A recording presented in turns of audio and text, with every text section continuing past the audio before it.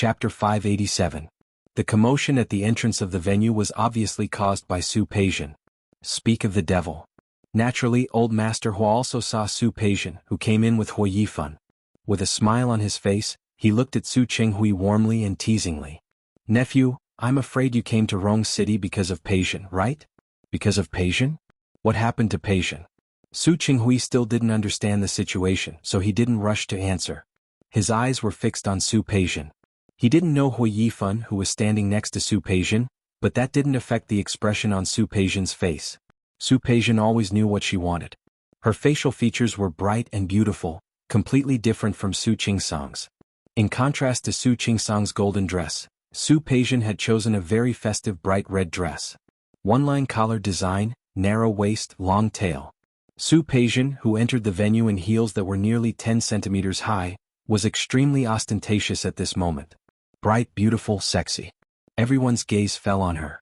It wasn't just because she was accompanied by Hu Yifan, the vice president of Tianyu Group. It was also because of the feeling she gave off. She held Hu Yifan's hand and walked step by step towards old Master Hua. Hu Yifan held Su Peijian's hand with one hand and leaned close to her ear at the same time. I told you, I will make you the most dazzling existence today. Thank you. Su Peijian looked straight ahead, and the smile on her face became more and more meaningful. But I can do it without you. I like how confident you are. Hu Yifan smiled. As the two of them spoke, they walked through the crowd and stood in front of old Master Hua. Grandpa Hua. Grandpa. Su Peijian was the first to greet them. The smile on her face was very friendly. I'm a little late. Grandpa Hua, please don't take offense. How could that be? Old Master Hua looked at Su Peijian, and the smile on his face didn't stop. Peijian, you're dressed up very well today. Very festive. Thank you for your compliment, Grandpa. Yifan had picked this suit. I didn't expect him to have such good taste. My foresight is naturally good. As Hu Yifan spoke, his eyes finally turned to Su Qinghui. Su Peijian also saw Su Qinghui. She smirked and took a step forward. What a coincidence to meet you here. Coincidence? Su Qinghui didn't think it was a coincidence. He remembered that he had been calling Su Peijian, but she hadn't picked up a single call. What did the man beside her call old Master Hua? Grandpa? So he's also a member of the Hua family? What was his relationship with Hu Jinyao? Why would he be with Su Peijian? Why was Su Peijian with another member of the Hua family? The smile on Su Peijian's face did not fade because of Su Qinghui's shock. Instead, she took another step forward and stood directly in front of Su Qinghui. Are you so happy to see me here that you forgot to speak? Su Qinghui came back to his senses. He looked at Su Peijian, then at Hu Yifan, who was standing behind her. Peijian, this is... Hello, uncle. Hu Yifan stepped forward and extended his hand to Su Qinghui. My name is Hu Yifan.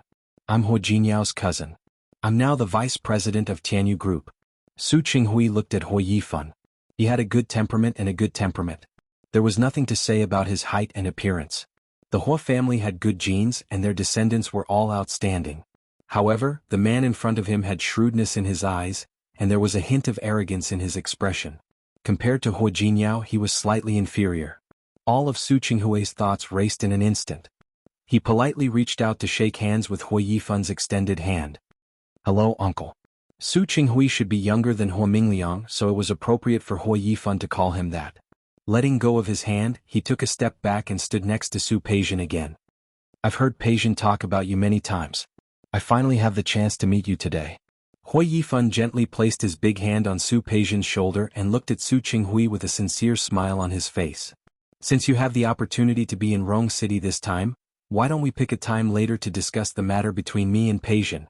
Su Qinghui's expression was calm. He was an extremely smart person.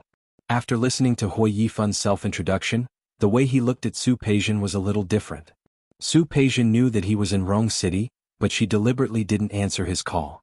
She chose to appear on such an occasion because she was sure that he wouldn't reject her. The matter between you and Peijian? Su Qinghui's voice was indifferent. Are you referring to your relationship or something else? Of course it's something else. Hu Yifan smiled brightly. To be able to get the elders from both sides together, of course it's to discuss my marriage with Peijian. Marriage? Su Qinghui looked at Hu Yifan and then at Su Peijian. Finally, his eyes fell on Su Peijian's face, but his words were directed at Hu Yifan. How long have you known each other? How long have you been dating? We've known each other for more than 3 months. If you're talking about dating, it's only recently. Hui Yifan told the truth. Su Qinghui frowned and stared at Su Peijian's face without blinking. 3 months? Dating is only recently, and you've already decided to get married? Is there a problem? That. Su Peijian smiled faintly and held Hui Yifan's arm with her hands. Do you think it's too fast? But we don't think it's fast at all. Su Qinghui looked at Su Peijian. His eyes were pure and unfamiliar. She was his daughter. He had held her in the palm of his hand and cared for her for more than 20 years. He had almost never scolded her. But now he felt that he didn't recognize this daughter anymore. You've already decided? Yes. Su Peijian smiled brightly and looked at Hui Yifan. The love in her eyes was obvious. If I wasn't sure, why would Yifan bring me to such an occasion? Su Qinghui's expression was serious. You wanted to say something. On the other side, old Master Hua also heard the commotion. He laughed twice. Good. I'm old and I like to see my children happy. If Yifan and Peijian can really be together. It's also a joyous occasion. Nephew, since you have time today, we can have a good talk about this. Su Qinghui didn't respond to old Master Hua's words.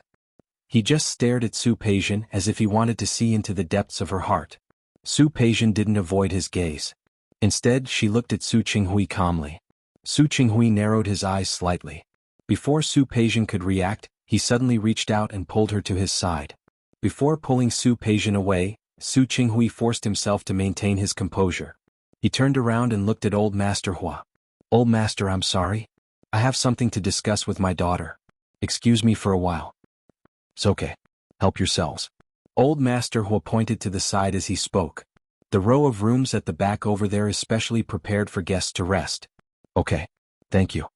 After saying this, Su Qinghui took Su Peijian's hand and walked to the back. Su Peijian wanted to pull her hand back, but Su Qinghui held it tightly. She was a little helpless. She couldn't break free, so she could only let Su Qinghui take her to the back. As they walked, she saw Su Qingsang and Li Qianxue standing not far away from the corner of her eye. She had been maintaining a good demeanor, but at this moment, there was finally a slight crack in her demeanor. Su Qingsang and Li Qianxue saw Su Peijian come in just now, but neither of them moved. No matter what Su Peijian's purpose was with Hui Yifan, they wouldn't be afraid. Another principle was that as long as Su Peijian didn't cause trouble and didn't take the initiative to provoke her, Su Qingsang and Li Qianxue wouldn't take the initiative to do anything to her. This was a tacit understanding between the mother and daughter that didn't need to be said. So they watched Su Peijian and Hui Yifan walk to old Master Hua, and then watched them chat there. They watched Su Peijian and Hui Yifan talk to Su Qinghui. Although they were far away, they couldn't hear what they were talking about. But Li Qianxue and Su Qingsang weren't stupid. At this point they could more or less guess what was going on. Now seeing Su Qinghui hurriedly pull Su Peijian away, the mother and daughter looked at each other. They didn't quite understand what Su Qinghui wanted to do. What was going on? But Li Qianxue was sure of one thing. That was, Su Peijian was really going to marry into the Hua family. She turned to face Su Qingsang, and there was a hint of worry in her eyes. As if knowing what she was thinking, Su Qingsang squeezed her hand with an indifferent expression. Mom, don't worry. I'm fine. Whether Su Peijian was really going to marry Hui Yifan or not, it didn't affect her at all. Li Qianxue couldn't help but be worried. Su Peijian's hoarse cry that day seemed to be right beside her ears. It wasn't that she hadn't thought about whether she was being too cruel to Su Peijian. But if she wasn't cruel to Su Peijian, she would have to be cruel to Su Qingsang. If that was the case, she was even more unwilling. Su Qinghui didn't notice the mother and daughter's gazes. With a serious expression, he held Su Peijian's hand and went to the lounge in the back. As he closed the door, Su Qinghui turned to face Su Peijian. He wasn't in a hurry to speak. His eyes, which were usually gentle and refined, were now faintly sharp as they landed on Su Peijian. Su Peijian felt uncomfortable under his gaze, but she forced herself not to show it. Dad, why are you looking at me like that? Is there something on my face? As usual, Su Peijian looked at Su Qinghui with a bit of a spoiled tone. However, Su Qinghui wasn't in the mood to joke with her like before. Why? Like Li Qianxue, Su Qinghui wasn't stupid. Why did Su Peijian want to be with Hui Yifan? He didn't think that such a short period of time was enough for Su Peijian and Hui Yifan to develop feelings for each other. He didn't believe it. What, why? Su Peijian blinked and looked puzzled. Dad, what are you talking about? You know what I'm talking about. Su Qinghui's expression was very serious. Why do you want to be with Hu Yifan? Why do you want to marry into the Hua family? The expression on Su Peijian's face finally changed a little. She stopped smiling and stared at Su Qinghui. Dad, what do you mean? What do you want? After all, she was the daughter he had raised for so many years. Su Qinghui still had a basic understanding of her. What do you want? What are you planning? Ha. Su Peijian smiled, but the smile didn't reach her eyes. She looked at Su Qinghui coldly, her expression cold. Su Qingsang marrying Hu Jinyao is a matter of course. Now I'm going to marry Hu Yifan. In your eyes, I have ulterior motives? Su Qinghui didn't answer. He just stared at Su Peijian's face and said, Then tell me you're not. That. Su Peijian also responded to Su Qinghui with a serious face. Am I still your daughter now? Su Qinghui didn't answer this question. His expression changed slightly, but only for a moment. Su Peijian didn't need his answer at this time. She only needed to vent the emotions in her heart at this time. Is it because after I switched identities with Su Qingsang, I'm no longer your daughter? Otherwise, why do you, my mother, and everyone else in the world seem to think that everything I do is for Su Qingsang? That. In fact, I'm not your child, am I? Did you pick me up from an orphanage? Is it because in your hearts, I'm no longer worthy of a good life, right? There wasn't much anger in her voice. All the anger had already exploded once when she faced Li Qianxue that day. But this time she still felt hurt and uncomfortable. Because the person who questioned her had become Su Qinghui. How could it be Su Qinghui? She was raised by his side. From the age of 16 he brought her into the company and taught her bit by bit. At that time he only wished that he could add all the beauty of the world to her. She was his little princess. She thought that she would always be Su Qinghui's little princess. She even had a kind of blind confidence. Her trust in Su Qinghui was higher than anyone else's. She believed that even if the whole world didn't want her, Su Qinghui wouldn't abandon her. He was her father. For her he could swap her identity with Su Qingsang. For her he could make Li Qianxue's daughter an illegitimate daughter. For her he could endure for so many years. However, Su Peijian never thought that one day, even Su Qinghui would start to turn against her. Even he wasn't on her side anymore. How could this be? She stared at Su Qinghui with her eyes wide open. She wasn't looking at her father, but at a stranger. Dad, why are you doing this to me? Why are you doing this to me? What did I do wrong? Su Peijian asked 3 questions in a row. With each question she took a step forward and finally stood in front of Su Qinghui. The distance between the father and daughter was less than 5 centimeters. It was just that the intimate father-daughter relationship had completely disappeared at this time. Dad, tell me. What did I do wrong? What did I do wrong? She had thought that she could endure it, but now she found that she really couldn't. She reached out and grabbed Su Qinghui's arm, looking at him with a pair of red eyes. Dad, tell me, what did I do wrong? What? Why are you all doing this to me? She looked very much like Su Qinghui's mother. When she looked at Su Qinghui like this, his heart trembled. It was undeniable that he had doted on Su Peijian for so many years, not only because he was angry with Li Qianxue, but also because of her appearance. At this moment, she stared at him with a face that was similar to his mother's. For a moment, Su Qinghui had a feeling that he had nowhere to hide. I changed my identity willingly, didn't I? Did you ask me? You didn't get my consent. You made me the daughter of the Su family. Did you ask me? Did I want things to become like this? Did I? You? And my mother. I have 2 mothers. It's all you. You made me what I am today. It's all you that made me like this. I don't understand why all of you are blaming me now. What right do you have to blame me? Su Peijian stared at Su Qinghui's face and insisted on an answer. Tell me, what right do you have to blame me? Mom said that I married Hu Yifan with ulterior motives. Why do you ask me? Okay, even if I have ulterior motives, can't I? Can't I marry Hu Yifan? Why can Su Qingsang marry Hu Jinyao? Why can't I marry Hu Yifan? So what if I don't want to marry her? Why did she take my mother and my father away? She took my brother, my home, and everything away from me. I had to swallow my anger. I had to smile and clap my hands. I had to tell all of you that it didn't matter. She did a good job. How could she do that? Su Peijian was aggressive. Every word made Su Qinghui speechless. Looking at Su Peijian's agitated face, he slowly took her hand and held it in his. His voice was filled with love and helplessness. It's not Qingsang's fault. It's my fault. Peijian, do you understand? It's not Qingsang's fault. It's my fault. If you want to blame someone, hate them. You can blame me, you can hate me. But Qing Sang is innocent. He already owed Su Qing Sang a lot. He didn't want to owe her any more. Su Peijian waved her hand. She didn't want to hear his explanation. She pulled her hand back, her eyes cold. It's her fault. Her existence is a mistake. If it weren't for her, I would still be the daughter of the Su family. If it weren't for her, I would still be the daughter of the Li family. That. You don't have to explain for her.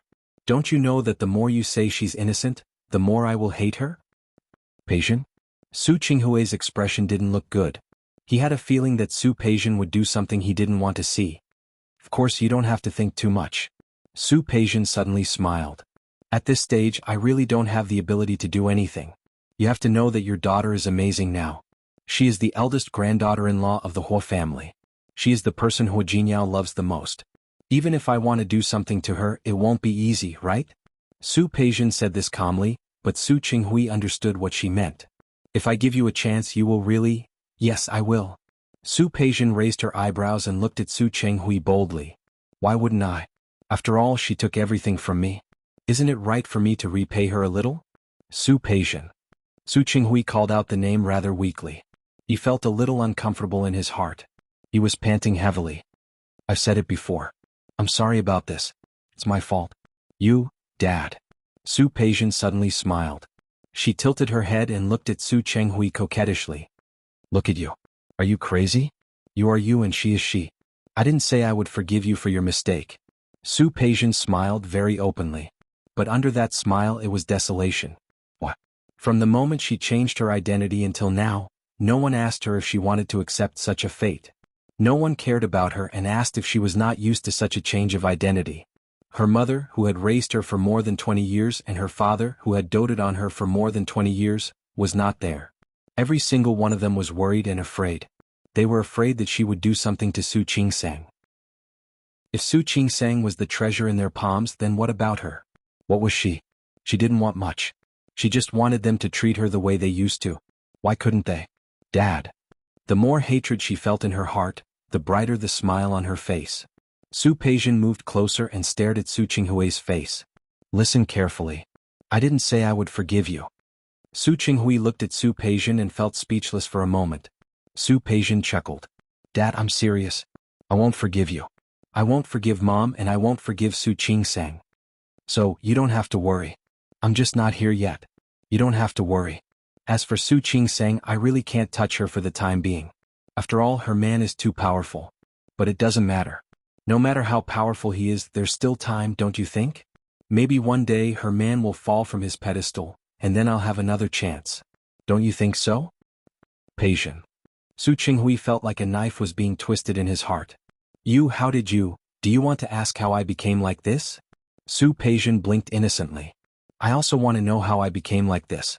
Speaking of which, you're not the only one who's curious. I'm also curious. Peijian. It's all Dad's fault.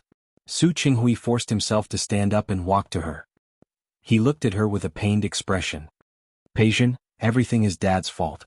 I promise you you're still the daughter of the Su family. Come back to Lin City with me. I promise we can be like before. Okay. No. Su Peijian shook her head. Dad, it's useless. Me, you, my mother, and Su Qing Sang, we can't go back. You should have known since the day you changed our identities. Peijian, okay. Let's not talk about it. I still have something important to do today. So I won't accompany you. Su Peijian bowed and gave Su Qinghui a very appropriate European court salute. When she got up again, there was only a faint but appropriate smile left on her face. What exactly do you want to do? Chapter 588. Only the father and daughter were left in the guest room, but the atmosphere was quite tense. Su Peijian didn't seem to feel the tense atmosphere. She was completely indifferent to the anxious look on Su Qinghui's face. Dad, look at you. You're anxious, aren't you? Don't worry. I just said that Su Qing Sang's man is very powerful. Even if I want to do something now, I can't do it. She smiled sweetly and patted Su Qinghui on the shoulder. Don't be nervous, don't be nervous. It's my big thing. It has nothing to do with her. As for what her life will be like in the future, I can't guarantee it. After all, I really hate her. I can't help it. She was born to be annoying. Peijian. Su Qinghui's tone was cold. He waved Su Peijian's hand away. Qing Sang is your sister, your biological sister. Yes, but I'm still your daughter. Your biological daughter. Su Peijian's hand was waved away by Su Qinghui, but she wasn't angry. She spread her hands and suddenly smiled again. Dad, just take a good look at it. Even without the Su family, I, Su Peijian, can also live a happy and fulfilling life. Su Qinghui clenched his fists and watched Su Peijian leave in front of him. He raised his hand to stop her but then put it down dejectedly. Yes, everything was his fault. Everything was his fault. But why did he have to repay his daughter? He regretted it. He really regretted it. Li Qianshui's figure flashed in his mind. Su Qinghui's body trembled. He quickly got up and went to the banquet hall. When Su Peijian came out of the room, the smile on her face disappeared without a trace. With a cold face she straightened her back. Her face was cold and stern. Her brows were tightly knitted together, and her whole body revealed a coldness that kept people 1,000 miles away. Tsk, what's wrong? The voice that suddenly rang out had a hint of teasing and rumination in it. Hui Yifun's face was magnified in front of her. She looked at him coldly and didn't intend to answer him. Hui Yifun put his hand on her waist and brought her into his arms. What? Are you upset because you talked to my future father-in-law? Why are you showing me a cold face?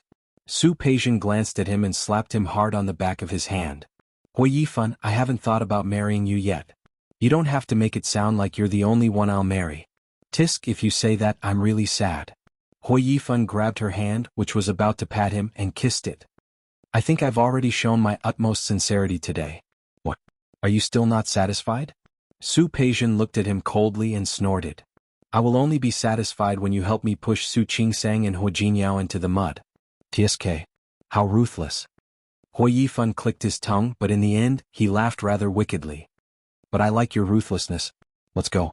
Let others do the good work. Let us be the bad guys. The corners of Su Peijian's lips turned up as she held Hui Yifun's arm. That was right. Who wants to be a good person? Who can take the role? Right now, she just wanted to be a bad person. Su Qingsang, Li Qianxue, Su Qinghui. No matter who it was, she wouldn't forgive them. She looked up at Hui Yifun, her eyes flashing with a hint of gloom. By the way, you helped me make such a big splash today. I have to repay you no matter what, right? What do you want to do now? Hui Yifun looked at Su Peijian and felt that the calculation on her face was too much to his taste. Nothing. I'm just thinking that no matter what, I should let my good sister make a name for herself. After all, no matter what, she is still the young mistress of the Huo family. She is the wife of the president of the Tianyu group. Don't you think so? Hui Yifun narrowed his eyes and almost instantly understood what Su Peijian meant. The corners of his lips curled up, and there was a hidden meaning in his smile. That's right. The banquet was about to begin. According to the tradition of previous years. As the president of the Tianyu group, Hu Jinyao had to go on stage to give a speech every year. This year was no exception. At this time, a few elders of the Huo family were standing not far from him. In front of him, in addition to Su Qingsang, there were also a few of his childhood friends, Wan Xianying, Su Changlong, Tang Mohan, and Cheng Xianyun. Tang Manlu and Li Wanyu were also there. However, Tang Manlu was a little embarrassed when she saw Su Qingsang. Li Wanyu didn't. She affectionately hooked her arm around Su Qingsang's arm and talked to her. Su Qingsang chatted with Li Wanyu, but she was a little absent-minded. Su Peijian and Su Qinghui had disappeared for a long time, and they hadn't shown up yet. She wasn't worried that Su Peijian would do anything to her at such a banquet, but she didn't like the feeling of being stared at. On the other side, standing with the elders of the Huo family was Li Qianxue. No matter how much Li Qianxue disliked Lu Tongjia, she still had to give face to the Huo family on such an occasion. Lu Tongjia did the same. The two of them stood together and didn't talk much. The atmosphere was even a little awkward. However, the two of them weren't in a hurry to leave. Instead, they talked from time to time. Li Qianxue was also looking in the direction of the entrance of the banquet. Ever since she knew that Su Peijian insisted on being with Hui Yifun, she knew that this adopted daughter of hers wouldn't be too obedient. She was ambitious and ambitious. She was indeed worried that Su Peijian would do something. She couldn't help but look in Su Qingsang's direction because of her worry. At that moment, Hu Jinyao also walked towards Su Qingsang. He stood in front of her, unable to hide the amazement in his eyes. Today, Su Qingsang looked like someone who had walked out of a painting of a court lady. The light gauze dress made her look elegant and graceful. Her skin was soft as if it were boneless. She didn't need to wear heavy makeup. Just a simple description was enough to make her look outstanding. Wife. Hu Jinyao called her in a low voice. There was a hint of charm in his voice. Later, come on stage with me to give a speech. Me? Su Qingsang was stunned. Go up with you? What's wrong? You're my wife. If you don't go up with me, who will? Hua Jinyao took her hand and smiled at Li Wanyu, who was standing next to her. He looked Su Qingsang up and down. Today Su Qingsang was absolutely stunning. My wife is so beautiful. I should at least introduce her to them, right? Su Qingsang pressed her lips into a straight line. When she met Hua Jinyao's eyes, she nodded slightly. Hua Jinyao smiled. He took her hand and let her stand beside him. Don't be nervous. The people who came today all have a cooperative relationship with the Hua family. Even if they don't, they still have to respect the Hua family. In addition to those in the business world, there were also some people in charge of related departments. Those people had a close relationship with the Hua family. They would give face to the Hua family. Who would dare to have any objections? I say, little sister-in-law, you should go up. Otherwise, brother Jinyao won't be able to show off later. Li Wanyu was also very good at making fun of people. Su Qingsang blushed. In the end, he didn't object. She turned around and found that Li Qianxue was looking in her direction. She smiled at Li Qianxue to reassure her. Only then did she hold Hua Jinyao's hand and walk up the stage with him. Every year at Tianyu Group's anniversary celebration, the president would give a speech. In the past, Hua Jinyao didn't like such occasions. When he wanted to give a speech, he would let Hua Mingguang go on stage. Speaking of which, this was also his first year speaking at the anniversary celebration. It was all because of Su Qingsang. He wanted the entire Rong city to know that Su Qingsang was his wife, the wife of the president of Tianyu Group. The MC read the opening remarks on stage. Hua Jinyao held Su Qingsang's hand. He was looking at her and Su Qingsang was also looking at him. Hua Jinyao was also very handsome today. The two of them looked at each other and smiled. There was a faint affection in their eyes. Su Peijian also saw this scene from afar. She sneered, picked up the wine glass in front of her, and glanced at Hua Yifan. Have you prepared everything? Of course. Hua Yifan picked up the wine glass beside him. You're my queen now. Your words are like an imperial edict to me. Su Peijian ignored what he said. She gave him a cold look and turned to look at Hua Jinyao holding Su Qingsang's hand and going up the stage. Hua Jinyao stood still on the stage. Su Qingsang looked at him with gentle eyes. He didn't need to make any more movements or say any more words. As long as he stood there, he would be a glowing object. Hello everyone, I'm Hua Jinyao. Thank you for taking the time to attend Tianyu Group's grand event. It has been nearly 50 years since Tianyu Group was established. From my grandfather, Hua Yangping, to me, we have been committed to turning Tianyu Group into an international group. After Hua Jinyao finished speaking, he suddenly changed the topic. Just now, before I went on stage, my assistant asked me, "Why didn't you go on stage to speak in the past but suddenly this year?" I said, because I have something very important to tell everyone today. Please allow me to introduce the lady beside me. She is my wife, Su Qingsang. As Hua Jinyao spoke, he looked at Su Qingsang with a smile, his eyes full of encouragement. She smiled at him and stood in front of the microphone confidently. Hello everyone. I'm Su Qingsang. I'm Hua Jinyao's wife. It's very nice to meet you all. I hope that in the future, everyone will continue to support Tianyu Group and Hua Jinyao. Thank you. The applause from the audience continued. The two of them were as dazzling as a golden couple. After the speech, Su Qingsang followed Hua Jinyao off the stage. Wherever the two of them went, many people greeted them and wanted to get to know them. Su Qingsang actually didn't like such occasions, but she was willing to endure it for Hua Jinyao. After Hua Jinyao's speech, it was Hua Mingguang's turn. After these speeches, there would be a performance. This was a program that was arranged every year. This year was no exception. After a popular domestic group sang an opening song on stage, the entire atmosphere began to liven up. After the two songs were over, the next part was supposed to be a magic show. This time, Tianyu Group made the gala very lively. That magician was also very famous in the industry. He kept changing all kinds of tricks on the stage. The audience knew that it was fake, but they were still dazzled. Hua Jinyao had heard Yang Wenchang mention before that the end of the magic show was a trick that changed into a car. That car was this year's special award for the most outstanding employee.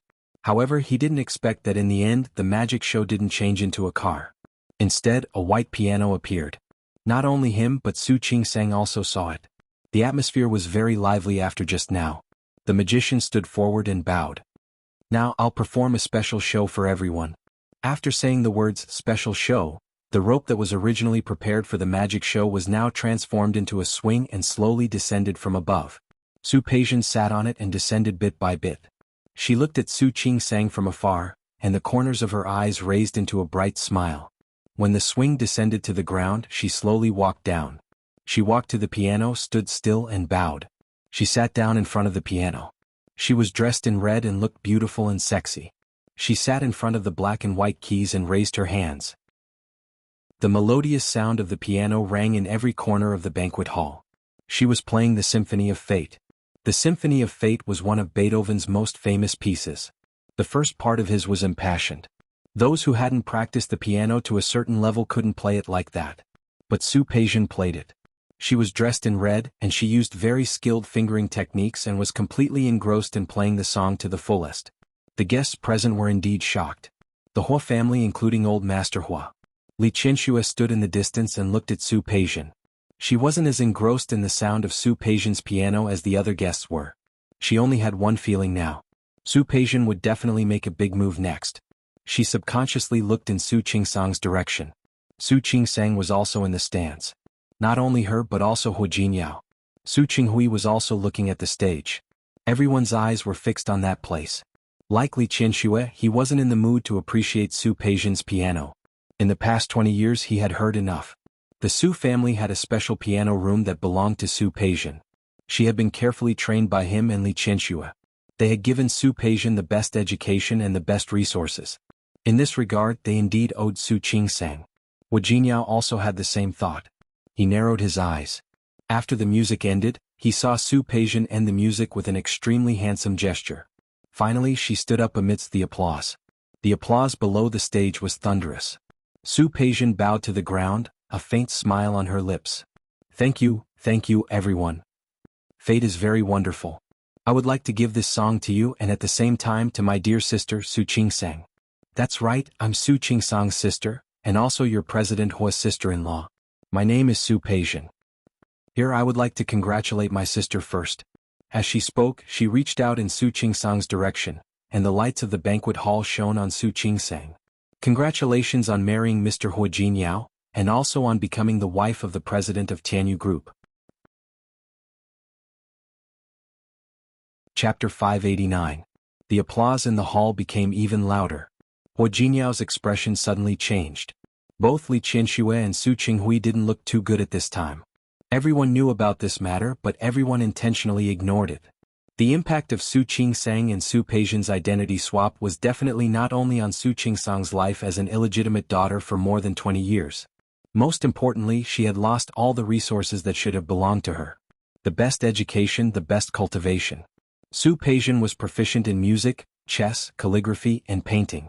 Li Qianxue raised this daughter as a lady from a wealthy family.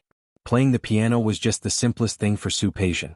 Not only could she play the piano, but she could also play the violin and the guzheng. For more than 20 years she had not only enjoyed the parental love of Su Qinghui and Li Qianxue, but also the cultivation of these top-notch teachers. These were things that Su Qingsang could never make up for. Li Qianshue's heart shook and she almost vomited blood. She moved her toes and was about to walk forward.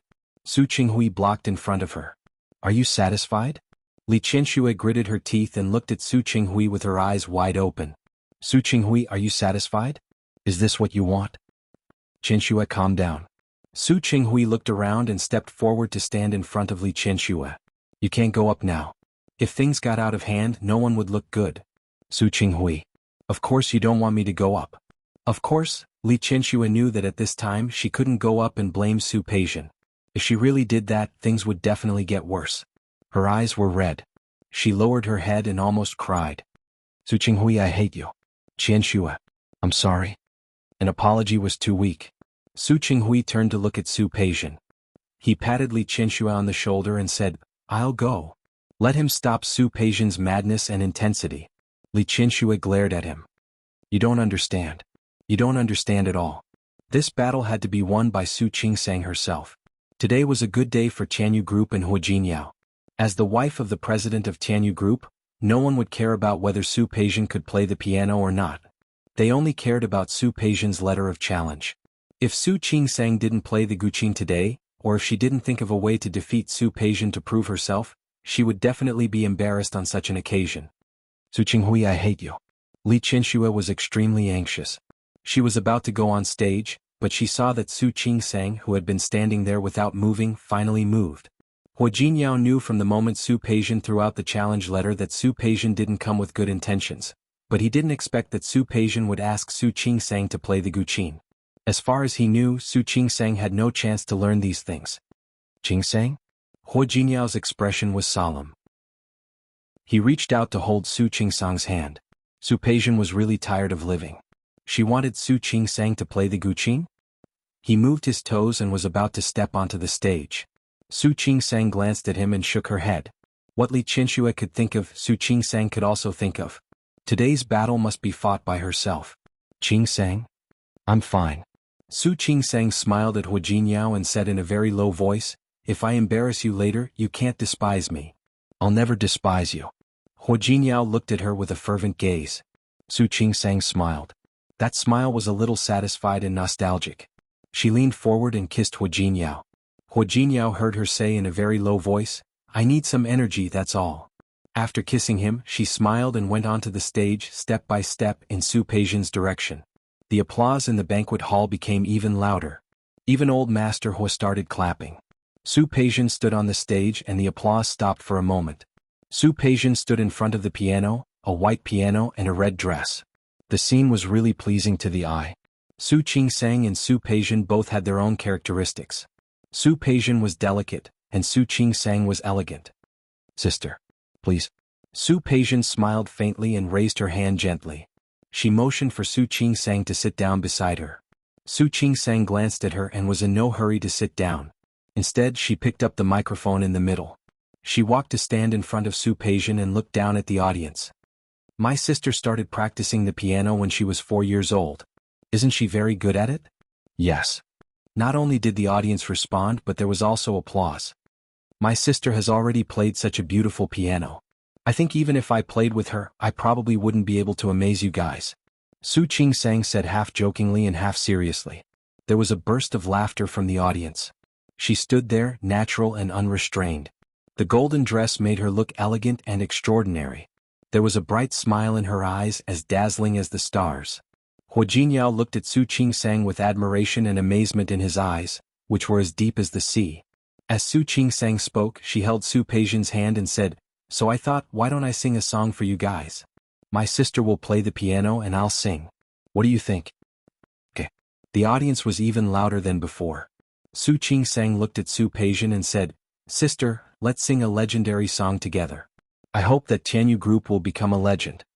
She looked at Su Peijian with a calm expression and a calm gaze. Su Peijian's hand, which was on the piano, had to restrain itself from clenching into a fist. Sister's legendary song should be better than the Symphony of Fate, right? She didn't move, so Su Qingsang joked again. There was faint laughter from the audience. Su Qingsang turned around and looked at the crowd. Can you give my sister a round of applause? Thank you, everyone. There was applause from the audience. Su Peijian's smile froze for a moment, but she could only sit down with a smile. Su Qingsang nodded slightly. Even if Su Peijian was unwilling, she had no choice but to start playing the very famous legend. Just because I saw you one more time in the crowd, I couldn't forget your face. I dreamed that I could meet you again one day, and from then on, I began to miss you alone. As soon as she spoke, everyone present was shocked. Even Hua Jinyao and the others had heard Su Qingsang sing before. But the feeling she gave them at that time wasn't as shocking as it was now. Su Qingsang's voice wasn't very crisp, but it was very pleasant to listen to. At this moment she lowered her voice by an octave, and it sounded ethereal and beautiful. Her singing was not inferior to that of a diva. She stood there, accompanied by the soft sound of the piano. On the stage, one red and one gold, two figures, one moving and one still, formed a beautiful scene with the white piano. It wasn't that Su Peijian hadn't thought of playing bad things such as playing faster or higher. However, Su Qingsang seemed to know what she was planning. Every time she wanted to do something, Su Qingsang would stand in front of the piano and sing to her with one hand on her shoulder. She had originally wanted to make things difficult for Su Qingsang, but she ended up becoming her accompaniment. Su Peijian only felt a mouthful of blood choking in her throat, and she almost spat it out. This song didn't have any more intense ups and downs. It was just sung softly with thousands of twists and turns.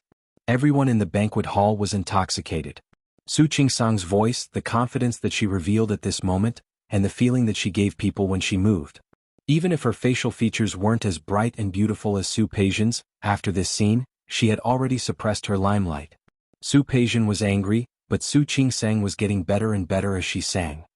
I'd rather spend this life waiting for you to realize that I've always been by your side and never left. After singing the last sentence perfectly, Su Qingsang pulled the microphone away from her. It was like a scene from a concert and it sounded like a lingering aftertaste. Su Qingsang lowered her eyelashes slightly and held the microphone in her hand. She just stood there like that, and it was also a scenery. Su Peijian, who was at the back, had become her foil. And everyone remembered Su Qingsang. He remembered this legend of hers. The symphony of fate that had shocked them before seemed to be not worth mentioning at this moment. The piano stopped, but there was still a lingering sound. However, if an expert were to listen at this moment, he would definitely hear that Su Peijian's final ending was far less elegant than when she played Fate just now. She stood up and walked forward, intending to take over the microphone and regain her home field position. But how could Su Qingsang let her do as she wished? She reached out and grabbed Su Peijian's hand. With a little force, the two of them faced the audience together. Su Qingsang had a smile on her face. Even if her facial features weren't as bright and beautiful as Su Peijian's, she was still shining brightly at this moment. The light shone on her at this moment, making her look a little ethereal. She held Su Peijian's hand tightly, not giving her a chance to take the microphone away from her hand. She moved her toes forward a little. It was only a distance of half a step, but it made her the main character and Su Peijian the supporting character. Thank you, everyone, and thank my sister for accompanying me with this song Legend. I hope that our Chanyu group will become a legend in Rong City. It will also become a legend in the world. Her voice was very soft and ethereal. After singing just now, her voice was even more impressive than when she introduced herself. And that accompaniment made Su Peijian so angry that the smile on her face couldn't be suppressed. However, the light shone on her face and she couldn't even flare up now. Now let's give up our position to the performers at the back. Otherwise, I think they might complain later that I'm stealing their jobs. Ah. There was another burst of laughter and applause from the audience. Su Qingsang held Su Peijian's hand gracefully, bowed forward, and left the stage perfectly. Su Peijian's face was stiff. She forced herself not to show her fear and not to be angry, but how could she not be angry? All the smile on her face couldn't be suppressed after she left the stage. Chapter 590. Li Qianxue had been worried.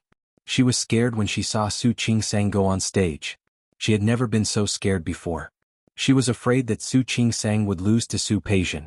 She was afraid that Su Qingsang would be at a disadvantage. She regretted countless times.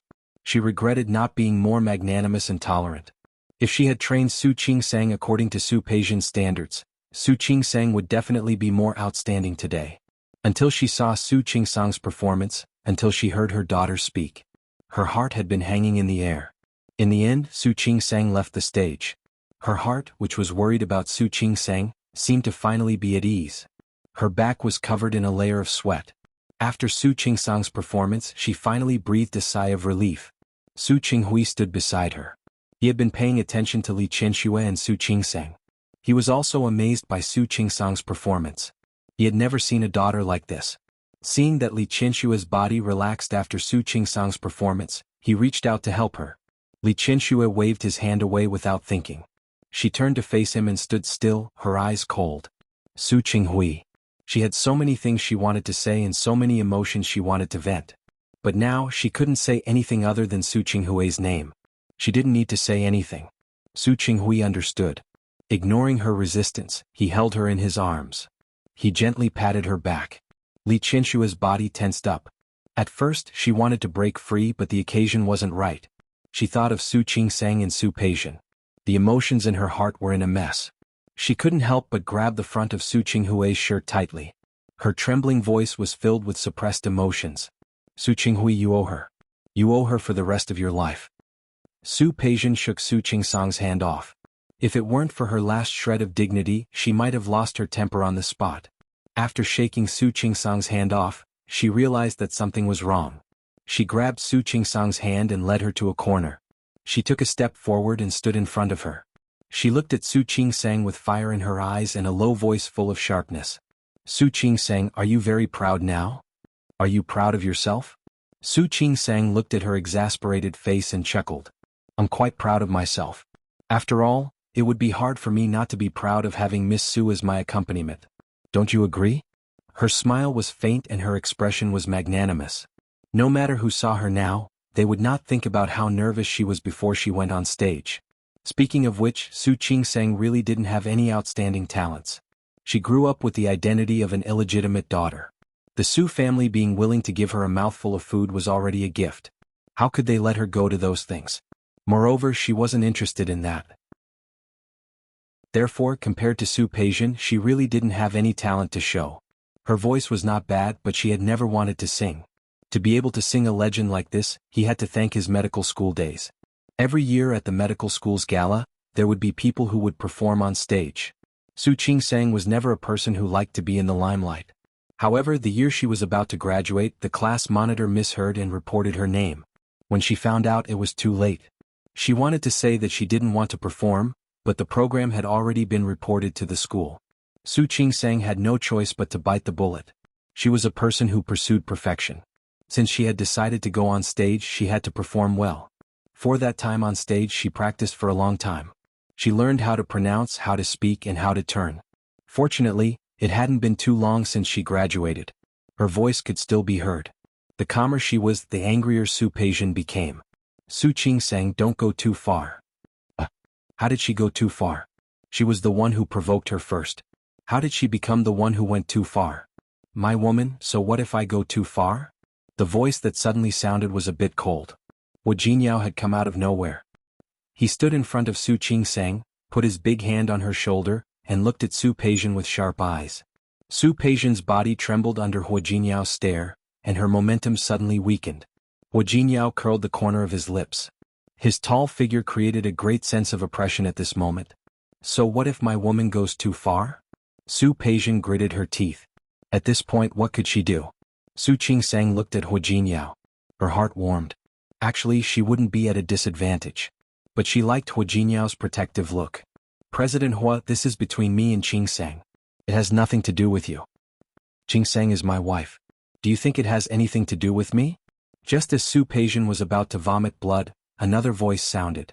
It's so lively here. Hui Yifan had come out of nowhere. He stood next to Su Peijian. His gaze swept over Hu Jinyao and Hui Yifan and he smiled. Big brother, what are you doing?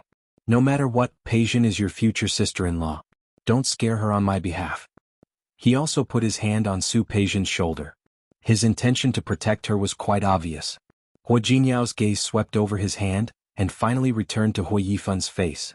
Their eyes met, and for some reason, there was a strange surge of pressure in the air. You also said that she is future. Since it is future, let's wait until she marries into the family. The corners of Hu Jinyao's lips curled up slightly, and there was a hint of mockery in his expression. Su Peijian felt more and more anxious. What did Hu Jinyao mean? Big brother, it's really interesting to talk like this. Don't worry. I will definitely make Peijian your sister-in-law. Then we can wait and see. Hu Jinyao put his arm around Su Peijian's waist, glanced at Hui Yifan and Hui Yifan's faces, turned around and left. Su Peijian was so angry that her teeth itched. She was really uncomfortable. She waved Hui Yifan's hand away. Enough. Okay baby, don't be angry. Hui Yifan held her hand. It's never too late for a gentleman to take revenge. Don't be anxious. How could she not be anxious? She glared at Hui Yifan hatefully. You'd better pray that the signing of the contract will go smoothly in 2 days or else. Okay. Hui Yifan put her in his arms again. Don't be angry. Trust me, it will go smoothly. Su Peijian walked beside Hu Jinyao and she suddenly laughed out loud. Her laughter was very low. Hu Jinyao turned his face to look at her. What are you laughing at? Nothing. Su Peijian glanced at him. I think Su Peijian's reaction just now was quite funny. Hu Jinyao twitched the corner of his mouth. She probably didn't expect that you would turn her into a joke when she wanted to see you make a fool of yourself. Su Peijian laughed, stuck out her tongue and said playfully, it's not a joke, but she didn't get what she wanted, so she's probably very angry. Wu Jinyao smiled as well. He kissed her gently on the cheek and said, you sang so well just now. Why didn't I notice it before? When you went to play with us, you held back, didn't you? Yes.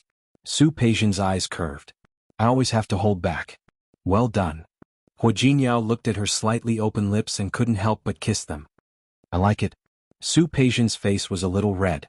From the corner of her eye, she saw Su Peijian and Hui Yifan turn around and leave, and the smile on her face faded a little. She actually didn't want to have a bad relationship with Su Peijian. From Su Peijian's point of view, she had lost everything. It was understandable that she would have emotional dissatisfaction. If Su Peijian didn't do anything and just let it go, then she was willing to let it go.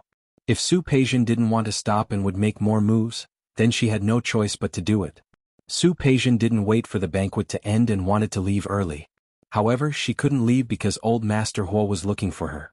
Old Master Hua didn't know that Su Peijian didn't know how to play the guqin, so he thought that the two sisters' performance just now was a temporary surprise. Naturally, he knew that Su Peijian was multi-talented. For a moment, he didn't realize Su Peijian's original intention. Peijian, you gave a good surprise today. Did you tell that last Qingsang long ago? Yes. Su Peijian smiled brightly, but only she knew how unwilling she was in her heart. I wanted to play the forehand duet with my sister, but she said that it would take longer to practice. This is the best. Good, good, good. Old Master Hua said the word good 3 times. He looked at Su Qinghui and Li Qianxue in the distance. Ask your father to come over later to discuss your marriage with Yifan. Old Master Hua thought that Su Peijian and Hua Jinyao hadn't held a wedding in Rong City yet. Now that Su Peijian was going to be with Hua Yifan, the wedding must be held in a lively manner. Su Peijian's face was really a little stiff now. Discuss her marriage with Su Qinghui? Li Qianxue was in a bad mood. She was also the one who wanted to leave early. However, she couldn't. Not only was she not in a hurry to leave, but she also stood aside when someone came up to say hello and knew that Su Qinghui was Su Peijian's father. President Su is amazing. Both of his daughters are so outstanding.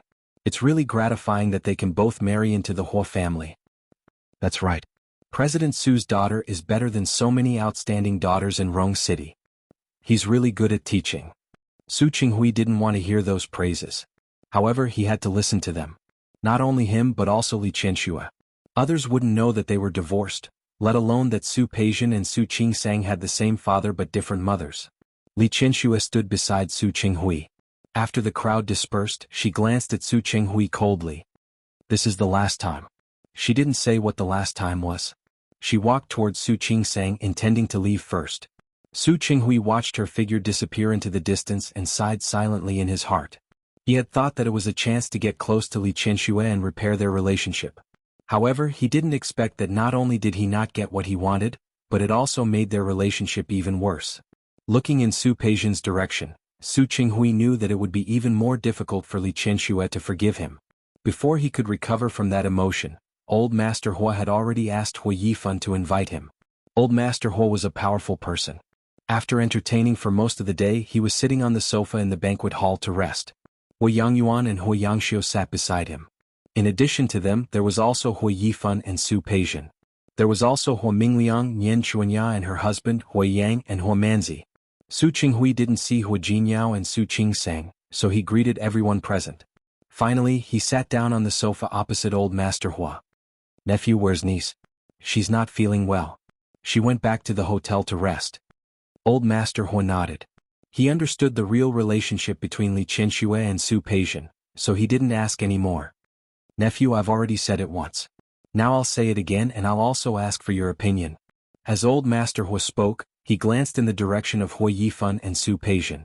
The two of them were sitting together, holding hands, looking very loving. Let's discuss Peijian and Yifan's marriage. Su Qinghui had prepared before he came, but he didn't expect Old Master Hua to be so anxious. What I mean? Get engaged first, then get married. It was a lively and bustling event. As for how much betrothal gift you want and what other requirements, just mention it. I mean a wedding in Rong City. As for whether to do it in Lin City, we'll also ask for your opinion. If you need to do it, we can also cooperate. He married both of his daughters to the Hua family. Hua Jinyao's previous matter with Su Qingsang had become a foregone conclusion. Old Master Hua definitely wanted this second wedding to be a grand one. I think that's good too. Hua Yangyuan also said at this time, one in Rong City, one in Lin City. Our Hua family can't be too casual in marrying a daughter-in-law. Su Peijian leaned her face against Hua Yifan's chest, and the anger in her heart before. Finally, it was a lot smoother. Su Qinghui sat there for a long time without moving. In front of him was an elder of the Hua family, and opposite him was old Master Hua's smiling eyes. He turned to look at Su Peijian and saw the smile in her eyes. He pursed his lips and spoke softly under Su Peijian's smiling face. Sorry, I don't agree to this marriage. The air seemed to suddenly become silent. Everyone in the Hua family looked at Su Qinghui, as if they didn't understand why he meant this. Nephew, you must be joking, right? I'm not joking. Su Qinghui faced old Master Hua with a fearless expression. I really don't agree. Well? Old Master Hua looked at the other people present, then looked at Su Peijian, and finally seemed to be a little confused. Nephew, do you have any dissatisfaction with Yifan? Neither. Su Peijian's face turned pale. She never expected Su Qinghui to do such a thing. Then what are you doing? Old Master, I think it's better for me to tell you something first. Su Qinghui's voice was indifferent. You should know that although Peijian is my daughter, she can't be considered the eldest daughter of the Su family. At this point, Su Peijian's face was already quite ugly. She almost couldn't help but lose her temper. Hua Yifan squeezed her hand tightly and gave her a disapproving look. Su Qinghui acted as if he didn't see Su Peijian's change of expression. Peijian is my daughter, but she is an illegitimate daughter. She almost couldn't help but lose her temper. Hua Yifan squeezed her hand tightly and gave her a disapproving look. Except for old Master Hua, everyone's expression changed. Nian Chuanya had known it for a long time, but when she heard Su Qinghui say it out loud, her expression became even more interesting. She's illegitimate. Now, it had nothing to do with the Li family in Lin City. I don't think she's good enough for Dad. Su Peijian had been upset the whole night. She had been suppressing her emotions. This time she didn't want to suppress it anymore. Do you have to be like this? I just wanted to make it clear to my in-laws in advance. Su Qinghui looked calm. He looked at Su Peijian, and his usually elegant face was filled with determination. I've taught you that a gentleman does not lie in the dark. I've made mistakes before, so I don't want you to make them again. Your status doesn't match Hua Yifan's. Dad. Su Peijian gritted her teeth and clenched her fists. Old Master Hua looked at the father and daughter and cleared his throat to smooth things over. Nephew, you don't have to say that. I already know Peijian's identity. The Hua family doesn't mind. We didn't object to Su Qingsang's marriage with Jin Yao. Old Master, I know you're a good person. Su Qinghui's attitude didn't change. After what happened before, he knew very well that Su Peijian wanted to marry into the Hua family because she didn't get along with Su Qingsang. How sincere could she be towards Hua Yifan? A marriage without feelings wouldn't be happy. Su Peijian was now possessed. In order to make Su Qingsang unhappy, she didn't mind putting herself in danger. But there are some things I want to make clear to you first. For example, Peijian's identity and the gap between her and Hua Yifan. I've made these clear. I know that nephew is magnanimous. However, these are all small matters. You don't have to be so agitated, don't you think? Anyway, I won't agree. Su Qinghui's attitude was firm. Su Peijian was furious. She sat there and felt as if she had been stripped naked. Embarrassment, shame, and all kinds of emotions surged, making her face turn red. Dad, I'm already an adult. I don't need your permission to do anything. She was going to marry into the Hua family. Yes, you're old enough to have your own opinions. So, you don't need my permission to do anything. Su Qinghui nodded and didn't refute her words. I'm just explaining my attitude. As for what you plan to do, that's your business. He stood up and glanced at old Master Hua. Old Master, I have reservations about this marriage, but I've already said it first. However, I've already said this first. If you still want Peijian to enter the Hua family, then do as you please. You don't have to inform me to attend the wedding. Su Peijian's face turned from red to white. She didn't expect Su Qinghui to be so decisive. She stood up and stood in front of Su Qinghui when he was about to leave. Dad, I thought I was still your daughter. Yes. I also thought you were still my daughter. Su Qinghui knew what she meant, but he believed that she also knew what he meant. I thought you didn't see yourself as my daughter anymore. If Su Peijian hadn't deliberately made things difficult for Su Qingsang just now, Su Qinghui wouldn't have such an attitude now. However, he was very clear about Su Peijian's actions just now. She had such an attitude even before marrying into the Hua family. If he really let her marry into the Hua family and have more contact with Su Qingsang, what would she do? Or perhaps she had already made a move without him knowing? Su Qinghui didn't want to think so badly of Su Peijian, but now he had to think about it. Dad. Su Peijian took a step forward. She lowered her voice and pleaded. That was her last glimmer of hope for Su Qinghui. Today is a good day. You can disagree with me marrying Hui Yifan, but you're my father. Are you sure you really want to do this? Yes, are you sure? Su Qinghui's usually gentle black eyes were now filled with disapproval. Are you sure you've thought it through and want to marry Hui Yifan? Are you sure you love him? Are you sure? He looked at her with a sharp gaze. It was as if he could see into her heart. Before Su Peijian could answer, Hui Yifan stood up first. He held Su Peijian's shoulder. Uncle, of course Peijian and I have real feelings for each other.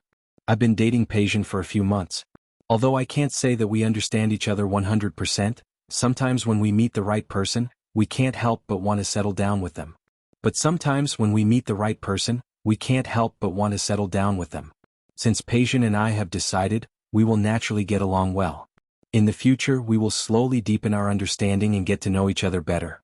We will let our feelings for each other further. These words were very pleasant to hear, but unfortunately, he was facing Su Qinghui. Is that so? In that case I wish you all the best. But I still maintain my attitude. I don't support your marriage, but I won't interfere or stop it. That's all. I just hope that you won't regret it. He didn't believe that with Hui Yifan's shrewdness, he couldn't see that Su Peijian had ulterior motives in Yao Jiajing and the Hua family. But why could Hui Yifan still accept it? It meant that Hui Yifan's motives were not pure. Hua Jinyao was the president, and Hui Yifan was the vice president. There was a huge difference in the word, vice. Everyone had ambitions. With an outstanding brother like Hua Jinyao above them, Hui Yifan probably had his own thoughts. Su Qinghui could even conclude that Hui Yifan and Su Peijian had some business dealings. Uncle, what are you talking about? Of course I won't regret it. After all, I have real feelings for Peijian. Su Peijian didn't say anything. She didn't want to say anything anymore. She just looked at Su Qinghui. Now she hated him as well. She would remember the humiliation these people had given her today. Whether it was Su Qingsang or Su Qinghui.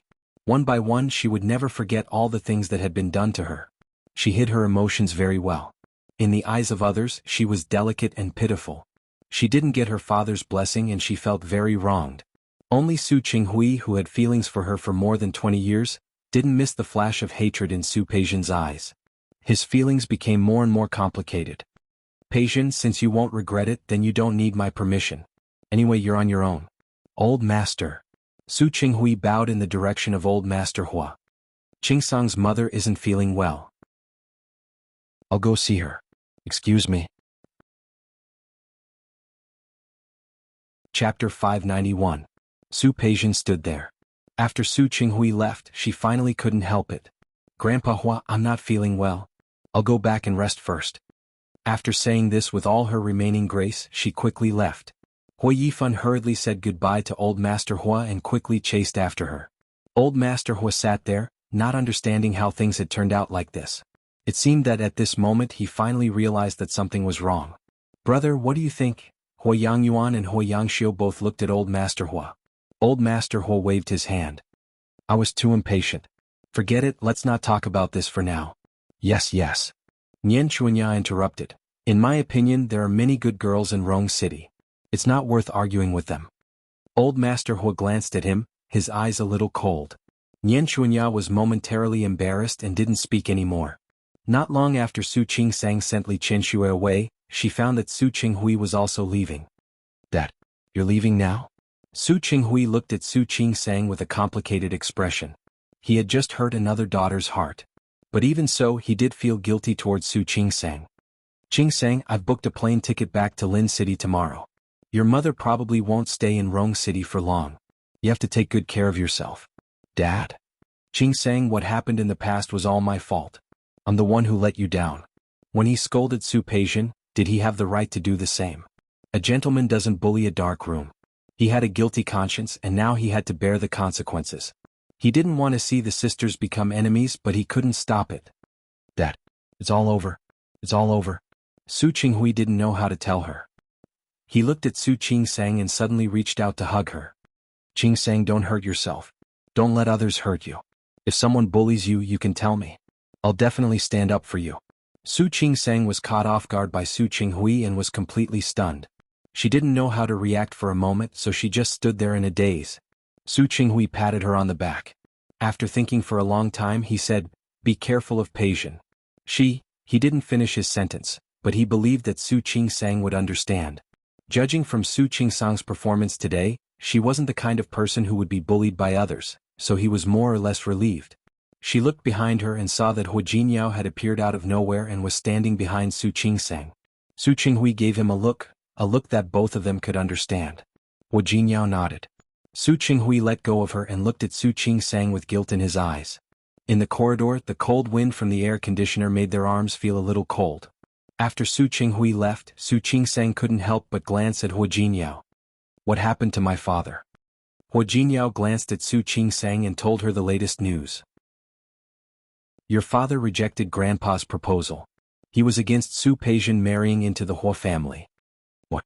It was Su Qingsang's turn to be shocked. Hu Jinyao wasn't the only one who got the news. Lu Tongjia felt a little suffocated. Compared with old Master Hu's misunderstanding, she knew Su Peijian's true intentions better. She wanted to make things difficult for Su Qingsang and see Su Qingsang make a fool of herself. On the one hand, she was afraid that Su Qingsang would really make a fool of herself and embarrass the Hu family. On the other hand, she hated Su Peijian for not knowing what to do. She messed around on such an important occasion. No one else knew about it. In the end, Su Qingsang handled it perfectly. She should feel relieved, but she felt uncomfortable again. The better Su Qingsang behaved, the more uncomfortable she felt. Because she always thought of Su Qingsang hugging Zhang Yichen. That feeling made Lu Tongjia feel as if there was a fishbone stuck in her throat. It was really uncomfortable. What's wrong? Hu Mingguang noticed that Lu Tongjia didn't look good. Are you not feeling well? No. Lu Tongjia shook her head. She thought of something else. Su Qinghui is sensible. He knows that his daughter is an illegitimate daughter and doesn't deserve the Hu family, so he came to stop it. But isn't this a slap in the face? Su Peijian was an illegitimate daughter and didn't deserve Hu Yifan. But wasn't Su Qingsang also an illegitimate daughter? She married Hu Jinyao. What did that mean? Could it be that in Su Qinghui's heart, her son couldn't be compared to Hu Yifan? Hu Mingguang was a shrewd businessman. Thinking of something, he shook his head. I think you're thinking too much. There might be an inside story. What inside story? Lu Tongjia was already in a bad mood. That made her even more uncomfortable. What's wrong with my son? He doesn't want his illegitimate daughter to marry Hu Yifan, but he wants his illegitimate daughter to marry Jinyao? Is he looking down on people? Hu Mingguang was stunned for a moment and glanced at Lu Tongjia. Are you feeling sorry for Jinyao? This was a rare occurrence. How many years had it been? Who wants to feel sorry for him? Lu Tongjia didn't want to admit that her mood had been affected. I just can't bear to see his family have such double standards. Really? Hu Mingguang's voice was full of understanding. He had been married to Lu Tongjia for many years. How could he not know what she was thinking at this time? She could dislike her child, but she couldn't let others dislike him. Tell Jinyao later that this place is close to the old house. Let him live at home. I don't want to. If you want to tell him, you do it. Lu Tongjia didn't respond. She saw Su Qingsang and Hu Jinyao standing hand in hand from afar. They seemed to be very intimate and she felt a little upset. Su Peijian wasn't good enough for Hu Yifan. Could Su Qingsang be good enough for Hu Jinyao? Thinking of this, Lu Tongjia's voice became colder. He wants to go home anyway. With a wife, parents or nothing. Hu Mingguang was stunned for a moment, then suddenly laughed again. His wife was good at everything, but she was soft-hearted. Forget it, let him do it. Su Qingsang looked at Li Qianxue, her eyes full of reluctance. Mom, can't you stay for a few more days? 2 days had passed since the anniversary celebration, and Li Qianxue had been with Su Qingsang for 2 days. She had booked a ticket for today and it would be flying in half an hour. I want to, but I have something to do at the company. I have to go back. Li Qianxue raised her hand and stroked Su Qingsang's cheek. Her eyes were a little emotional. Well, it's only 2 hours from Lin City to Rong City. I'll come to see you next time. You can also go back to Lin City. Okay. After Yusin's college entrance examination, you can come back and stay for a few days. The 3 of us will find a place to go out and play. Okay. Su Qingsang nodded. Her eyes were already red. Li Qianxue looked at her, wanting to say something but hesitating. She wanted to ask Su Qingsang why she wanted to see Xiang Kaiping several times, but in the end she remained silent. Just as she had said to Su Peijian, it was a good thing that Su Qingsang valued relationships. Although she didn't like her contacting Xiang Kaiping or seeing Xiang Kaiping. Qing sang, if Peijin bullies you, you have to tell me. Mom, you're thinking too much. How can she bully me? Su Qing sang thought of what happened at the anniversary celebration. Hua Jinyao told her everything. There was obvious worry in Li Qianshua's eyes. She only realized that Su Qing sang was kind and magnanimous after she recognized her daughter. Su Peijin might not be bad by nature, but now she had gone astray. She was afraid that she was no longer the daughter she used to be. Okay, don't see me out. I'm going in. Li Qianxue was about to walk to the VIP passage when Su Qing sang suddenly stopped her. Mom. Yes. My dad. Seeing that Li Qianxue frowned when she heard Su Qinghui's name, Su Qing sang cleared her throat. Mom. Let me tell you something. She told Li Qianxue what Su Qinghui did that day. Su Qing sang looked at her with some caution. Dad. He's doing this to protect me. And you know, Su Peijin cares about her reputation the most. Now that she was slapped in the face by my dad, she must have suffered a great blow. So, you don't have to say good things about him. Li Qianxue didn't accept Su Qinghui's kindness at all. These things were done by him. If it weren't for him, these things wouldn't have happened today. No matter how much he does for you, it's what he should do. Mom, okay. Don't talk about him. I don't want to hear his name. Su Qing sang didn't say anything. Li Qianxue turned and walked straight to the VIP passage. When her back was facing Su Qing sang, her face wasn't as calm as she appeared to be. Su Qinghui, what was he up to this time? Su Peijin marrying Hua Yifan was far more beneficial than harmful to Su Qinghui. Moreover, Su Peijin was his beloved daughter. But now he was giving her up just like that? Man. Su Qinghui treated his own daughter like this. How could he treat her with sincerity? Su Qinghui had no idea at all. He wanted to make up for it, but he did it out of guilt, which caused Li Qianxue to misunderstand again. This made it even more difficult for him to pursue his wife in the future. After sending Li Qianxue away, no matter how reluctant Su Qing sang was, she had to let her life go back to normal. Because Su Qinghui came to Rong City, Su Qing sang went to see Xiang Kaiping again. She didn't mean anything else. She just wanted to test if Su Qinghui really didn't have feelings for Xiang Kaiping. If Su Qinghui came to see Xiang Kaiping, then she swore that no matter what Su Qinghui did in the future, she would never say a word for him in front of Li Qianxue. However, the result of the test made her more or less relieved. Xiang Kaiping was also very resistant to Su Qinghui and couldn't bear to hear her mention his name. That was good.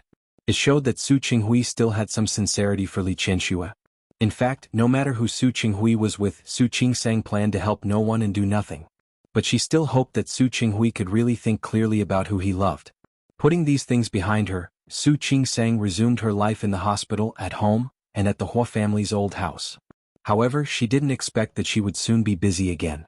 Old Master Hua sat in the study. He looked at Hua Jinyao sitting opposite him. It had been a week since the anniversary. Su Peijin and Hua Yifan's marriage didn't continue, as if it had been delayed. He returned to the Hua family's mansion on the weekend and still brought Su Peijin over. Old Master Hua was still polite on the surface, but he didn't mention her marriage to Hua Yifan again. Su Peijin was secretly resentful. She, who was holding back her anger, and she and Hua Yifan got the contract that they had been negotiating with the company they had privately opened. Hua Jinyao had been waiting for Su Peijin and Hua Yifan to sign the contract. As soon as Hua Yifan signed the contract, he came to see Old Master Hua with the contract. Jinyao, you came at the right time today. I happen to have something to talk to you about. Old Master Hua saw the document bag in Hua Jinyao's hand just now. What do you think about Su Peijin and Yifan's marriage? Su Qinghui said that day. Old Master Hua had lived to such an old age and had experienced many things. He could understand some things just by thinking about it. That was also the reason why he was indifferent to Su Peijin that day. It doesn't matter what I think. What matters is, Grandpa, don't you have an answer? Hearing Hua Jinyao's words, Old Master Hua suddenly smiled. Grandpa, I'm here today for another matter.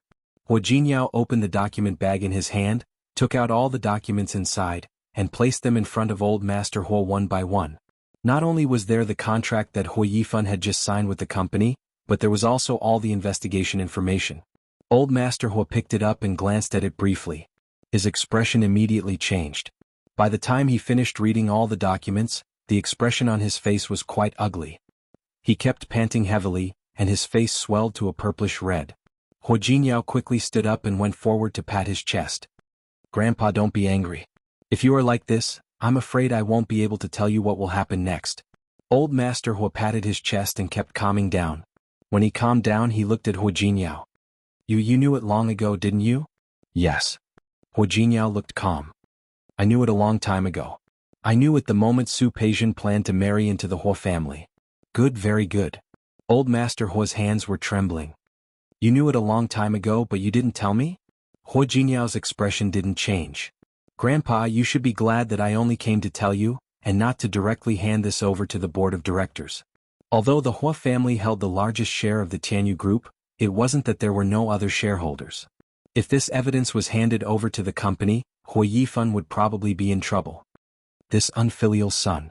Unfilial son, Old Master Hua cursed several times in a row. When he calmed down, he patted his chest and looked at Hua Jinyao. Tell me, what else do you think I don't know?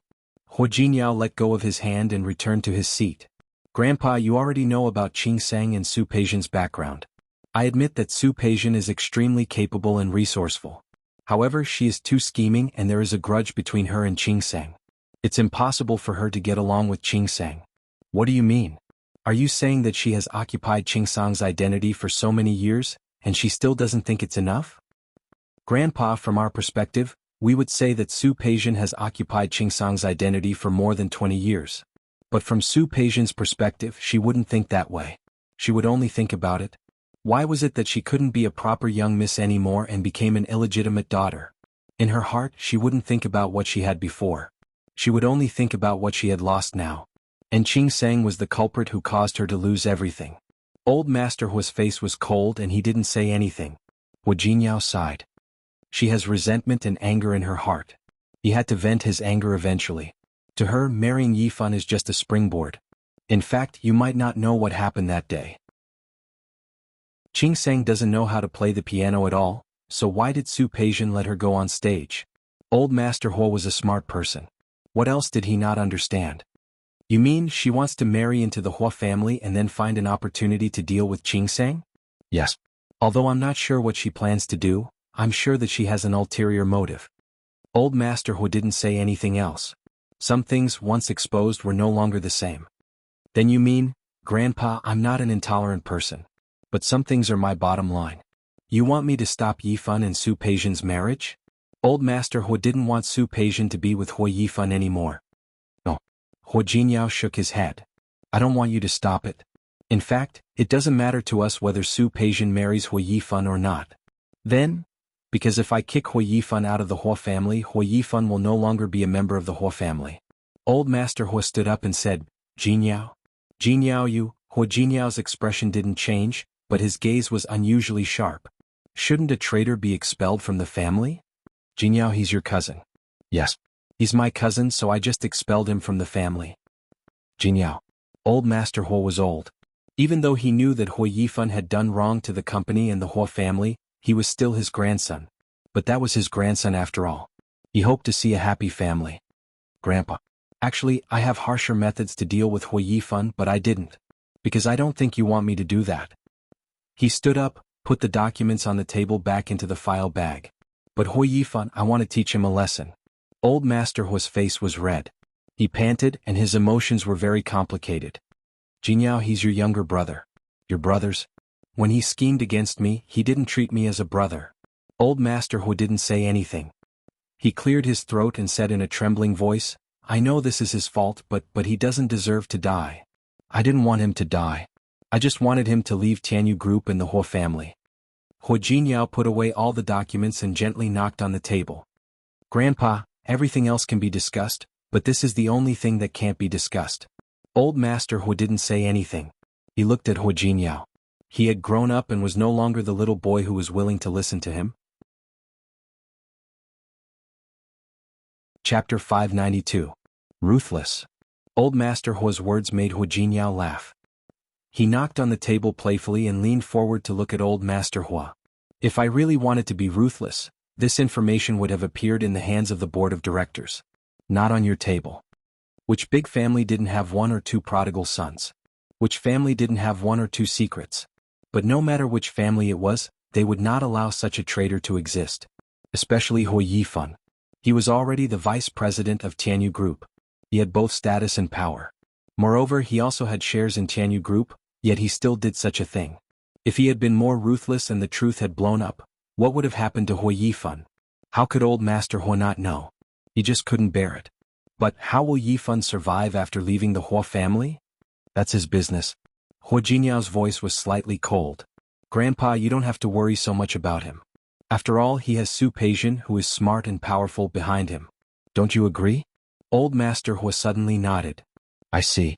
You didn't want Su Peijian to marry into the Hua family, so you used this method? If Hui Yifan left the Hua family, he would no longer be part of the Hua family. What did it matter if Su Peijian married Hui Yifan or not? In order to protect Qing Sheng, you really are willing to do anything. Old Master Hua's tone wasn't very good. He didn't want to vent his anger on anyone, but he felt that Hu Jinyao was too ruthless. Of course. Thinking of Su Qingsheng, Hu Jinyao smiled faintly. Everyone had a bottom line. His bottom line was Su Qingsheng. He would never turn a blind eye to what Su Peijian had done to Su Qingsheng. What he needed to do was to shatter Su Peijian's beautiful dream. Didn't she want to marry Hui Yifan? Then go and get married. She married Hui Yifan, who had left the Hua family. What he was more curious about was whether Hui Yifan, who had left Tianyu Group, would still let Su Peijian marry him willingly. Hu Jinyao was in a good mood after leaving old Master Hua's study. On his way downstairs he ran into Lu Tongjia. Seeing that it was her, the good mood on Hu Jinyao's face immediately disappeared. Mom. Hu Jinyao greeted Lu Tongjia blandly, then walked past her to go downstairs. Stop right there. Lu Tongjia looked at Hu Jinyao. She felt upset again. On the day of the anniversary, Hu Mingguang asked Hu Jinyao to stay at home, but he didn't. Later, she found out that Li Qinxue had come to Rong City to stay with Hu Jinyao and Su Qingsheng. Hu Jinyao and Su Qingsheng wanted to go back to accompany Li Qinxue. Lu Tongjia was furious when she found out about this. Look, she raised a good son. People say that girls look good. It was not much different for her to have a son here. Not only did she value her wife more than her mother, but she also valued her mother-in-law more than her mother. Is your mother-in-law still in Rong City? Nope. She took yesterday's flight back. But Lu Tongjia nodded. Your mother-in-law sure is arrogant. She came to Rong City but didn't visit us. She didn't even greet us when she went back. What? Does she look down on the Hua family? Hu Jinyao finally turned his eyes to Lu Tongjia, his expression cold. Mom, you also care about whether they come to visit or not. Do you think they like our family? What do you mean? His attitude made Lu Tongjia angry. Why can't I care? If you say you can, then you can. Hu Jinyao didn't refute. However, you framed Qingsheng like that in order to ruin her reputation. It would be strange if she was willing to visit us. You? Lu Tongjia didn't expect him to still hold a grudge against her last time. What's with your attitude? How did I frame her? If she didn't have an affair with someone, I wouldn't have had the chance to frame her. Hu Jinyao frowned slightly. Looking at Lu Tongjia's agitated face, he didn't have any hope and didn't want to argue with her. I know whether she had an affair or not. You don't have to be agitated. You don't have to think of a way to frame Qingsheng. Because no matter what you do, I will believe her. Lu Tongjia watched as Hu Jinyao ran away after saying that. She felt a breath stuck in her chest, making her uncomfortable. Apart from the uncomfortable feeling, she also felt a hidden sadness. Su Qingsheng looked at Hu Jinyao and found that he seemed to be in a good mood today. Did something good happen? Something good. Hu Jinyao pulled her waist into his arms and let her nestle against his chest. What good thing? I helped you take a little revenge on Su Peijian. Su Qingsheng heard Hu Jinyao's words and widened her eyes. This was a little revenge? This was completely cutting off all of Su Peijian's escape routes, okay? With Su Peijian's personality, she was afraid that she would go crazy. However, thinking about Su Peijian's disappointed look, she actually felt a little happy. Wasn't she being a little bad now? Not bad at all. Hu Jinyao didn't want her to be soft on Su Peijian. She just can't marry into the Hua family. She can still be with Hui Yifan. It won't affect her much. I don't want you to pity her. Su Qingsheng shook her head. She didn't pity Su Peijian. There must be something hateful about a pitiful person. Su Peijian had already bullied her. How could she just swallow it? But this move of yours is really cruel. She didn't know what Su Peijian would do next. Be careful these days. Hu Jinyao suddenly became serious. Don't go home too late. Even if you are on duty in the hospital, try not to be alone. I don't want Su Peijian to have a chance to do anything to you. I don't think so. Su Peijian wouldn't break the law just to deal with him, would she? It's hard to say. If Su Peijian was really willing to settle down, he was willing to let it go. I'll talk to Yang Wenchang tomorrow and ask him to arrange 2 bodyguards for you. Stop it. Su Qingsang glared at him. She was a doctor. Did she have to bring 2 bodyguards when she went out? It would be strange if she didn't scare away those patients. Anyway, I go home in the hospital every day. I don't go anywhere else. Don't worry, it'll be fine. Moreover, Su Peijian was such a smart person. Why would she do something illegal? She shouldn't be that stupid. Anyway, you can't go wrong being careful. He didn't trust Hui Yifan and Su Peijian's characters. Of course, he would definitely ask Yang Wenchang to continue to keep an eye on Su Peijian. No matter what Su Peijian wanted to do, he wouldn't let her get what she wanted. Su Qingsang didn't object. She was sure that Su Peijian wouldn't really do anything extreme. After all, she was a smart person. She wouldn't be stupid enough to put herself in trouble. All right. Su Qingsang suddenly sat up straight as if she had thought of something. You said you shouldn't be alone. I forgot to tell you something. What? Su Qingsang tilted her head to look at him. Her pink cheeks were blushing. Her expression seemed to be a bit conflicted. I'm going on a business trip. I'll be gone for about half a month. The first hospital of Rong City had started a cooperation project with several hospitals in S Province. They were going to S Province for a free medical exchange. Su Qingsang's performance in the past few months in the hospital was remarkable. Sun Huiya strongly recommended her to go to S Province. When Su Qingsang found out, the list had already been made. You know, Director Sun has always thought highly of me. This time it's the same. She's already named me. There's no way I won't go. S Province. Hua Jinyao's first reaction was to think of one thing. S Province? Wasn't that? Yes. Which city? C City. C City? It wasn't the same place. But there were accidents and everything. Su Qingsang blinked. You're not happy? A little. Hua Jinyao wrapped his arms around her waist and pressed his chin against her neck. I don't want you to go. Su Qingsang hugged him, tilted her head, and kissed him on the cheek. I don't want to go either. But I have no choice. Hua Jinyao didn't say anything and tightened his arms. Su Qingsang couldn't help but kiss him on the cheek again. All right, it'll be quick. I'll be back in half a month. Honey, half a month is a long time. Then why don't you go with me? Su Qingsang joked. I'll apply to the hospital. I can't bring a family member, but I still need a driver. Why don't you come to our hospital and be a driver? You're getting bold. Hua Jinyao reached out and pinched her cheek. You dare to ask me to be your chauffeur? Can't I? Yes. Hua Jinyao rubbed her cheek. Seeing that her face had turned red because of his action, he couldn't help but lean over and kiss her. All right. Go if you want to. I support you. Hui Yifan's departure from Tianyu was imperative. There would be news about it by tomorrow at the latest. The departure of a vice president was not a small matter, especially for a large corporation like Tianyu. Next, whether it was Su Peijian or Hui Yifan, there would be some moves. In fact, he also believed that Su Peijian wouldn't dare to do anything to Su Qingsang openly, but he was afraid that she would do something secretly. Under such circumstances, it would be a good thing for Su Qingsang to leave Rong City. But after you go, you must be careful. I know. Su Qingsang knew that he would agree, but she was still quite happy. That was the best thing about Hua Jinyao. He looked a little strong and chauvinistic. But at critical times, he would always stand behind her and support her decisions. She couldn't help but raise her head and gently kiss his chin. Hua Jinyao, thank you. I don't really like this thank you gift. Hua Jinyao picked her up, left the sofa, and walked to the room. I'll be more satisfied if you change your thank you gift. Su Qingsang's face was a little hot, but she took the initiative to put her arms around his neck and let him carry her back to the room. What did you say? Hui Yifan looked at the person in front of him with a shocked expression. Chapter 593. The atmosphere in the office was depressing. Hui Yifan's voice had changed. Say that again. Hua Jinyao sat behind his desk and calmly watched Hui Yifan's face change. Even if I say it 100 times, it will still be the same. Hui Yifan, from today onwards, you're no longer the vice president of Tianyu Group. I was fired. Ridiculous. How could Hui Yifan accept such a thing? Who agreed? Who gave you the right? Let me tell you, do you think that just because you say you're fired, I'm going to leave? Yes. All I have to do is fire you and you want to leave. Hua Jinyao, don't go too far. Hui Yifan's face darkened. He glared at Hua Jinyao with hatred as if he wanted to burn a hole in his body. You are a descendant of the Huo family and so am I. You have contributed to the group and I have also contributed to the group. What right do you have to drive me away? Because of this. As Huo Jinyao spoke, he placed the document that he had shown Old Master Hua in front of Huo Yifan. Huo Yifan picked it up and casually glanced at it.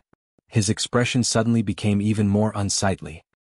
He slammed the document in his hand on the table and pointed at Huo Jinyao, his face full of resentment.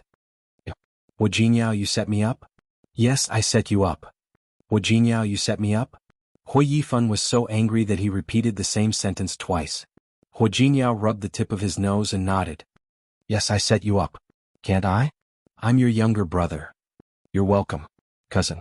You? Huo Yifan nodded angrily. Finally, he pointed at Huo Jinyao's face and said, Fine. Even if I run a company outside, even if I poach someone from the company, I will still be able to pay for it. But does Grandpa know that you're plotting against me? Sorry, Grandpa knows. Looking at his flustered and exasperated look, Huo Jinyao only found it funny. Do you think Grandpa will tolerate it? Let me tell you, it was my grandfather's idea to kick you out of Tianyu Group. Impossible. Huo Yifan didn't believe it at all. Grandpa is old. He likes to see a harmonious family. He won't agree. Huo Yifan. Huo Yifan stood up abruptly and sneered. You also know that Grandpa is old? Since you know Grandpa is old, why do you still do such a thing? Do you know that when Grandpa saw these things, he was so angry that he almost had a heart attack? And now you're telling me that Grandpa is old? Don't you find it ridiculous? Then why don't you show this to Grandpa? Huo Yifan gritted his teeth.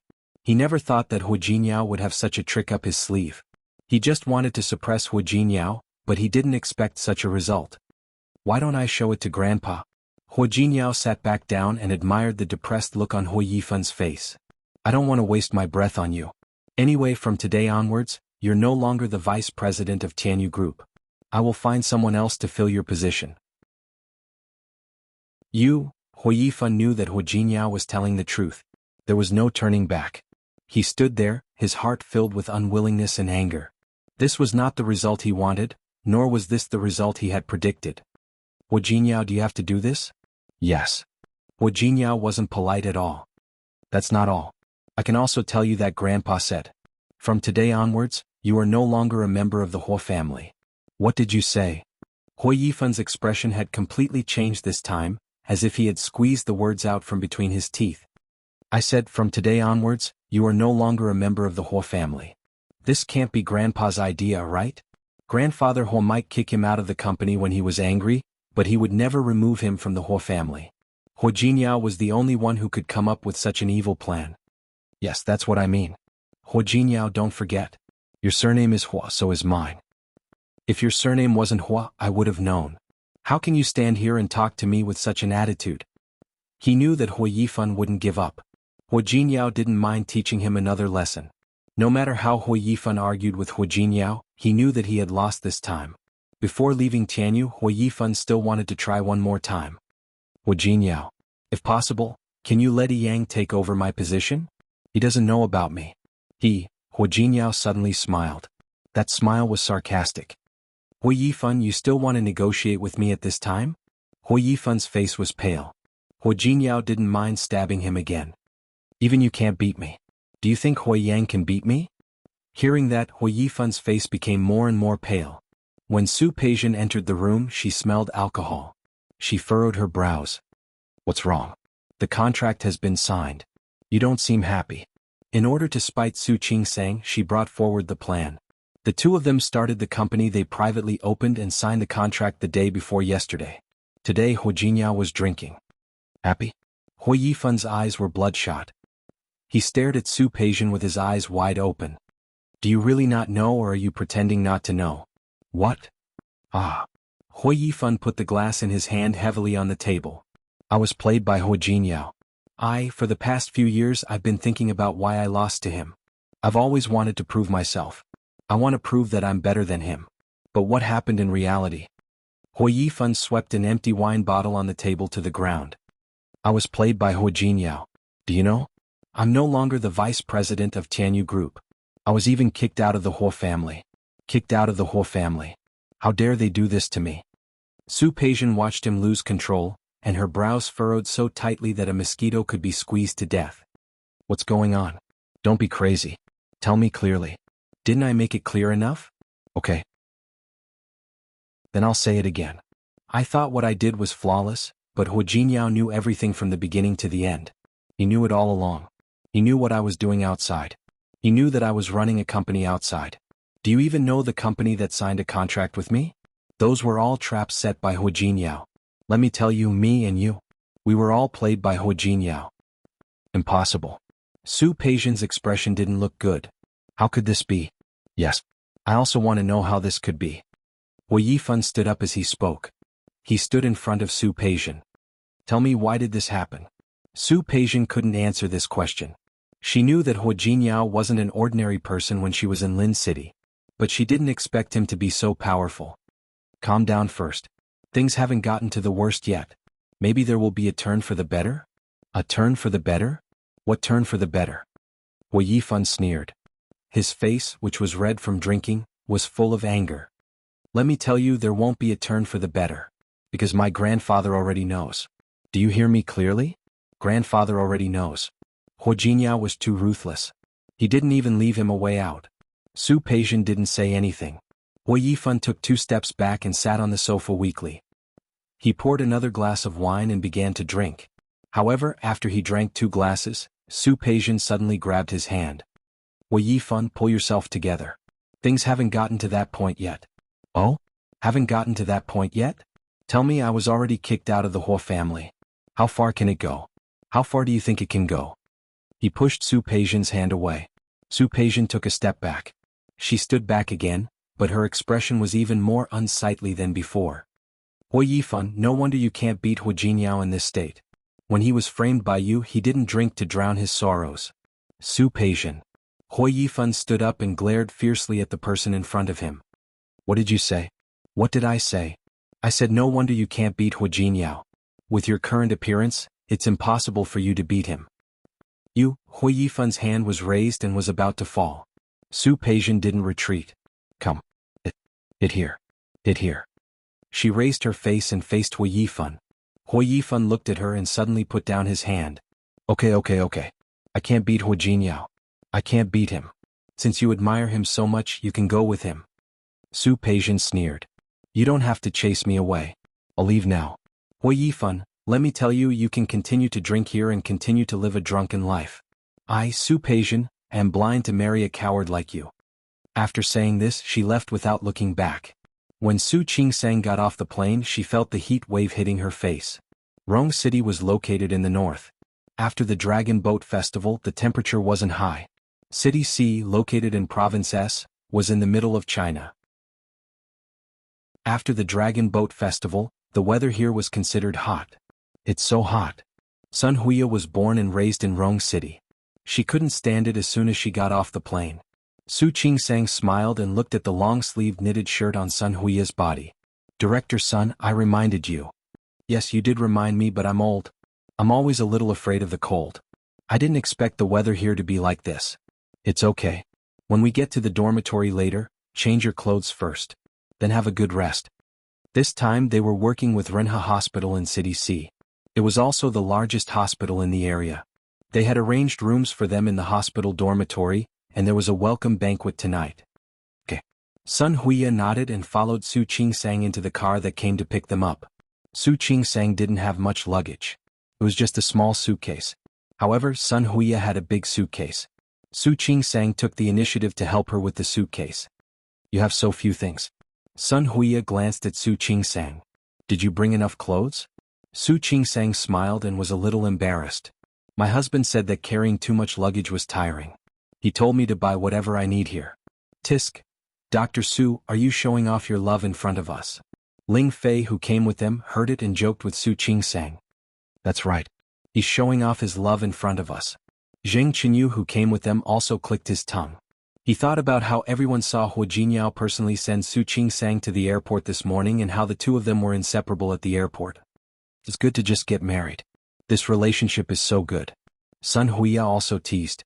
Su Qingsang felt more and more uncomfortable. It's not really just married. Su Qingsang was a little embarrassed. We've been married for almost a year. Su Qingsang was stunned when she said this. Yes. Thinking about it seriously, It was almost a year since she and Hu Jingyao got married. It would be the 1-year anniversary in about 10 days, right? If that was the case, wouldn't their wedding anniversary not be together? After all, she still had to stay here for half a month. Her heart was a little gloomy. This was their first wedding anniversary, but the two of them couldn't be together. Thinking about it seriously, they got married so casually. Maybe Hu Jingyao didn't even remember this day? Su Qingsang suddenly felt a little stifled. However, her heart couldn't stay stifled for long. In the following time, she, Sun Huiya, and all the doctors who came to Rong City with them began to get busy. Renha Hospital in Sea City was famous and had many patients. It didn't lose to the first hospital of Rong City at all, especially since they also had cooperation with many units. On the third day of their arrival, they encountered a unit that arranged for people to come for a physical examination. There were many women in this unit. With more women, there were more gynecology-related items to be examined. Su Qingsang and Sun Huiya had originally arranged for outpatients today, but now they all went to help. After this wave of people finished the examination, almost 2 days had passed. 2 days later, there was another random inspection. Even if they were here for an exchange, they all became busy. In the blink of an eye, Su Qingsang had been here for a week. Tonight, she had to do a summary of this week's work. Sun Huiya wasn't young anymore. Such a busy day was a little too much for her. Su Qingsang took the initiative to ask her to rest, and Sun Huiya didn't refuse. She said that she would host the exchange and cooperation meeting at night. Su Qingsang nodded and picked up her notebook. She originally wanted to go back to the temporary office they arranged to prepare. Unexpectedly, as soon as she walked out of the corridor, she met a group of people in front of her in a hurry. The man in the lead stunned her for a moment. He held his notebook and stood there without moving. "Uncle?" Zhang Yichen was holding a pregnant woman in his arms. When he saw Su Qingsang, he was stunned. "Why are you here?" Su Qingsang looked at the pregnant woman in his arms. There was already blood flowing from her lower body. She waved her hand and said, "Let's not talk about that first. What's the situation?" Not only Zhang Yichen, but there were also several soldiers standing behind him. Everyone looked nervous. "She fell just now. She seems to be in danger now. Hurry up and save her." Zhang Yichen didn't have time to explain more, so he quickly explained the situation. Su Qingsang glanced at Zhang Yichen. The first thought in her mind was that Hu Jinyao's uncle was too lucky. Why did he always encounter people who tried to blackmail him? She didn't have time to think about other things at the moment. She hurriedly waved her hand. "Come on this way. Arrange for someone to do the procedure. I'll examine her first." "Okay." Zhang Yichen breathed a sigh of relief and carried the pregnant woman into the consulting room Su Qingsang arranged. Su Qingsang pulled the curtain to examine the pregnant woman. Before the curtain was closed, Zhang Yichen called her. "Qingsang? You have to save her and the baby in her belly." Su Qingsang glanced at him and felt the seriousness in his eyes. She nodded. She silently closed the curtain. After the examination, she quickly walked out of the room. "She's in bad condition. She needs a cesarean section. I'll arrange for the operation now. Don't worry. Her life should not be in danger for now. Can you do the operation yourself?" Su Qingsang was stunned. They were here to exchange and learn. It was not impossible for her to do the operation, but it needed to be arranged by the higher-ups. "I trust you." Zhang Yichen stared at her face. The trust in his eyes made Su Qingsang unable to think about anything else. She nodded. "Okay, I'll do the operation." Su Qingsang had had cesarean sections many times. It was not a big operation for her. However, when the pregnant woman entered the operating room, she found that her condition was a bit complicated. Her blood was Rh negative. The hospital's blood bank only had 2 units of Rh negative blood. The pregnant woman had lost too much blood. At least 4 units of blood had to be transfused. She reported the situation. The only thing she could do was to try her best to save the pregnant woman's life. She didn't know how the outside coordinated. Anyway, in the time she estimated, someone sent Rh negative blood. A few hours later, Su Qingsang came out of the operating room. She was in a strange operating room with a strange assistant and a strange person. Fortunately, they cooperated well. When she came out, she found Zhang Yichen and the other soldiers were still waiting outside. Su Qingsang took off her mask. Zhang Yichen was already standing in front of her. "How is it? How is she?" "Both mother and daughter are safe." Su Qingsang saw the anxious look on Zhang Yichen's face. "But the baby is less than 8 months old. It is very fragile now. She needs to stay in the incubator for a few days for observation." Okay. What about the adult? The anesthesia is still there. She will probably wake up later. Su Qingsang glanced at Zhang Yichen. He was still in his military uniform. His chest was covered in blood, but he didn't seem to care at all. Thinking of what happened between him and her in the Hua family's old house, she felt a little awkward. Although she had been drugged and drunk before she did that, she was still Zhang Yichen's elder sister. Su Qingsang cleared her throat to divert his attention. All right. Why were you so careless? And you ran into her again? Su Qingsang wasn't joking. You're so lucky. You run into her every time. It's not luck. Zhang Yichen's expression was serious. He looked at Su Qingsang with a touch of pain in his eyes. She is the family of a martyr. Last week her husband died. Su Qingsang was stunned. She saw the pain in Zhang Yichen's eyes. He was your comrade? Zhang Yichen nodded almost imperceptibly. He was his comrade and his subordinate. Last week he died in the line of duty. Before he died, he happily told them that he was going to be a father soon. However, before he could become a father, something happened to him. His wife received the news yesterday and rushed over today. She came to take him home, but she was too emotional when she saw the cold tombstone. She accidentally fell on her way down the hill. They went back to the city. The nearest hospital was Renha Hospital, so they sent the pregnant woman here. She will be fine, right? His comrade was the only child in his family. The newborn child was the only child left behind by the other party. Su Qingsang's eyes were a little wet. She nodded and said, "Don't worry. The operation was successful. They will be fine." Zhang Yichen breathed a sigh of relief. He looked at Su Qingsang's surgical gown and asked, "Why are you here?" "Our hospital organized us to come here for a learning exchange." Su Qingsang seemed to have just realized that she was wearing a surgical gown. She awkwardly cleared her throat. "It's done. The operation here is done. I still have something to do. If you want, you can go to the nursery over there to see the baby." "Thank you, Qingsang." Zhang Yichen thanked her very seriously. Su Qingsang was a little embarrassed. "You're welcome. It's my job." Moreover, he was a family member of a martyr. Su Qingsang had high respect for people like him. "Well, if there's nothing else, I'll leave now. Uncle, please help yourself." She turned to leave, not noticing that Zhang Yichen's eyes lingered on her back for a few seconds. The way she called him uncle made his heart ache. He looked away and glanced at the soldiers behind him. "Let's go and see the baby." Su Qingsang had performed the operation for a few hours the night before. The next morning, the hospital considerately asked her to rest and didn't arrange any outpatient services. Su Qingsang had been busy for the past few days. She planned to go shopping this morning and buy 2 sets of clothes. The weather in Sea City had been getting hotter and hotter. She had to go through the hospital gate when she left the hospital dormitory. She was about to open the map to see if there was a department store nearby. A Hummer stopped in front of her. The body of the Hummer was painted camouflage.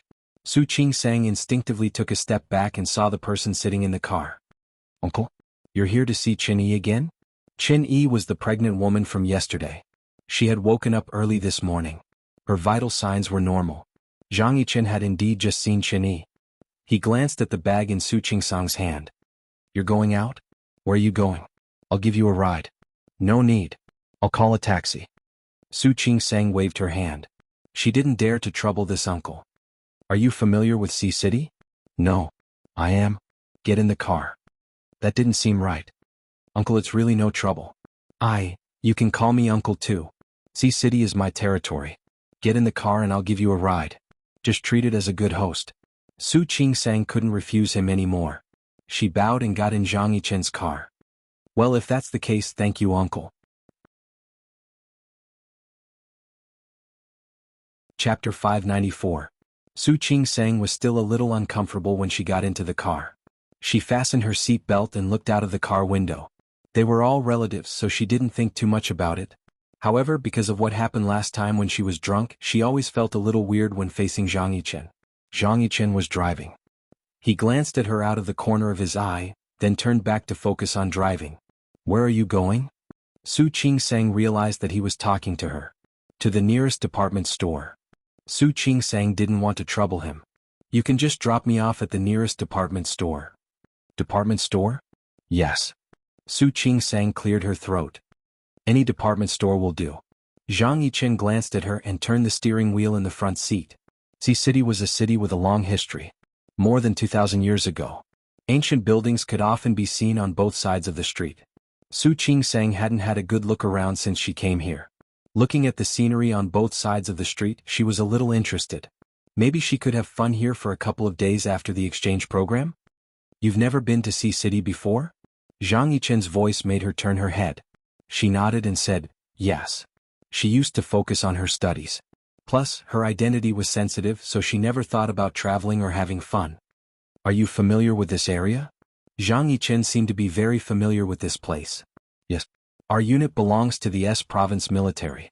Their unit was here. Of course they were familiar with it. Su Qingsang nodded and glanced at Zhang Yichen.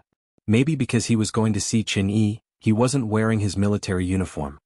Are you okay? Won't this delay your business? She felt that he was always busy. I'm fine. I'm off today. It was still a cold voice. Su Qingsang didn't notice that Zhang Yichen's grip on the steering wheel tightened. Did he want to say that he didn't need to spend time with his girlfriend? But that wasn't the right question for her. He seemed to be 2 years older than Hu Jinyao, and he was still unmarried. Su Qingsang didn't say anything else and continued to enjoy the scenery. Fortunately, the awkward atmosphere didn't last long. Soon they arrived. This is a very famous street in Sea City. All the big department stores are here. Su Qingsang glanced at him, thanked him and got out of the car. Zhang Yichen couldn't help but call out to her, call me when you're done. I'll pick you up. I don't think that's necessary. Su Qingsang quickly waved her hand. I can take a taxi back myself. It's hard to get a taxi here. Write down my phone number. Call me when you're done. Zhang Yichen said blandly. There's really no need. Su Qingsang wanted to say no, but Zhang Yichen had no intention of driving away. Feeling a little helpless, Su Qingsang took out her phone to record his number. She decided that she would take a taxi home later. She would never let Zhang Yichen pick her up. Zhang Yichen watched as she wrote down his number, then asked her to try it again. Hearing his phone ring, he finally let her go. After Su Qingsang left, he looked at the number displayed on the screen and saved it. He struggled for a long time just to save a name. In the end, he entered her full name, Su Qingsang. He didn't leave right away. Instead, he parked the car in the parking lot. He looked back in the direction of the department store, lost in thought. After a long time, he hit the steering wheel hard. He quickly got out of the car. Zhang Yichen told her that he didn't want to be with Su Qingsang. He just had something to buy. Yes, he had something to buy too. For example, a gift for his mother. It was almost Hu Yangxiu's birthday. When he entered the department store, Zhang Yichen wanted to punch himself in the face. What was he doing? Su Qingsang was married. She was Hu Jinyao's wife. It was useless for him to be like this. He shook his head and strode towards the outside. However, as soon as he walked outside, he felt the ground shake. Zhang Yichen's first thought was that it was an earthquake. Without thinking, he lay down, face down, grabbed the railing and covered his head and the back of his neck with one hand. The ground was still shaking violently. Suddenly, Zhang Yichen thought of something. He quickly stood up and ran into the department store. There were already people running outside. Screams could be heard all around. Zhang Yichen wanted to go through the crowd and continue inside.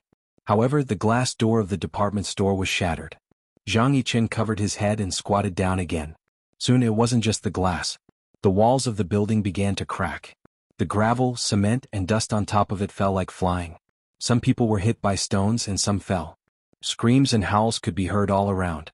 When a middle-aged man was about to be hit by a stone, Zhang Yichen quickly pulled him up. The man thanked him, but his legs were so weak that he couldn't stand up at all. Go to an open place and put your hands on your head. After saying that, Zhang Yichen looked at the scene in front of him and thought that Su Qingsang was still inside. He immediately took out his phone and called Su Qingsang, but no one answered. The surroundings were still shaking. He called again, but still no one answered. Seeing that no one was picking up the phone, he couldn't care less anymore and rushed into the department store. The shaking inside was even worse than the outside. Things kept crashing down and falling. Zhang Yichen regretted it very much. He shouldn't have asked Su Qingsang to take his phone number. He should have gone in with her. The shaking was still going on. Zhang Yichen couldn't go forward anymore.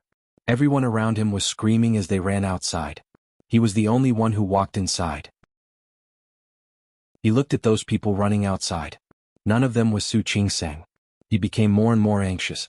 The chandelier on the ceiling fell in his direction. He quickly dodged to the side and avoided it. People kept running outside, blocking his way. Zhang Yichen was anxious. He said loudly, "Don't panic. Everyone bend down, cover your head and run outside." At this moment, someone spoke, and the people who were running around blindly seemed to have found their direction. Zhang Yichen couldn't care less about those people. All his energy was now focused on finding Su Qingsang. The women's department was on the second floor. If Su Qingsang was here to buy clothes, she must be on the second floor. The stairs were already broken. Some people were so scared that they didn't dare to come down. The escalator had stopped a long time ago. But he could still go forward. Zhang Yichen exerted the physical strength he had developed in the army. He dashed up as fast as he could. Regardless of the shaking ground, he rushed straight to the most dangerous place. There were fewer people on the second floor than on the first floor. When the earthquake happened just now, everyone ran outside with all their might. Zhang Yichen didn't know where Su Qingsang was, so he could only search the clothing stores one by one. As he searched, he dodged the falling cement and dust. At the same time, he didn't forget to call Su Qingsang. He could feel the ground shaking more violently under his feet. But Su Qingsang didn't answer the phone. He was anxious, so he ran even faster. He kept calling, running, and dodging objects that might fall on him. He was in a sorry state. While he was dodging, he heard a phone ringing. It was from a shop next to him. Zhang Yichen was stunned. He dodged a shop sign that was about to fall, looked at the shop in front of him, which was blocked by broken glass and a counter. He hung up the phone and found that the ringing had stopped.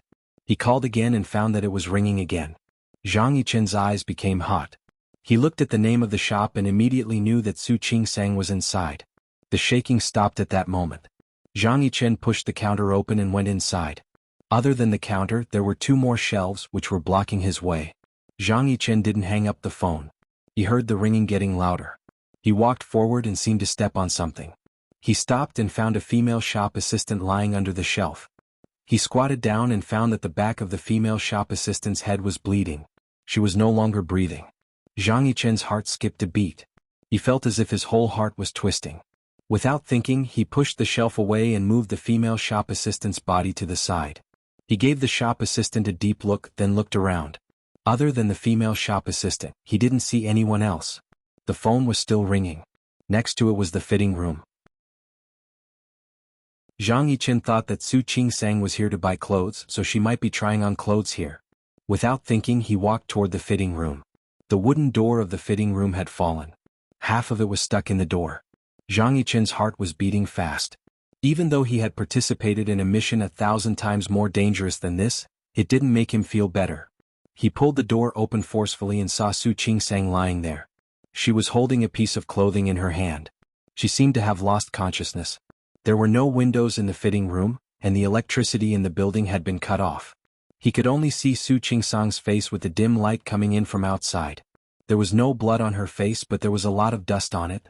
Her legs were curled up, and her body was leaning against a chair. There was no obvious blood stain. He put his hand on the tip of her nose and found that she was still breathing. He was more or less relieved. Su Qingsang? Su Qingsang? Zhang Yichen called her twice, but there was no response. He squatted down beside her, about to carry her and leave, but unexpectedly, there was another violent shaking behind him. He saw the lamp above his head shake and was about to fall. It was a critical moment. Zhang Yichen hurriedly picked up the door that had just fallen and placed it above the 2 of them. As expected, the lamp fell, and then there was an even more violent shaking. Su Qingsang's body was leaning against the chair, and Zhang Yichen was holding the door. No matter how many things fell from above, he didn't move at all. When the shaking stopped, Zhang Yichen found that he and Su Qingsang were trapped. He didn't know how many pieces of cement and wall had fallen outside. The fitting room was completely blocked. The shaking continued. Zhang Yichen gritted his teeth and held the door. He held Su Qingsang up with one hand and let her lean against him. The ground was shaking under their feet, and the dust kept falling above their heads. Zhang Yichen didn't dare to move, and he couldn't. At this moment, he was even glad that the shaking just now had shaken the door off. Otherwise, the 2 of them might have been buried. After a long time, the shaking finally stopped. Zhang Yichen's back was numb. He tried to look around. He pushed the door against one of the cracked walls. In this way, the fitting room formed a very narrow triangle. He took advantage of this gap and squatted down again. Qingsang? Su Qingsang? Still no response. He gritted his teeth and reached out to the back of Su Qingsang's head. Sure enough, he felt a lump there. It was probably hit by something just now. Su Qingsang, wake up. Wake up. It was very dark inside. Zhang Yichen took out his phone and turned on the light. In the dust and stones he kept calling Su Qingsang's name. After a long time, Su Qingsang finally regained some consciousness. She was very uncomfortable and dizzy. The voice that kept calling her sounded a little familiar. She opened her eyes and saw a dirty face under the dim blue light. Su Qingsang was startled and instinctively stepped back. However, before she could step back, she felt a sharp pain in the back of her head. She snorted and instinctively raised her hand to cover the back of her head. "Qingsang, you're awake?" Zhang Yichen breathed a sigh of relief. The familiar voice made Su Qingsang look at the person in front of her again. "Uncle? Why was he here?" And Su Qingsang almost instantly remembered. This is an earthquake? She had always known. This province was a province with a lot of earthquakes. Every year there would be earthquakes from time to time. However, she never thought that she would encounter an earthquake in her lifetime. "Yes, it's an earthquake." Zhang Yichen looked at her and didn't miss that he had been touching the back of her head. "You seem to have been hit by something. Are you okay?" Su Qingsang's voice was a little hoarse. She rubbed the back of her head and felt that it was very painful. She also remembered that she had thought of buying a few clothes casually. After shopping for a while, she directly chose this shop. She liked the clothes and was about to try them on, but she didn't expect that something like this would happen before she could change. She shook her head. It was a little painful, but fortunately she didn't feel nauseous. There shouldn't be any internal injuries. She tried to stand up and realized what was in front of her. There was a chair behind her. Her bag was still on the chair. In front of her was Zhang Yichen. There was a door panel behind Zhang Yichen. The door panel was stuck between the stone and the wall, forming a triangle. The space was very small and Zhang Yichen blocked most of it. She was almost sitting against him. If she wanted to stand up, she would definitely bump into Zhang Yichen. Su Qingsang didn't know how to react for a moment. She tried to move her limbs. Fortunately, she could still move them. She couldn't help but look up at Zhang Yichen. His face was completely gray and so was his hair. He didn't look good. One of his arms was supporting the side of the door panel so that it wouldn't fall. He was still holding a phone in his other hand. The light from the phone didn't make the space completely dark. "Why are you here?" "I came to find you." Zhang Yichen's voice was a little cold. Su Qingsang wasn't stupid. She had guessed it before and this was just a confirmation. You came to save me?" "Yes." Zhang Yichen didn't deny it. Su Qingsang looked at him. Her first reaction was that he came to save her because she was Hu Jinyao's wife. Her second reaction was that he was a soldier. This was his business to begin with. "Thank you." "You're welcome." After a very polite conversation, Su Qingsang didn't know what else to say. She suddenly remembered that she had brought her bag with her to try on clothes. Where was her bag? She had put it on the chair, but now the chair was empty. It must have moved during the earthquake. With the light above her head, she soon saw it. Her bag was buried in the pile of stones next to the chair. Su Qingsang took out her phone. She was glad that she had a good habit of charging her phone every day before going out. The battery was full. She swiped the screen and saw more than a dozen missed calls, all from Zhang Yichen. "Did you call me?" "Yes." Zhang Yichen nodded. Only now did he have time to think about calling the police for help. However, he was afraid that no one would come now. The earthquake had just happened, so the police must have been ringing off the hook. It would take some time for the higher-ups to make arrangements. He just hoped that it would be faster. He wanted to tell Su Qingsang that it was useless to call the police now, but he didn't expect that she would call Hu Jinyao. Zhang Yichen forced himself to avert his eyes. However, the space was so small that he couldn't stop looking at her even if he wanted to. Before Su Qingsang could pull out Hu Jinyao's phone, the earthquake started again. Her hand shook and she could barely hold her phone. She was scared and couldn't help but look up. There was the sound of things being smashed above the door. She could even feel that the space they were in was shaking more and more violently. She couldn't help but want to grab something to stand up. "Don't move." Zhang Yichen was afraid that the door would fall down, so he kept holding it with one hand in his back. He looked at Su Qingsang and said in a very soft voice, "Lean on me quick. Don't move." Su Qingsang didn't dare to move, but she didn't approach Zhang Yichen. Instead, she leaned her body tightly against the chair. She held the phone in her hand tightly. Zhang Yichen's phone rang. He glanced at Su Qingsang and picked it up. The call was from the army, saying that there was an earthquake and asking him to come back as soon as possible. They needed to join the rescue. "Sorry, I can't come now." Zhang Yichen's voice was very soft. He glanced at Su Qing-sang from the corner of his eyes and then looked away. I'm trapped here in Chunwei department store. I can't get out for the time being. What? The voice on the other end of the line sounded like he couldn't believe it. After asking for Zhang Yichen's location, the other side said that they would send people to rescue him. Zhang Yichen told him the address and the situation in front of him. After hanging up, he looked at Su Qing-sang. Don't worry. Wait for them to come. When they come, we'll be safe. Su Qing-sang nodded. At this time she could only calm down. The aftershocks were still going on. Su Qing-sang endured the pain of the shaking and called Hu Jinyao. No one answered the phone. Su Qing-sang thought about the time. He should be in a morning meeting. She called again, but before she could pick up, a new round of shaking began. The sound of the phone began to become unstable. Su Qing-sang heard Hu Jinyao's voice coming from the other end of the line. Qing-sang, Jinyao I. As soon as he said the word I, the phone was cut off. Su Qing-sang looked at the phone screen with a conflicted expression. She couldn't believe that the signal was cut off at this time. The ground was still shaking. Su Qing-sang even had a feeling that she would fall immediately. She couldn't help but look up at Zhang Yichen. It's normal for the phone to have no signal during an earthquake. Wait a minute. Maybe it will recover later. Later? Su Qing-sang didn't dare to think about it. She looked at the narrow environment in front of her and the light from Zhang Yichen's phone. Can we get out now? The shaking came from time to time. Not every shaking was very violent, but it made people feel even more uncomfortable. Zhang Yichen didn't answer her question. He tried to move his back. From time to time, the sound of things falling on the door could be heard. Those sounds could only make people feel more and more uneasy. He glanced at Su Qing-sang and said, I'm afraid we can't get out for the time being. Now we can only wait for the earthquake to stop or for someone to come and save us. He didn't know how many pieces of wall and cement were pressed against the outside. He could only see that the door had been blocked. He didn't know what the situation outside was either. He could only guess. But what he knew was that they wouldn't be able to get out of here for a while. Su Qing-sang looked at him holding the door. Are you tired? Why don't I do it? Zhang Yichen glanced at her and didn't say anything.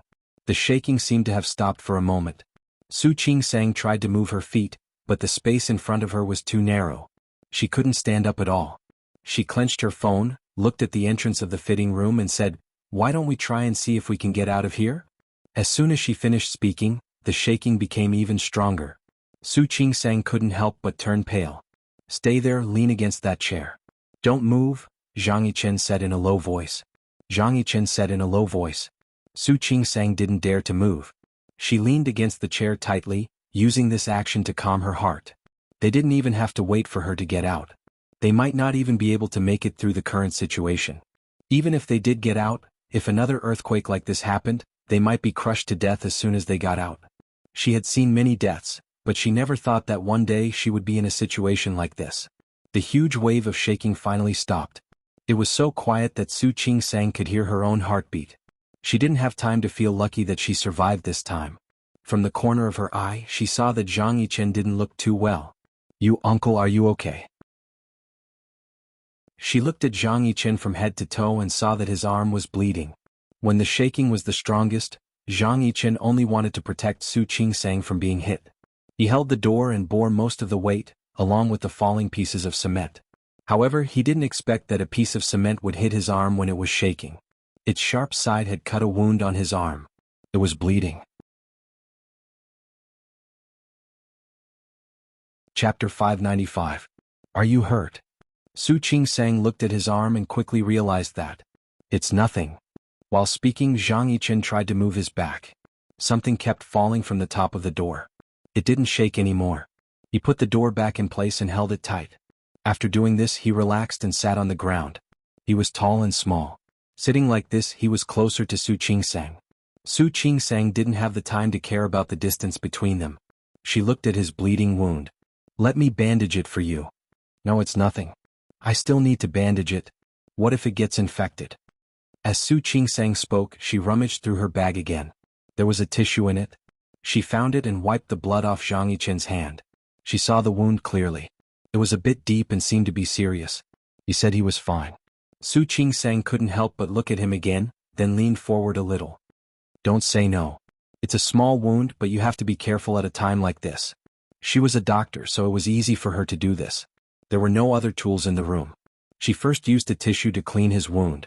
Looking at the piece of red flesh that had been turned over, she felt the pain. There was no gauze here, but the shirt she had just brought in seemed to be made of cotton. It was dirty now. She thought for a while, then tore the bottom of the shirt into pieces, wrapped the wound with a tissue and tied it with a piece of cloth. "I'm sorry. We don't have much space here, so we can only do this. When you get out of here we can bandage it again." She spoke as she tied up his wound. The two of them were very close. There was dust all around them, but Zhang Yichen could see through her dusty face and see what was inside. For some reason his heart was beating fast. He tried to turn his face away. "It's done." Su Qingsang withdrew her hand and stepped back instinctively. However, she accidentally bumped into a chair. She snorted. "Careful." Zhang Yichen held her with his uninjured hand. "Thank you." Su Qingsang thanked him in a low voice. Zhang Yichen withdrew his hand and said calmly, "Thank you." "It's nothing. It's my duty." Su Qingsang actually wanted to thank him. If he hadn't been there to block most of the falling cement blocks with the door, she would have been crushed to death. The space was small, so Su Qingsang and Zhang Yichen didn't have much space to move around. Such a scene undoubtedly made her uncomfortable. She couldn't help but take out her phone and try calling Hu Jinyao again. This time there was no signal. Su Qingsang was frustrated that she couldn't get through. She realized that it might not be suitable for her to go out for an exchange next time. She had only gone out twice in total. One time she encountered a mudslide and the other time she encountered an earthquake. What kind of disaster physique was this? During an earthquake, the Earth's crust will move violently and the magnetic field will be chaotic, which will affect the phone signal. Zhang Yichen's voice brought her back to reality. She lowered her head and realized that she had been calling Hu Jinyao. She shook her head and put her phone back into her bag. "Forget it. I'll just use it as a light. You can use mine when your phone runs out of battery." Zhang Yichen didn't object. It was so quiet that Su Qingsang couldn't hear a single sound. She thought of the shop assistant who gave her the clothes when she came in to try on the clothes. "Right. There seems to be a shop assistant outside. Did you see her when you came in?" Actually, there were two of them. The other shop assistant had gone to get the clothes that she had her eyes on, so there was only one shop assistant left. "I saw her." Zhang Yichen's voice was very soft. He glanced at Su Qingsang, and the look in his eyes made Su Qingsang's heart skip a beat. When I came to find you just now, she was already not breathing. She must have been hit by something. The earthquake came too suddenly. They didn't even have time to react." Su Qingsang bit her lip. She didn't know what to say at this moment. Life was so fragile. She had seen so many births and deaths, but she still couldn't help but feel sad. The shop assistant had just been happily recommending the new summer clothes to her. She had been talking to her, but now she had stopped breathing. She was not far from her. Su Qingsang's eyes were a little red. She blinked and tried to suppress the emotion. The light in the small space was dim, but Zhang Yichen didn't miss the look on her face. He tightened his grip on her hand, then loosened it and turned his face away as if nothing had happened. Su Qingsang didn't have much time to feel sad. She quickly began to think about the problem in front of her. "Will we stay here for a long time?" "Not necessarily." Zhang Yichen glanced in the direction of the fitting room's door. It had been shaking so violently just now. He didn't know what the situation outside was like. The door was blocked and there were gravel outside. He could try to move the gravel away, but if there was an aftershock, it would be very dangerous to dig from the inside to the outside. "Can we only wait for someone to come and save us?" Zhang Yichen glanced at her and put the phone in her hand. He turned around and wanted to try to move the stones. However, as soon as he moved, he could feel dust and debris falling from the top of his head. Stop. Su Qingsang was frightened. She quickly stopped him and said, "We should wait for someone to come and save us." Zhang Yichen glanced at her. This was indeed the only way. He put the door above the two of them again. At this moment he was even glad that the door of the fitting room was made of wood, and the quality was good. There was another silence. Su Qingsang didn't know what to say to him, and she didn't know what she could say. In such a closed space, a man and a woman alone. Su Qingsang felt a little dizzy. It would be great if the person trapped with her was Hu Jinyao. Thinking of this, Su Qingsang suddenly shook off the idea. She didn't want Hu Jinyao to be trapped here as well. Thinking of Hu Jinyao, Su Qingsang's heart skipped a beat. She didn't know when those people would come to save her, nor did she know when she would be able to get out. If she died here, she would never see Hu Jinyao again. Thinking of this, Su Qingsang suddenly couldn't sit still. She hadn't formally confessed to Hu Jinyao. She hadn't told Hu Jinyao. This year of marriage had made her fall in love with him. He was no longer the man she had randomly kidnapped to marry. Everything about him made her fascinated and even loved him to the core. However, she hadn't let Hu Jinyao know yet. Most importantly, she hadn't given birth to Hu Jinyao's child yet. If she really died here, then this matter would become her greatest regret. Thinking of this, Su Qingsang took out her phone again. She tried to call Hu Jinyao again, but she still couldn't get through. She sent a message instead. Zhang Yichen watched her movements. He sat across from her and couldn't see what she was sending, but he knew that it was for Hu Jinyao. He felt a little sad. He turned his face away, not looking at her. "There's no signal. Your message can't be sent." "I know." Su Qingsang nodded and said without looking up, "I'm thinking that if I die here, I'll write my last words." She said it casually. After all, she had been in the hospital for so many years. She had seen both good and bad things. It would be her turn to die eventually. It was just a matter of time. Zhang Yichen grabbed her hand that was sending the message. She was stunned for a moment and found that he had taken her phone. He didn't look at her phone. He just stared at her face and said, "You won't die here." He was confident. Who knows? The earthquake came so suddenly. I don't know how many people will die. If we don't wait until someone comes to save us. Someone will definitely come to save us. Zhang Yichen's voice was very firm. Looking at him, Su Qingsang somehow believed what he said, "But, give me the phone. I told you won't die here. Someone will definitely come to save us." "I believe you." Su Qingsang nodded. "I believe that I won't die here. But I want to leave a message for Hu Jinyao." Zhang Yichen understood what she meant. He reached out his hand again and returned the phone to her. Su Qingsang took the phone and said casually, "People. They will die sooner or later. I believe that we will be saved, but I'm also prepared for the worst." Zhang Yichen looked at her lowered eyes. Because of the light from the phone, her long eyelashes cast a circle of dark shadows on her eyelids. She was very focused on sending the message. She bit her lip as if she was thinking about what to say. She was prepared to die. Before she died, she wanted to leave a message for the person she loved the most in the world. He blinked and felt a little sad. Looking at Su Qingsang, he made up his mind. He wouldn't let her die here even if he had to pay with his life. Su Qingsang not only sent messages to Hu Jinyao, but also to Li Qianxue, Su Yusin, Su Qinghui, Xiang Kaiping and Shi Mengwan. She didn't know when the signal would come back. She didn't even know if they could see the message. But there was a record on the phone. If she really died, she hoped that they would see it. She sent the message to everyone she cared about. Finally, she looked at the screen in her hand. It was on the call window between her and Hu Jinyao. There was only one sentence on the screen. "Hu Jinyao, when I go back this time, let's have a child, okay?" In the 31 years of Hu Jinyao's life, he lived a lonely life. He was hated by his birth mother and ignored by his father. Although old Master Hu cared about him, it couldn't replace the love of his parents. If he had a child, then even if she was gone, he believed that the child could be with him. Su Qingsang clenched the phone and sent the last 6 words. "Hu Jinyao, I love you." Looking at the message waiting to be sent, she calmly put the phone back into her bag. When she looked up, she found that Zhang Yichen was still staring at her. She cleared her throat uncomfortably. "Don't you have anyone you want to talk to? For example, a girlfriend or family?" Zhang Yichen looked at her without saying anything. He did. How could he not? He had lived for more than 30 years, but the first time he fell in love with a married woman. And she was the wife of his nephew. It was so ironic. He was destined to be unable to say those words. No. Why not? Didn't he have anything to say to his parents and family? Zhang Yichen looked at an unknown spot behind Su Qingsang. His voice was very low. "From the day I put on the uniform, I was prepared to sacrifice."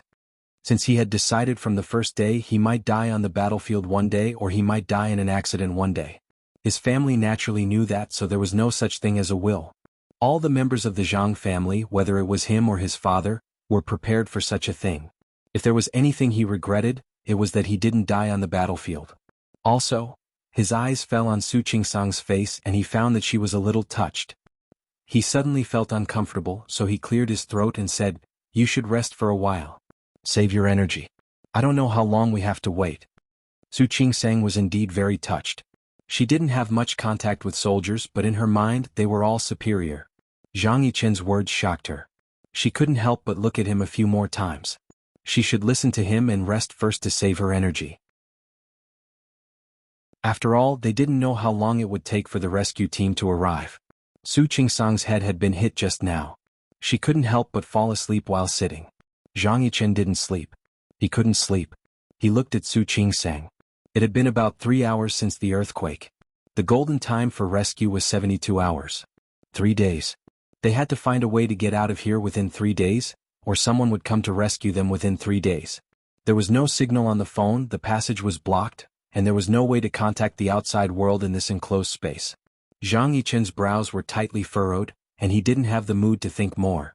He dimmed the light of his phone and put it in his pocket. This way he could have a light source and save electricity.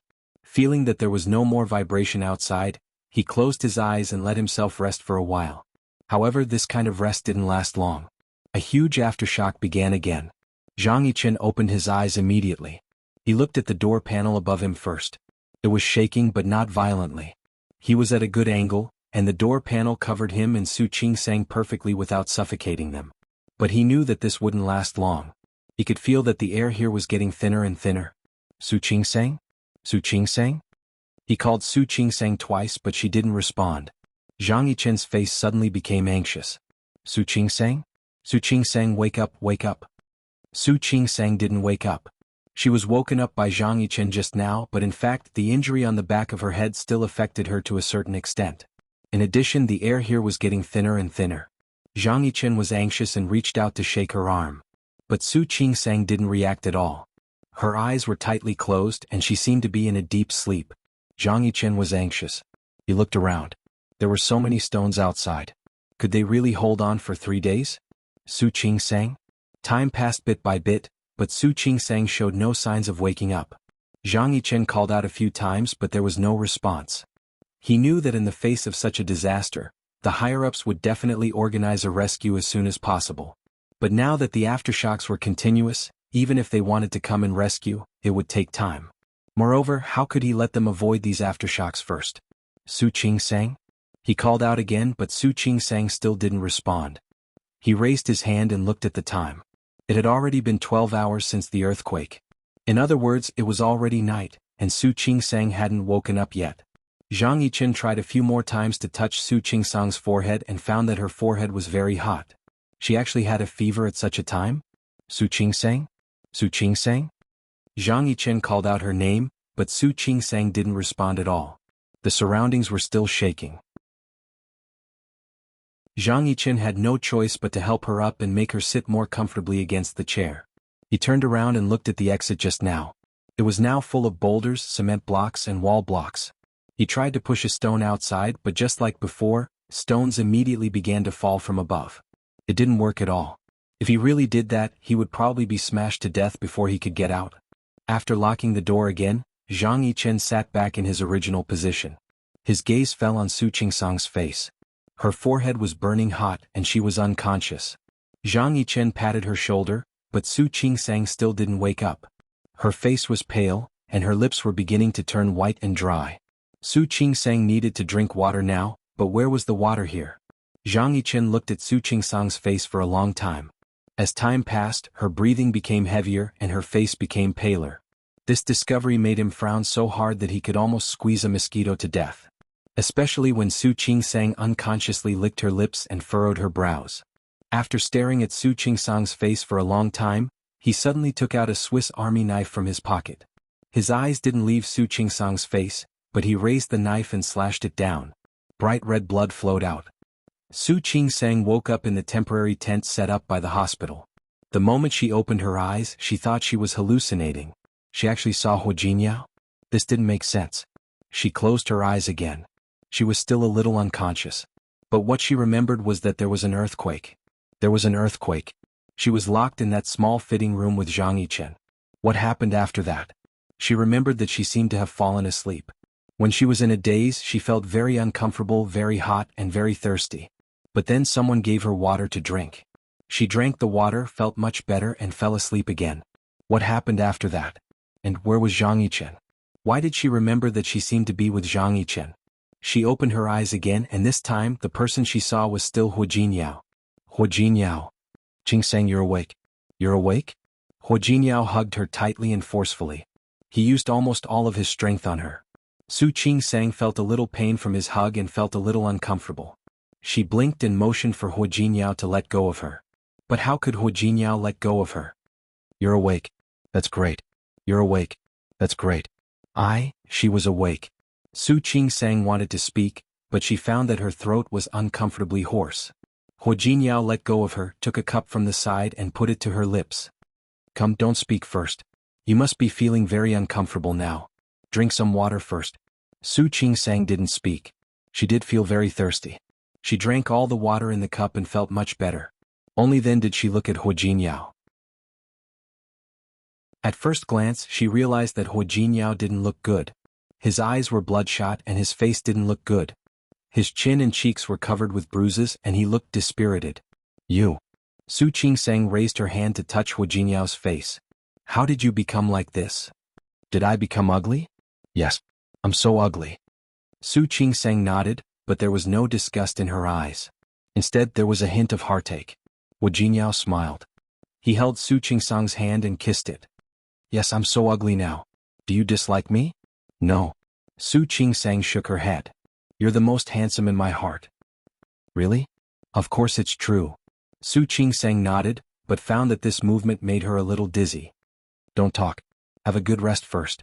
Hu Jiniao supported her and let her continue to lie down. Su Qingsang was about to lie down, but she didn't forget to ask him, by the way, why are you here? How long has it been? How's it outside? Don't talk. Rest. I'll tell you what you want to know slowly. Su Qingsang was silent. She looked around and realized that she was the only one in the tent. I received your call that day. But you hung up. At first, Hu Jiniao thought that Su Qingsang had accidentally pressed the wrong button. However, he had a feeling of unease before. He immediately called Su Qingsang back. However, Su Qingsang didn't pick up the phone. Not only did she not pick up the phone, but she also couldn't get through to him. He became more and more worried. Before he could continue calling back, Yang Wenchang brought him a piece of bad news that shocked him. There was an earthquake in Sea City. He was completely dumbfounded. He originally thought that something might have happened to Su Qingsang, but he didn't expect it to be an earthquake. He couldn't care less about anything else. He kept trying to contact her, but it was useless. Hu Jiniao knew that there was an earthquake here, so how could he sit still? He wanted to rush to Sea City, but no one was allowed to come. Other than the rescue, there were also volunteers. If anyone else came, they would only cause trouble. Hu Jiniao wasn't here to cause trouble. He was here to find someone. He immediately donated a large sum of supplies to the disaster area. Then he used this sum of supplies to come to Sea City. After he arrived, he began to ask the relevant rescue personnel to look for Su Qingsang. The hospital where Su Qingsang was at was the largest hospital in Sea City. It should be easy to find her. It wasn't easy for him to contact the hospital and Sun Huiya. However, she told him that Su Qingsang had left early in the morning and she didn't know where she was now. When the earthquake happened, the doctor who came with Sun Huiya was in the clinic. Her clinic was on the first floor, so when the earthquake happened, she immediately ran out.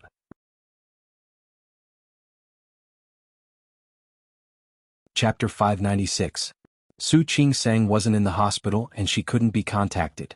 Su Qingsang's condition was unknown. Every piece of news stimulated Hu Jiniao's nerves, especially when he found out that Su Qingsang had gone out to buy clothes. He really wanted to slap himself. When Su Qingsang wanted to pack her luggage, he should have asked her to bring more clothes and buy things in Sea City. It was all right now. She was the only one in trouble. Sea City was so big and there were so many department stores. Hu Jiniao had no idea which department store he should go to find Su Qingsang. At this moment he thought of Zhang Yichen. He knew that Zhang Yichen's unit was here. It would be much easier for him to find Zhang Yichen than to find Zhang Yichen himself. However, when he contacted Zhang Yichen's unit, he found out that Zhang Yichen was not in the unit. Not only was he not in the unit, but he seemed to have experienced an earthquake as well. Hu Jiniao had a bad feeling. That kind of premonition came from the fact that both Zhang Yichen and Su Qingsang had encountered an earthquake at the same time. They lost contact with Su Qingsang for 2 days and 2 nights. From the moment Hu Jiniao received the news to the moment he lost contact with Su Qingsang for 2 days, Hu Jiniao felt as if his heart was being grasped by someone. He couldn't calm down at all. Whenever he thought that something might happen to Su Qingsang, he couldn't stay calm. He had no choice but to look for his great-aunt Hu Yangxiu. Hu Yangxiu was also anxious, because Zhang Yichen was also in trouble. Who was Zhang Yichen? He was the youngest son of the district commander, and was already a senior colonel. The last thing Hu Yangxiu heard was that Zhang Yichen was trapped in Chunwei department store. There were 3 Chunwei department stores in Sea City. She wondered which one Zhang Yichen would end up in. There was no signal on the phone. When the signal was restored, they began to locate Zhang Yichen. Hu Jinyao's heart skipped a beat when he found out that Zhang Yichen was in the department store. He trusted Zhang Yichen and Su Qingsang. He believed that it was impossible for the two of them to have any interaction. That was until he got the exact news that Zhang Yichen was buried in a department store. He rushed over immediately. He didn't know why he had to go there. He believed that Zhang Yichen couldn't be with Su Qingsang. However, when he finally found Zhang Yichen, Hu Jinyao felt lucky. She was glad that Zhang Yichen was with Su Qingsang at that time. For the rest of his life he would never forget what he had seen that scene and, Jinyao? Su Qingsang glanced at Hu Jinyao, wondering why he was daydreaming again. Hu Jinyao stopped thinking and looked into Su Qingsang's eyes. The corners of his mouth twitched. What happened? Now that Su Qingsang had woken up, she naturally remembered something. I remember that I was with uncle. How is he? Su Qingsang was very grateful to Zhang Yichen. If he hadn't arrived in time and shielded her with the door, she would have been crushed to death. It was a fact that Zhang Yichen had saved her life. He's fine. Hu Jinyao looked at Su Qingsang's face and asked the question. Why are you with uncle? Su Qingsang had just woken up when she was hit on the back of her head. At that time she thought she was fine, but in fact she wasn't in good spirits at the moment, so she didn't notice the slight jealousy in Hu Jinyao's words. I was going to buy some clothes. Uncle happened to come to the hospital to see a pregnant woman. He said that he was familiar with Sea City, so he gave me a ride. Hu Jinyao didn't say anything. He just held Su Qingsang's hand and said, Uncle came to the hospital to see a pregnant woman? Su Qingsang nodded. Thinking of Chen Yi, she suddenly sat up again. How are Director Sun and the others? Are they okay? And Chen Yi? All right. Don't worry about others for now. Hu Jinyao held her hand and pressed her back. You're very weak now. What you need to do is to rest well. Are they all okay? All? Director Sun, Ling Fei, Dr. Chen, and Dr. Li are all okay? They're all okay. Hu Jinyao nodded. When the earthquake came, Dr. Sun and the others happened to be in the clinic on the first floor. They ran outside as soon as the earthquake happened. So they're all right. That's good. Su Qingsang breathed a sigh of relief. It was good that Director Sun and the others were all right. Where are they now? There were a lot of casualties. They're all going to help now. Hu Jinyao looked at Su Qingsang and suddenly gently hugged her body in his arms. Qingsang, no matter where there's such an exchange in the future, don't go. Okay. He didn't say anything else, but Su Qingsang could understand what he meant. She had only gone out twice in total. One was a mudslide and the other was an earthquake. Her luck couldn't be any better. How can there be a next time? Su Qingsang had the same thought, but she really didn't think that her luck would always be so good. These are all coincidences. The probability is low. I don't care. Anyway, you're not allowed to go next time. Okay. Next time, I won't go anywhere other than to study. Okay. You can't study either. Hu Jinyao couldn't describe his feelings when he found out that there was an earthquake in the place where Su Qingsang was. He never wanted to experience that kind of feeling again in his life. Su Qingsang looked at him and the corners of her lips curled up slightly. There seemed to be a hint of helplessness. She was still a little listless. Hu Jinyao got up and took a bowl of porridge from the side. There's only this now. Simple porridge. Boil it with boiling water. Make do with it. There were still aftershocks from time to time, and there were still many disaster victims who hadn't been settled down. These were brought over by Hu Jinyao. The porridge could be drunk with boiling water, but the taste couldn't be compared to the porridge at home. Why would I care about these things now? It's good enough that I have something to eat. She was indeed hungry. She watched as Hu Jinyao brought the porridge over. By the way, how many days has it been since the earthquake? Today is the 3rd day. The 4th day? Su Qingsang blinked. Then how many days was I trapped in there? Why don't I remember? 2 days. Hu Jinyao really felt a lingering fear when he said this. You were trapped for 2 days. After you were rescued and confirmed that your life was not in danger, you were placed here. After you were rescued, you slept for an entire day. Su Qingsang nodded. She wanted to ask more, but Hu Jinyao had already started feeding her porridge. She could only eat first. The porridge didn't taste good, but at this time, under such conditions, Su Qingsang couldn't be picky. After finishing a bowl of porridge, Hu Jingyao put the bowl aside. Is there anything else you want to eat? I'll ask Yang Wenchang to try his best to send it over. The first batch of supplies were instant noodles, bread, biscuits and so on. It would take some time for a hot meal to be eaten. It's okay. I understand. Su Qingsang waved her hand. She listened for a while. From time to time, she could hear the sound of sirens and people coming and going outside. Where are we now? The empty space outside the hospital. They're all temporary tents. How's the hospital? Can't they be used? Of course not. The aftershocks are still there. It's too dangerous to stay inside. Su Qingsang pursed her lips. Are the casualties very high? Yes. Hu Jinyao nodded. The statistics showed that there were already hundreds of people. There were still those who were missing or not found. Su Qingsang was in a bad mood, and Hu Jinyao didn't know what to say. In the face of such a disaster, human strength was too small. Hu Jinyao, I feel terrible. For those who left, those who were missing, and those who were injured. I know. Hu Jinyao wasn't in a good mood either. He was born into a good family. Other than the kidnapping when he was young, which caused him to suffer all kinds of torture. It was also the first time he had seen such a tragic situation. I've already asked someone to send another batch of supplies over. However, we can't help with the rescue for the time being. They're more professional than us. Don't think too much. Rest well. Your body is still very weak. Su Qingsang looked at him and nodded heavily. The wind and rain were raging outside, but inside the small tent, it formed a small world of its own. Su Qingsang leaned her face against Hu Jinyao's chest. Her eyes were a little moist. She had survived. She had survived when she thought she was going to die. However, there were some people who weren't as lucky as she was. Hu Jinyao. Yes. I sent you a message. Did you see it? No. But I found your phone. It's over there, but it's out of battery. What message did you send? Hu Jinyao. Let's go back and have a child. Hu Jinyao was stunned for a moment. He lowered his head to look at Su Qingsang and she happened to look up at him. Her eyes were glistening with tears. There seemed to be a lot to say. Didn't you say we'll talk about it later? But I don't want to be late. Su Qingsang bit her lip. I almost died this time. When I was about to die, I was thinking that I hadn't given you a child yet. She wrapped her arms around his waist and rubbed her little face against his chest. At that time, I really regretted it and I really regretted it. If I had a child, then if I was gone, that... She couldn't finish her sentence because Hu Jinyao covered her lips. That day won't come. Looking into Su Qingsang's eyes, he leaned over and kissed her on the eyelid.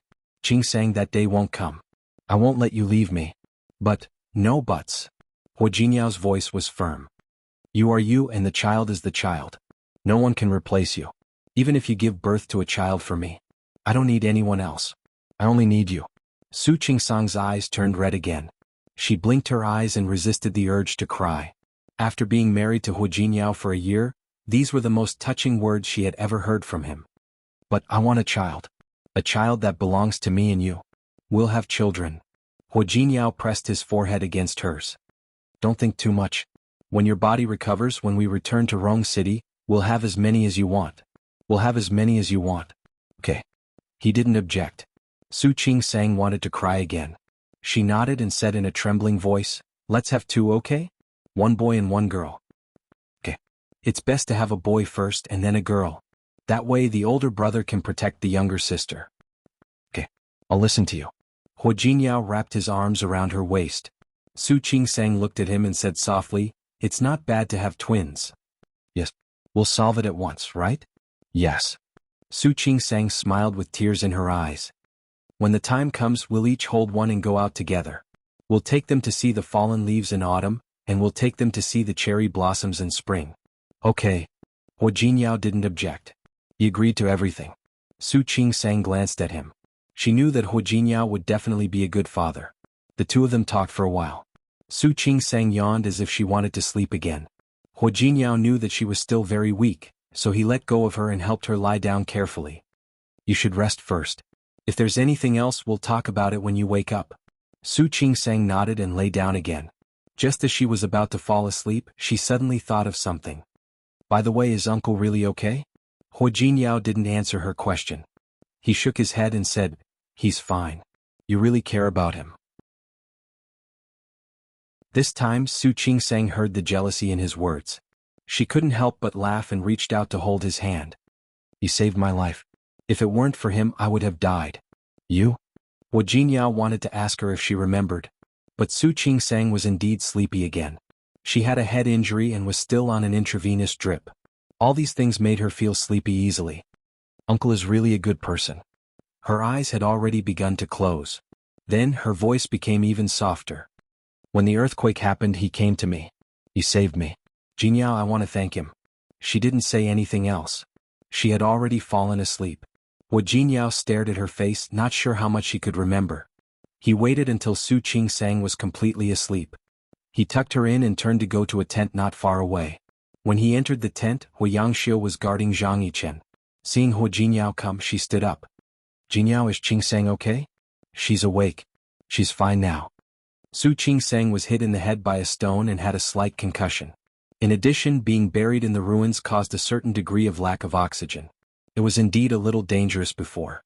But the doctor said that as long as she woke up, she would be fine. Now that she was awake, she should be fine. "It's good that she's fine. It's good that she's fine." Hu Yangxiu was relieved. When she turned to look at Zhang Yichen, who was lying on the bed, her expression turned into worry. "I just don't know when Yichen will wake up." "Uncle will be fine." Wu Jinyao glanced at Zhang Yichen. His face was very pale. He was lying there motionless. When Zhang Yichen was rescued, Hu Yangxiu wasn't there, so she could face him so calmly now. If Hu Yangxiu had seen that at that time, Hu Jinyao really couldn't guarantee that Hu Yangxiu would still be able to talk to him calmly like she was now. Zhang Yichen could have been fine. Why didn't he wake up now? One reason was that his internal organs were injured, and the other was that he had lost too much blood.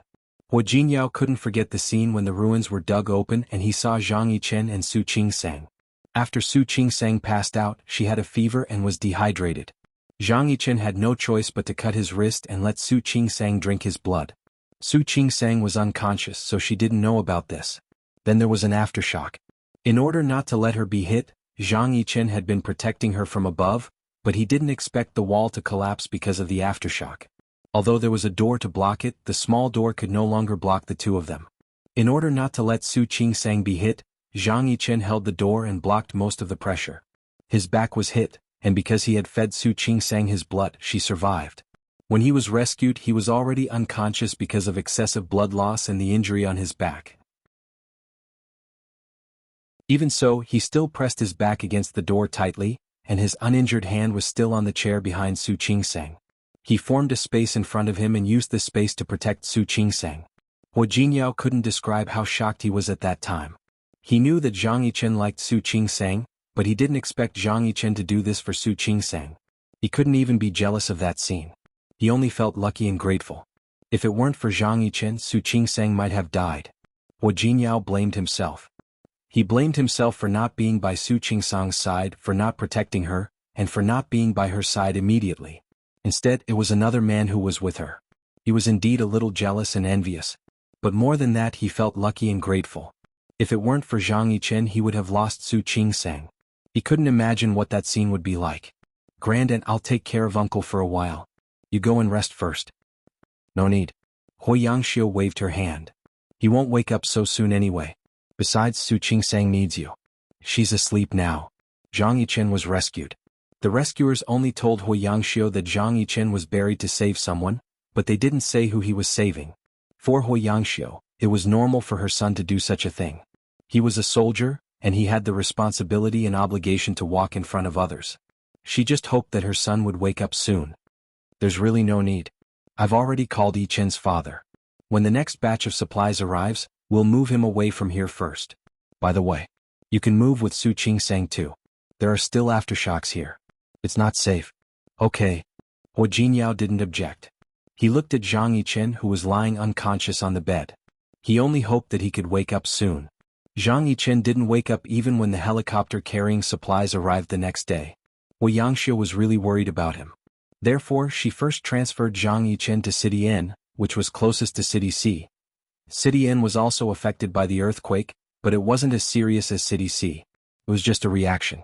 Su Qingsang also moved with him. After a night's rest, her body had mostly recovered. She wanted to help, but how could Hu Jinyao agree? She was injured and her body hadn't recovered yet. She still needed someone to take care of her, so how could she save others? No matter what Su Qingsang said, Hu Jinyao didn't agree to let her stay.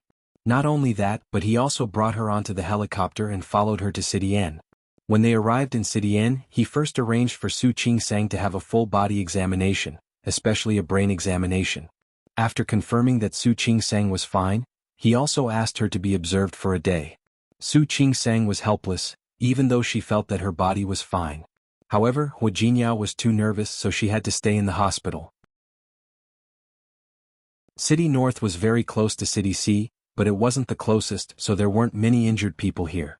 There were more people in the hospital than usual, but because of Hoi Yangxiu, they were now in the military hospital, so it couldn't be as crowded as in other hospitals. Su Qingsang was much more energetic today. However, Hu Jinyao insisted that she stay in bed to rest. She felt that she had slept too much, but Hu Jinyao didn't think so. He always felt that only in bed could be considered rest. This made Su Qingsang feel very helpless. After lunch, Su Qingsang was going to take a nap. However, after she closed her eyes, she couldn't fall asleep. Just as she was about to ask Hu Jinyao if he wanted to rest for a while, she heard the sound of him going outside. Zhang Yichen woke up. Hu Jinyao heard the news when he delivered Su Qingsang's food. His ward was next to Su Qingsang's, which was also arranged by Hoi Yangxiu.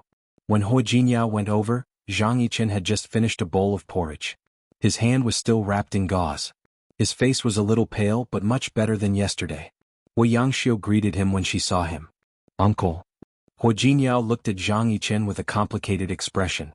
When Zhang Yichen saw him, his lips moved, but when he saw Hoi Yangxiu next to him, he didn't say what he wanted to ask. "Mom, I want to eat grapes.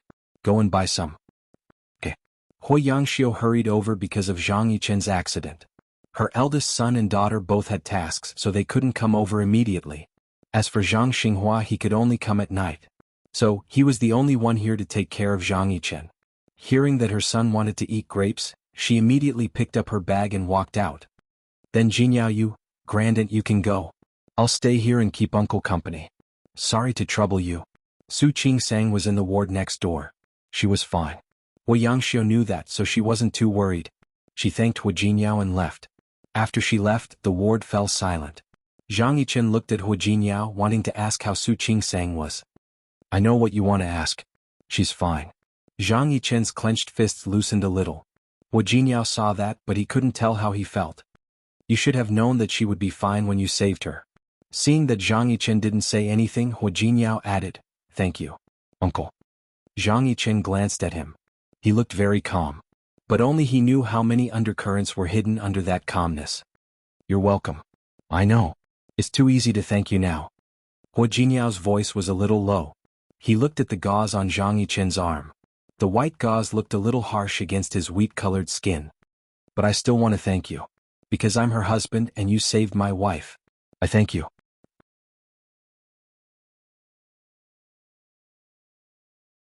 Chapter 597. I didn't do it for you. After saying that, Zhang Yichen was afraid that Hu Jinyao would misunderstand, so he added, "I'm a soldier of the people. Have you forgotten? No matter who it was, I would have saved her in that situation." His voice was a little hoarse.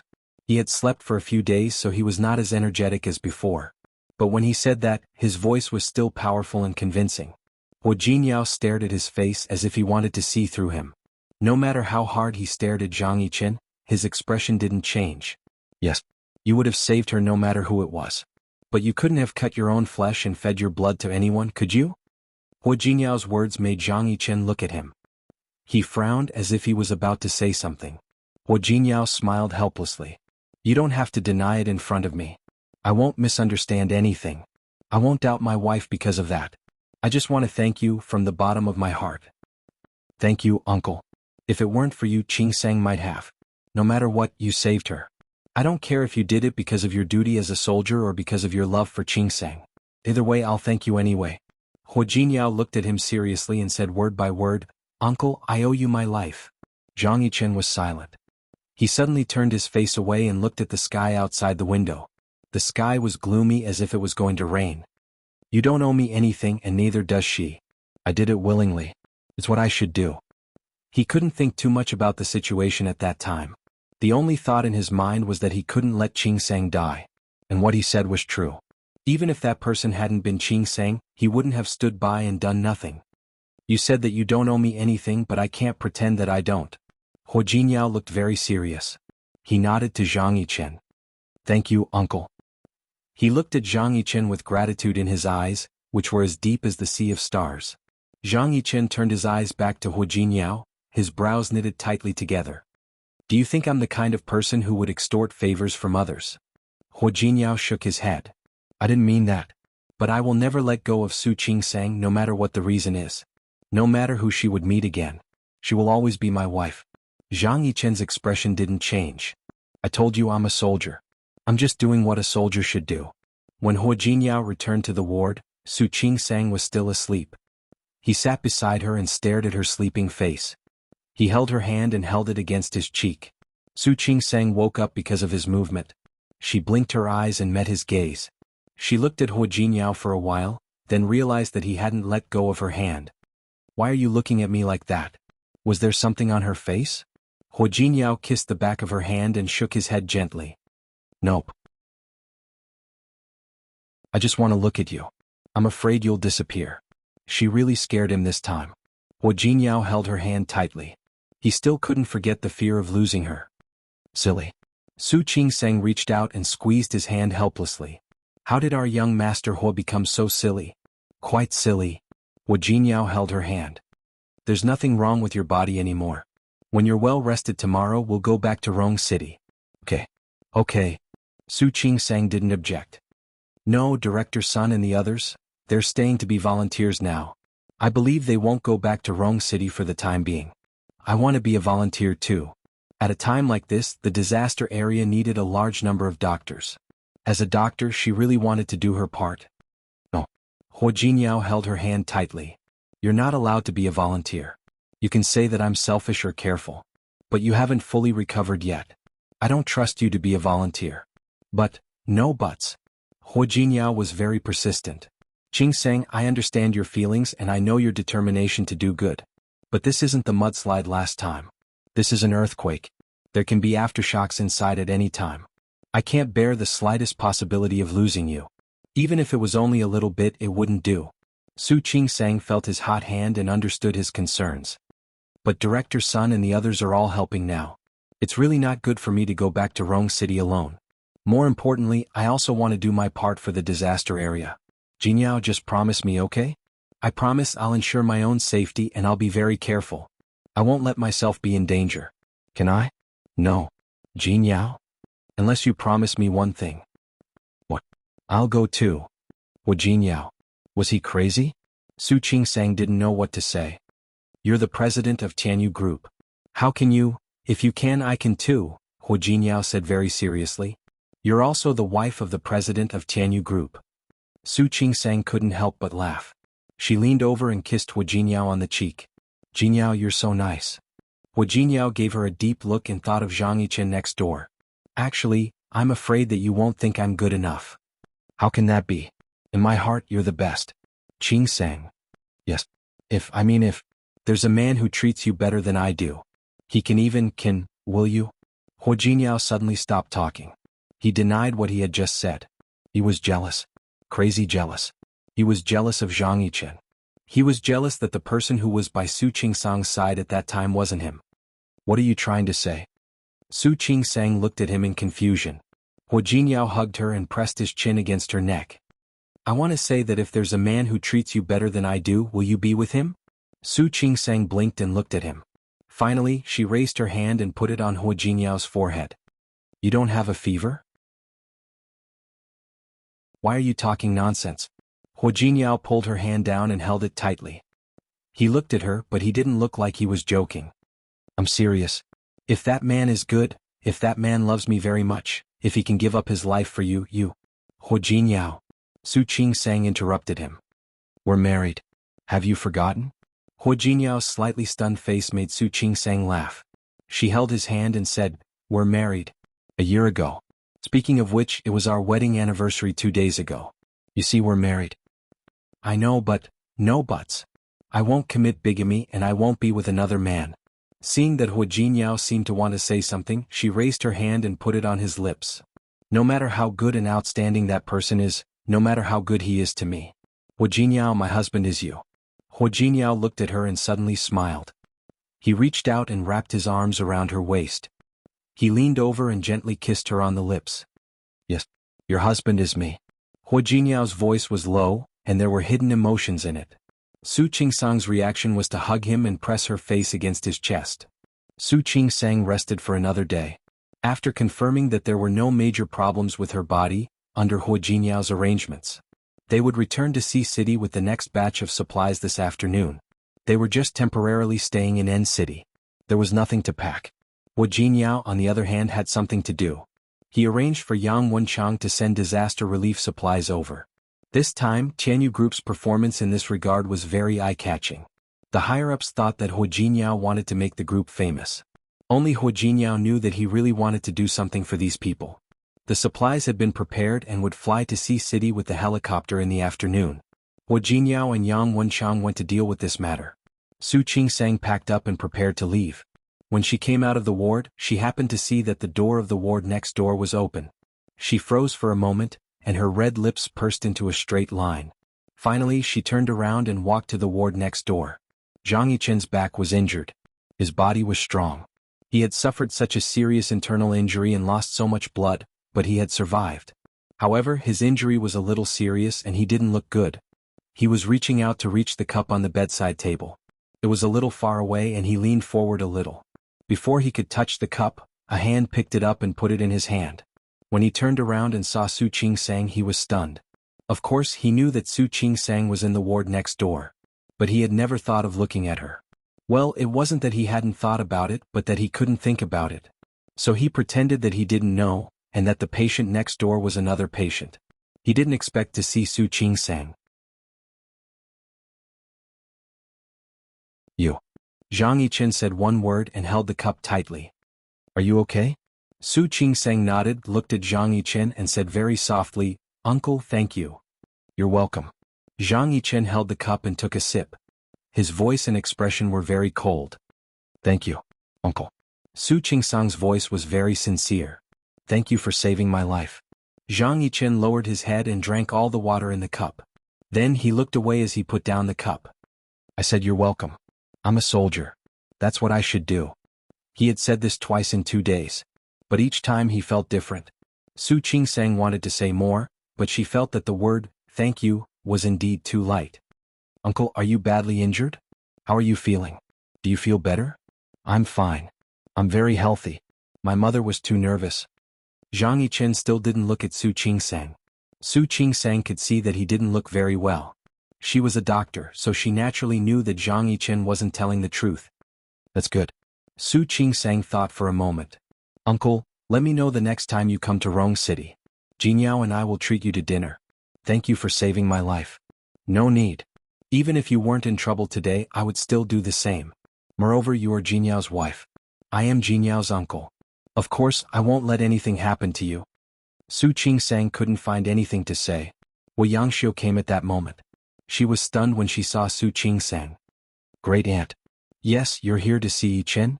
Yes, I'm here. Thank you, uncle. Before she could finish the last 5 words, Zhang Yichen interrupted her. Mom, didn't my father say he was coming? Where is he? He went to command the disaster relief. Wu Yangxiu knew her husband. He went after knowing that you were fine. They say that there must be a big family before there can be a small family. It's not like you don't know what kind of person your father is. Great aunt, uncle, you guys talk. I'll leave first. Su Qingsang could tell that Zhang Yichen didn't want her to stay here. She said goodbye to Wu Yangxiu and turned to leave. Wu Yangxiu wanted her to stay for a while. After all, they were relatives and she liked Hu Jiniao very much. However, Zhang Yichen asked her to pour water at that moment. After Hu Yangxiu poured the water, Su Qingsang had already left. Child, you're Jiniao's wife no matter what. Why are you so cold to her? Zhang Yichen took the water from her hand and didn't answer Hu Yangxiu's question. However, out of the corner of his eye, he kept looking at the door of the ward. With his sharp ears, he listened to the rhythmic footsteps as they walked away bit by bit, until he could no longer hear them. He put the cup back on the bedside table and didn't respond to Hu Yangxiu's next words. Su Qingsang followed Hu Jiniao into the helicopter. After that, there were a few more aftershocks that could be clearly felt in Sea City. It was indeed a dangerous place. However, Su Qingsang was very determined. When she returned to Sea City, she went to see Sun Huiya and the others first. The doctors who came to Sea City this time were now using one person as a few people. They weren't divided into any departments. When the injured came, they directly started. 72 hours of the Golden Rescue had passed, but the injured were still being sent over. The hospital's tent was full of people. The disaster this time was very serious. No one expected it to be like this. Why are you back? Seeing Su Qingsang, Sun Huiya's voice changed. Nonsense, aren't you injured? Go home. Director Sun, I'm fine. Just let me do my part. Su Qingsang's attitude was firm. Although Sun Huiya was helpless, now was indeed the time for a doctor. She waved her hand and didn't say anything else. Su Qingsang quickly threw herself into her work. As for Hu Jinyao, he also volunteered. What surprised Su Qingsang wasn't the fact that Hu Jinyao volunteered, but how he did it. He didn't put on a volunteer's uniform and put on an act. Instead, he was really using his own way to help these people. He carried stretchers, helped carry beds, and delivered water to the villagers.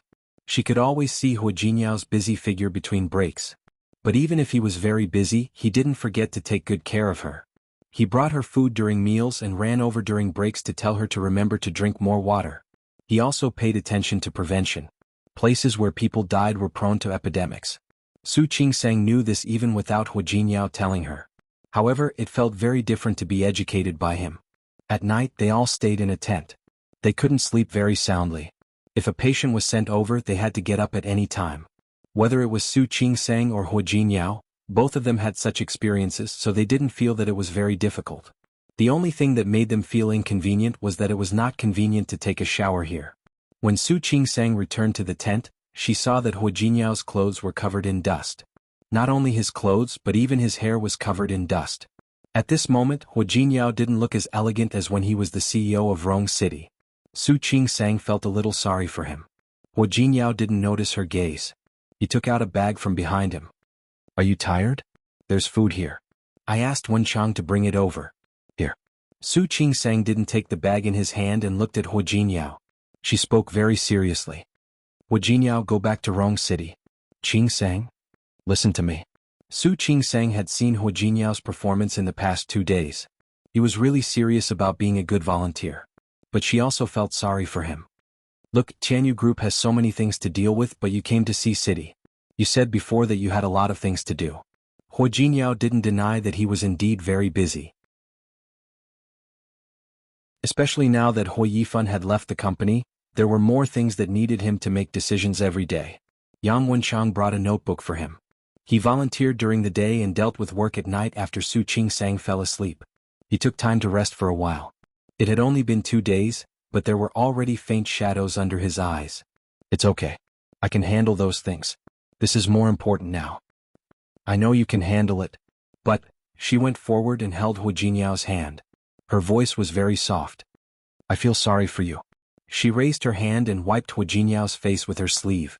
She actually knew that Hu Jinyao had a slight obsession with cleanliness. But now he was busy in such an environment. Hu Jinyao, I feel sorry for you. I want you to go back. Continue to be the omnipotent CEO. Hu Jinyao looked at her and held her hand. Wife, you feel sorry for me. Don't I feel sorry for you? Su Qingsang was clearly a doctor in the obstetrics and gynecology department, but what she had done in the past 2 days had nothing to do with the obstetrics and gynecology department. You're here to help the disaster area, but you're chasing me back. Haven't you ever thought that there will still be aftershocks here from time to time? If I really leave here, will I be worried about you? The situation is basically stable now. Even if there are aftershocks, I believe it won't be too serious. Also, Su Qingsang tried to persuade Hu Jinyao, but Hu Jinyao didn't accept it. Wife, either you go back with me, or I'll stay with you. In short, I won't let you go alone. In such an uncertain environment, you'll experience the fear and worry from before. Su Qingsang was speechless. Her throat was a little blocked. She wanted to say something, but in the end she could only reach out and hug Hu Jinyao. Hu Jinyao, did I tell you that I love you? Yes. You're saying it now. Then did I tell you that I like you because you're you? Even if there's a better man than you who treats me better than you, I can't like him? She was answering his question from the other day. Hu Jinyao smiled and wrapped his big hand around her waist. Moreover, Su Qingsang raised her head to look at him. Her eyes, which were slightly bloodshot because of exhaustion, were still as bright as stars. In my heart, there will never be a man who is better than you, who treats me better than you. Hu Jingyao laughed. He laughed so hard that his chest was shaking. Su Qingsang's face was pressed against his chest, and the corners of her lips curled up slightly with a faint smile. When Su Peijian entered the room, there was not only the smell of alcohol, but also the smell of cigarettes. The room was still very dark and the lights were not turned on. The smell of the entire room was unbearable. She turned on the lights and opened the curtains. The dazzling light made Hu Yifan, who was lying on the bed, open his eyes. When he saw that it was Su Peijian, he turned over, pushed the bottle of wine in his hand and went back to sleep. Looking at him, Su Peijian's heart was filled with hatred. She turned around and went to the bathroom to get a basin of water. She walked to the bed and splashed it on Hu Yifan's face. Hu Yifan had to get up. He stared at Su Peijian as if he was looking at an enemy. Are you crazy? What are you doing? What am I doing? I want to ask you now, what are you doing? What am I doing? Hu Yifan sneered and wiped the water off his face. What else can I do now? Tell me, what else can I do now? I don't know what you can do now. I only know that no matter what you do now, it's better than you being drunk here. Better? How is it better? Hu Yifan got up from the bed. His clothes were wet, so he took them off. He walked up to Su Peijian and reached out to pinch her chin. What else can you use me for? Tell me. Hu Yifan. Su Peijian waved his hand away. Let me tell you, what else can I use you for now? Look at you. Not to mention Hu Jingyao, even I would be able to beat you to the ground. Do you believe me? Of course I do. Why not? Hu Yifan grabbed Su Peijian's arm and pressed her against his body. You don't have to hit me. I'll lie on top of you. Not only will I lie on top of you, but I can also move and make you slap. Hu Yifan was slapped in the face. He glared at Su Peijian. Not only was Su Peijian not afraid, but she slapped the other side of Hu Yifan's face. Hu Yifan, are you awake now? Su Peijian. Hu Yifan gritted his teeth and looked a little fierce. Let me tell you. No one has ever dared to hit me. You're the first. Is that so? I'm sorry, I want to tell you too. I've never hit a man before. You're the first too. You, what about me? Su Peijian sneered and glared at him. I only know that Hu Jingyao is not in Rong City now. I also know that he accompanied Su Qingsang to Sea City. I also know that there's an earthquake in Sea City now. And Hu Jingyao hasn't come back yet. And tell me, what do you know?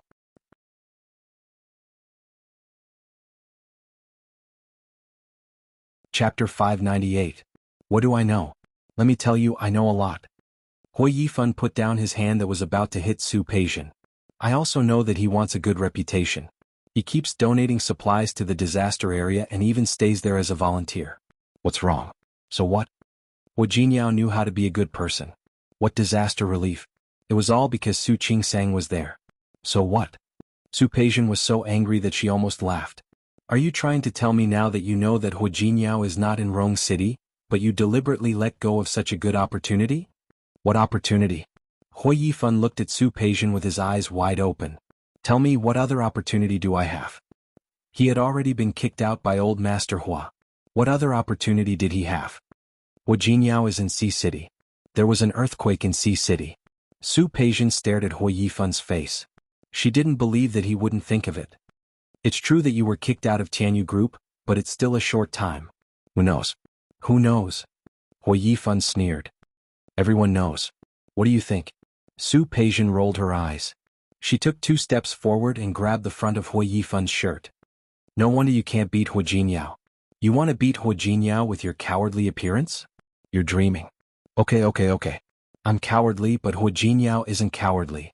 If Hu Jingyao isn't cowardly, why are you here? Go find him. But the problem is, Hu Yifan looked at Su Peijian up and down with extreme contempt and sneered. He doesn't like you. Su Peijian was annoyed. She raised her hand and was about to slap Hu Yifan again. This time her slap missed. Hu Yifan grabbed her hand and pulled her into his arms. Don't you just want me to take over Tianyu Group? You want to be the wife of the president of Tianyu Group. You want to suppress Su Qingsang, right? So what? Su Peijian looked at him. Can you give it to me? Of course. But the premise is that Hu Jingyao dies first. Do you dare to do it? Su Peijian smiled. She stared at Hu Yifan and said in a cold voice, Hu Yifan, I won't do something like killing 1,000 enemies at the cost of 800 lives. I'm telling you, I'm a person who can do anything, but I won't do anything illegal. It wasn't like something like this had never happened in Lin City before. I really don't like Su Qingsang and Hu Jinyao, but I don't want to kill them. Wu Yifan. You have to understand that only when you have freedom will you have a chance to get the Tianyu group. If you have no freedom, even if you get the Tianyu group, you can only stay in prison. Then what else is there to say? Hu Yifan let go of her and pushed her away. If Hu Jinyao doesn't die, I'll never have a chance. What else can I say? Not necessarily. Su Peijian took a step forward and looked at Hu Yifan. The last time I went to see Grandpa, he didn't pay much attention to me. But I heard one thing. What? Sea City is a good place. Su Peijian looked at Hu Yifan with a calculating look in her eyes. I'm willing to do this myself. But during this time, go to Grandpa for me. I don't care if you cry or beg. Ask Grandpa to let you go back to Tianyu Group first. If that doesn't work, go beg Uncle. Wu Jinyao doesn't have a good relationship with his parents. But Uncle should still have a good impression of you. Go beg Uncle. No matter what method you use, let them get you back to Tianyu Group. Leave the rest to me. Leave it to you? Su Peijian's words made Hu Yifan raise his eyebrows. What are your plans? If you didn't want to get rid of Hu Jinyao, how would you have the ability? If you don't believe in my ability, you can do as I say. Su Peijian pushed her hair back. In short, your opportunity is right in front of you. If you can't enter Tianyu Group, then all my previous efforts will be in vain. Okay, I'll wait and see. Hu Yifan stepped forward and pinched her chin. If you can really make Hu Jinyao forget about the company's matters, I have a way to get Tianyu Group. At that time, I'll definitely marry you into the Hua family and make you the wife of the CEO of Tianyu Group. Okay, I'll wait. As Su Peijian spoke, she waved Hu Yifan's hand away and took out a document from her bag. Here. What's this? A gift for you to ask for forgiveness from Old Master Hua. Su Peijian narrowed her eyes. You don't think that Old Master Hua will let you go back if you don't do anything, do you? Hu Yifan took out the document and glanced at it. His expression immediately changed. How did you get it? You don't have to care how I got it. In short, with this greeting gift, it's only natural for you to return to Tianyu Group. After you go back, keep a low profile, but this plan must be done beautifully and well. Otherwise, you still won't have a foothold in Tianyu Group. Wu Yifan looked Su Peijian up and down. He couldn't help but lean over and kiss her on the cheek. Woman, I really think that my brother chose your sister first and didn't choose you. He's blind. Of course he's blind. Su Peijian sneered. Her abilities and methods were far superior to Su Qingsang's. Only a man like Hu Jinyao, who had no taste, would treat Su Qingsang like a treasure. He's blind, but I'm not. As Hu Yifan spoke, he picked up Su Peijian and pulled up her clothes. What are you doing? You still have the mood to think about this at a time like this? At a time like this, the more I think about it. Don't worry, with this gift here, Old Master Hua will definitely agree for me to return to Tianyu Group. Su Qingsang and Hu Jinyao held hands and stood on a slope, looking at the lights in front of them. It had been more than 20 days since the earthquake. The two of them had been helping here for a week. Now that the situation in the disaster area had basically stabilized, the injured had been settled. As for those who had already left, they couldn't control it. The higher-ups were very satisfied with the performance of their medical team. Now that the situation had stabilized, the local hospitals adjacent to Sea City had sent people over to help. Now that their mission was considered completed, arrangements had been made for them to leave. The airport of Sea City was damaged in the earthquake. It couldn't be used for the time being. They had to take a helicopter to N City first. Then they would transfer from N City to Rong City. When the two of them got on the helicopter the next day, they didn't expect that the person who came to pick them up would be Zhang Yichen. Uncle? Uncle. Hu Jinyao looked at Zhang Yichen. A week had passed. Zhang Yichen's injury seemed to have recovered. His face had returned to a healthy wheat-colored color. He looked much more energetic. He was wearing a military green shirt. His sleeves were rolled up. His muscular arms were exposed. Uncle's injury has recovered? Hu Jinyao carefully looked at Zhang Yichen. He looked in good spirits and seemed to have really recovered. Yes. Zhang Yichen nodded, but his eyes didn't fall on Su Qingsang. I'm going to N City. Have you been here for a long time? I've been here for 2 days. There were many things to do in the disaster area. As a soldier, he had his own responsibilities. Uncle's injury hasn't recovered yet, right? Why don't you rest for a while? Hu Jinyao's voice was filled with concern. Does Grandaunt agree with you doing this? I'm already fine. Zhang Yichen's slightly cold voice was heard. He signaled them to sit down with his eyes. In addition to Hu Jinyao and Su Qingsang, Su Qingsang's colleagues from the hospital who came over this time were also with them. They knew that Hu Jinyao was very capable, but they didn't expect a soldier to know him. Everyone got on the helicopter. Soon the helicopter took off. Su Qingsang sat next to Hu Jinyao. She looked out of the helicopter. Before she came, it was an extremely prosperous city with green mountains and clear water. Now that he looked over, all he could see was a mess. She was not in a good mood. Hu Jinyao held her hand. She turned to look at Hu Jinyao and shook her head gently at him, indicating that she was fine. In less than a month, she had experienced life and death and seen through it. Although she couldn't completely accept it, she was much calmer than when she first faced it. Zhang Yichen kept looking forward, as if he didn't see Hu Jinyao and Su Qingsang holding hands. When they arrived at N City, the helicopter landed at the airport. Su Qingsang and Hu Jinyao were the last to get off the helicopter. Hu Jinyao got off first and reached out his hand to Su Qingsang. Su Qingsang took his hand and jumped off the helicopter. When she turned to face Zhang Yichen, Su Qingsang nodded very politely. "Thank you, uncle." "Goodbye, uncle." Zhang Yichen responded coldly. Su Qingsang turned to leave. Before she left, she glanced at Zhang Yichen's wrist. There was a scar there that looked very new. She had never seen it before. Hu Jinyao put his hand on her shoulder at the right time. She also thanked Zhang Yichen. "Thank you, uncle. When you have time, go to Rong City this week. I'll treat you to dinner. We'll talk about it then. I guess they'll be very busy recently and won't have time to go to Rong City." They all knew that Zhang Yichen's unit was in C City. Before this matter was completely over, he probably wouldn't have time to return to Rong City. Hu Jinyao was just being polite. In fact, he really didn't want to see Zhang Yichen now, even if he was his own uncle. The two of them didn't return to Rong City with Sun Huiya and the others. Instead, they got on the plane to Lin City. Li Qianxue knew that Su Qingsang had experienced an earthquake. She was so worried that she almost came with them. If Hu Jinyao hadn't contacted her in time and told her that Su Qingsang's condition was stable, Li Qianxue would have flown to the disaster area without a care. When she heard that Su Qingsang didn't return to Rong City after she was fine, but stayed in C City, she was very worried. However, Su Qingsang seemed to be fine. She called her every day to tell her that she was safe. She didn't mention anything about the disaster area. Just because she didn't say anything didn't mean that Li Qianxue didn't know. There were reports on TV, the news, and the internet every day. How many aftershocks had happened? What changes would there be? Under such circumstances, how could Li Qianxue not worry about Su Qingsang staying there? She paid attention to the news every day. After the communication was restored, she asked Su Qingsang to contact her every day.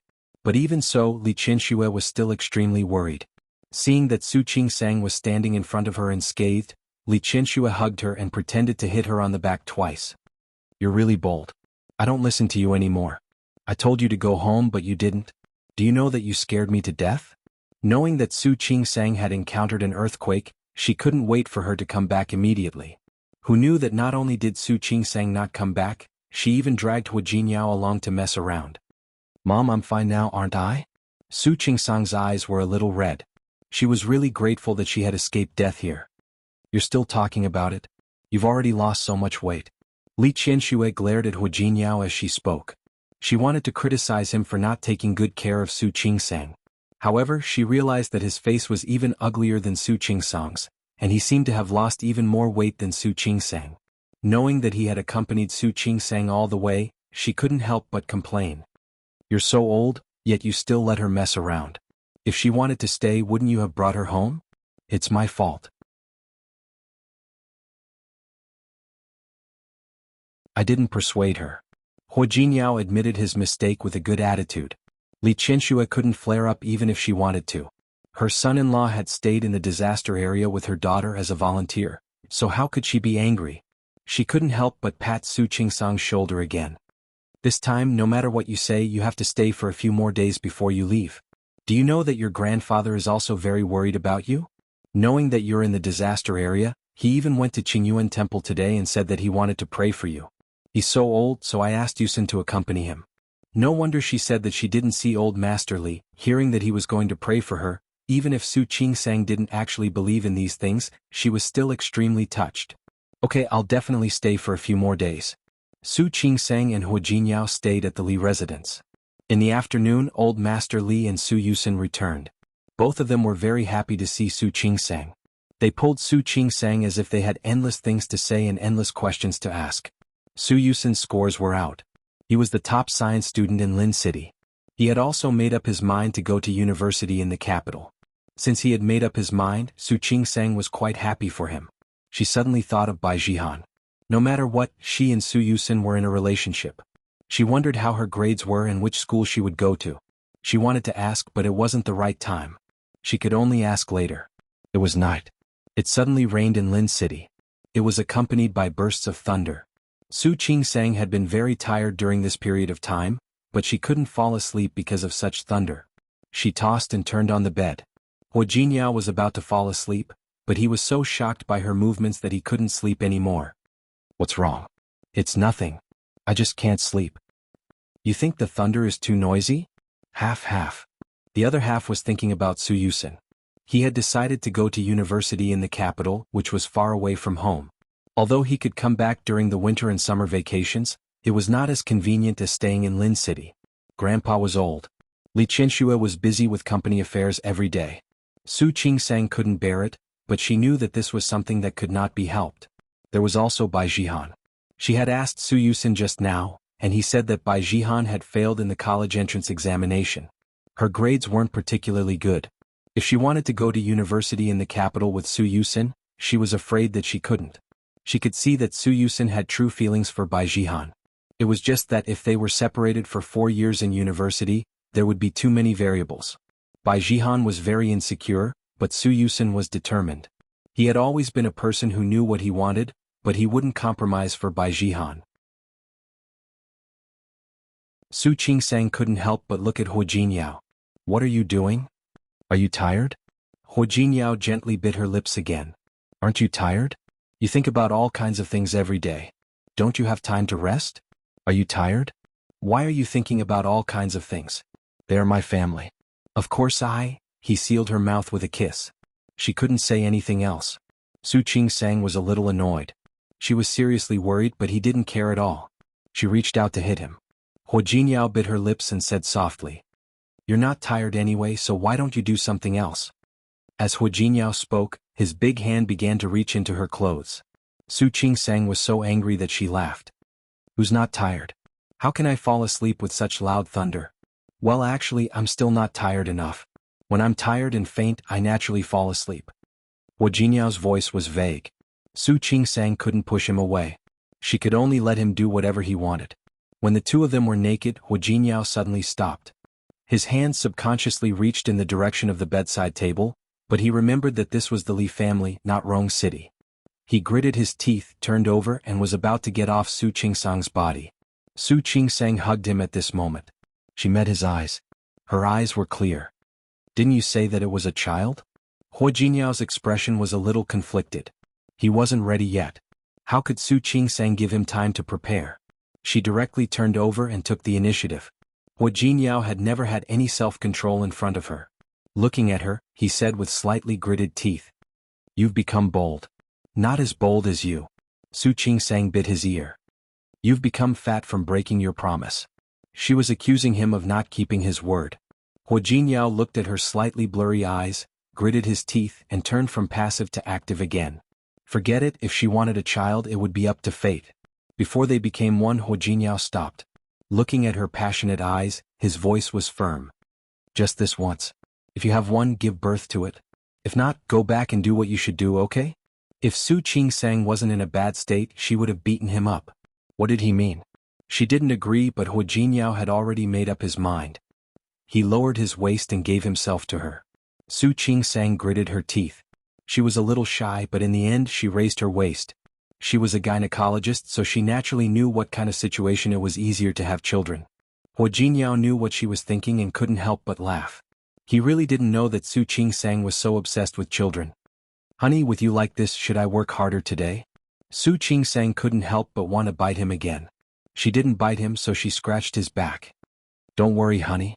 Your husband will definitely work hard." Su Qingsang couldn't bear it anymore. She raised her head and bit him on the shoulder. This guy was really showing off after getting a bargain. It was really annoying. Qingsang, you're really bad. Su Qingsang stayed with old Master Li and Li Qianxue for 2 days. Today she finally had time to ask Li Qianxue to agree to let her go out. As soon as she left the house, she went to look for Shi Mengwan.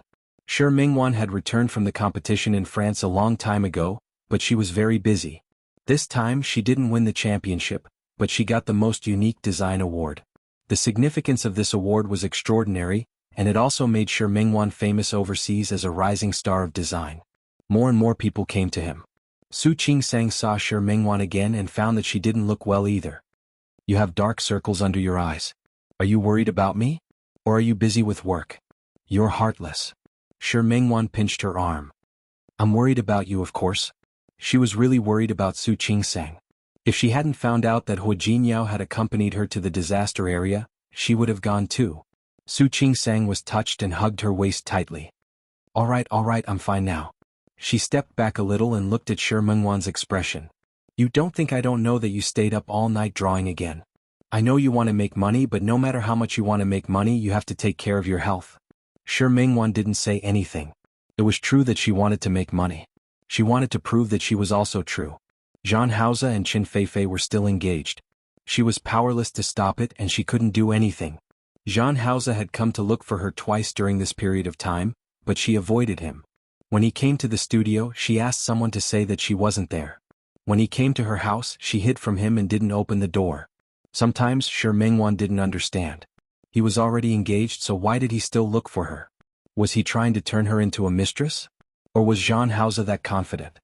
He was confident that her feelings for him would never escape his control, so he was fearless?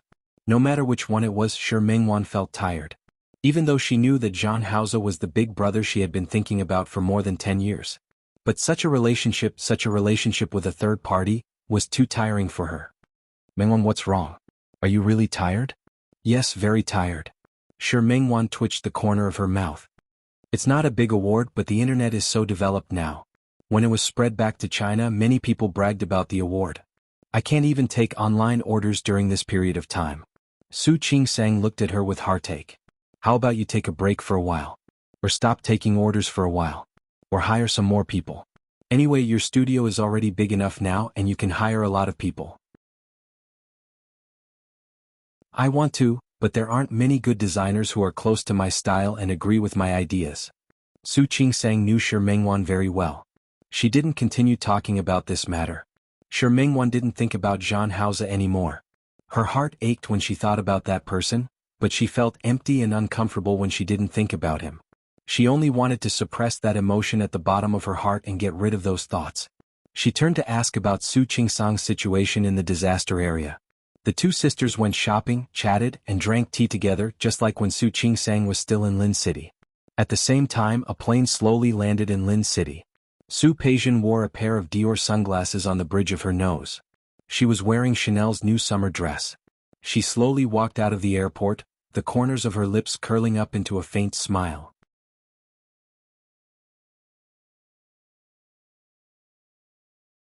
Chapter 599.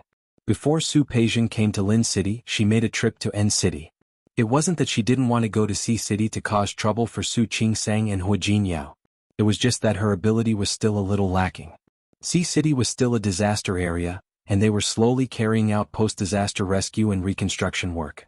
Anyone who wanted to enter the disaster area had to be vetted. The airport was also closed. Su Peijian wouldn't even think about volunteering. She wasn't cut out for that. She didn't want to do what she thought was hypocritical. She spent a lot of effort and pulled a lot of strings. She used all the connections that she could use when she was in Lin City. Speaking of which, she had to thank Su Qinghui and Li Qianxue. They despised her and hated that she was in Rong City. However, in Lin City, neither Su Qinghui nor Li Qianxue deliberately talked about Su Peijian's family background. Many people who didn't know what was going on thought that she was still the daughter of the Su family. This was also the reason why she was able to obtain resources and the gift she had previously given to Hu Yifan. Not only in Lin City, but she also had people she could use in Rong City. It was true that Hu Yifan had been kicked out by the Hua family, but neither Hua Yang nor Hua Manzi had. Old Master Hua was strict with boys, but he was especially tolerant with girls. There were some things that she could find out with just a little inquiry. For example, Zhang Yichen was currently doing disaster relief in Sea City. Zhang Yichen's troops were also in Sea City. Su Peijian really wanted to know the truth about Zhang Yichen and Su Qingsang. But after asking around, it really didn't work. She could only think of another way. Before she could think of anything, she received the news. Su Qingsang and Hu Jinyao went back to Rong City. The heavens were really on her side. Su Qingsang was very busy after returning to Lin City. Other than Li Qinxue and Shi Mengwan, who wished that she could accompany them every day, she also took the time to go back to the hospital. Previously, Director Zhang had taken such good care of her that she bought afternoon tea and specially took half a day off to visit Director Zhang and the others. Director Zhang was very happy to see Su Qingsang. He looked at the time and told Su Qingsang not to leave in a hurry. Let's have dinner together tonight. Su Qingsang had the same idea. She was going to invite them to dinner. When the group was about to leave, they met Zhuo Hongqian again. Zhuo Hongqian had been very busy for the past 6 months. He had been promoted to chief and had a lot of things to do. Most importantly, he had a girlfriend. He had a lot of things. A new doctor from the same department. The only regret was that Zhuo Hongqian's girlfriend had gone to study recently. He was not in Lin City and would only be back in a week. Su Qingsang asked him to join them. Therefore, Su Qingsang brought a group of people to Chaoan Courtyard. At the same time, Su Peijian looked at Qiu Yanba, who was sitting across the desk. Du Qingsang, you? Su. Qiu Yanba, it was your Qiu family who wanted to get engaged. Later, it was you, Qiu Yanba, who wanted to break off the engagement. You. Do you think you can get engaged whenever you want and break off the engagement whenever you want? Su Huahat. Yun, Su Chen. Su Peijian smiled. Su Qingsang and Hu Jinyao are in Lin City now.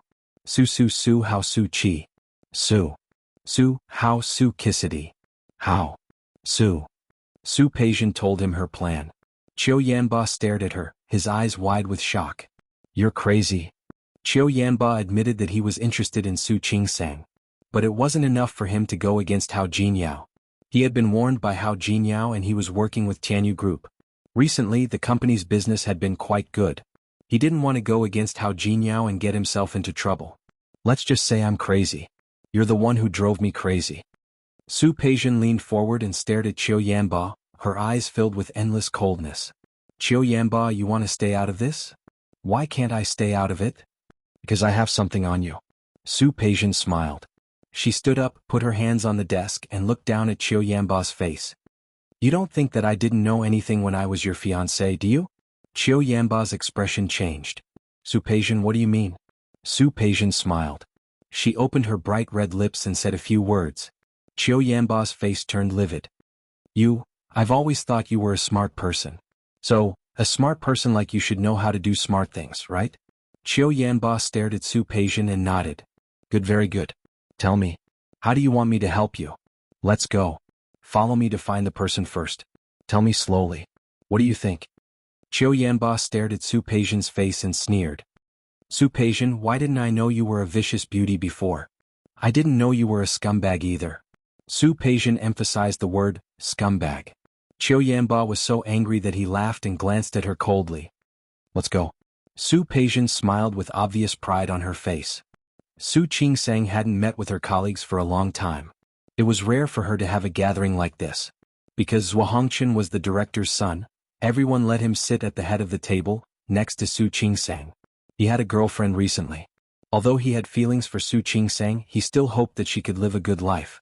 When Su Qingsang was talking, he turned his face to listen to her. She talked about the incident at Rong City Hospital and the disaster area this time. Her eyes were curved, and there was a smile at the corner of her eyes. Her complexion was also very good, especially the feeling that her whole body exuded. It could be seen that she was living a good life. This was very good. He knew that she was living a good life.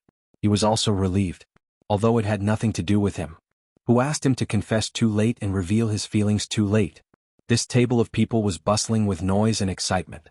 On the other side, Su Peijian and Qiu Yanba, who knew where Su Qingsang was, also came to the private room next door. Qiu Yanba looked at Su Peijian with a mocking expression on his face. Su Peijian, if Hu Jinyao finds out about your current plans, do you know what will happen to you? What will happen? Su Peijian sneered. Will it be worse than now? If it weren't for Su Qingsang, if it weren't for Hu Jinyao, How could she have ended up like this? She lost everything. Why could Su Chingsang have everything? She couldn't accept it. She called the waiter over and ordered 2 bottles of wine with great interest. Do you want to have a drink together? Su Peijian poured 2 glasses of wine and placed one in front of Qiu Yanba. Qiu Yanba turned his face away from Su Peijian. I don't want to drink with you now. It's okay, I'll drink it myself.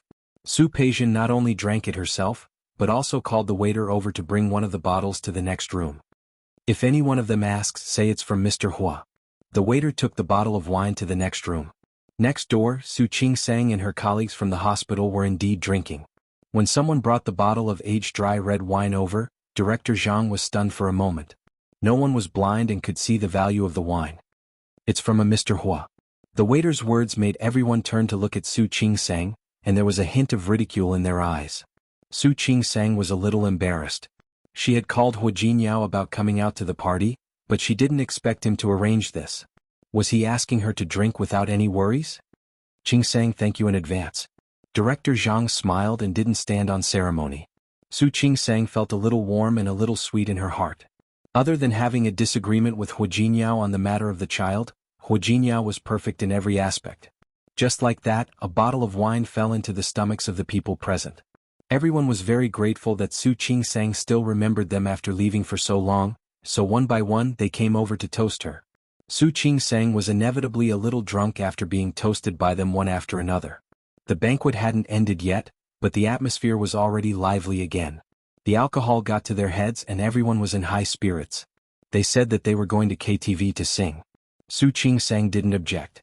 It was a rare opportunity and it was good to have more fun. However, she drank too much and couldn't help but go to the bathroom. When Su Chingsang washed her hands, she began to feel a little dizzy. She shook her head, trying to sober herself up. However, her nose was suddenly covered and she instinctively struggled.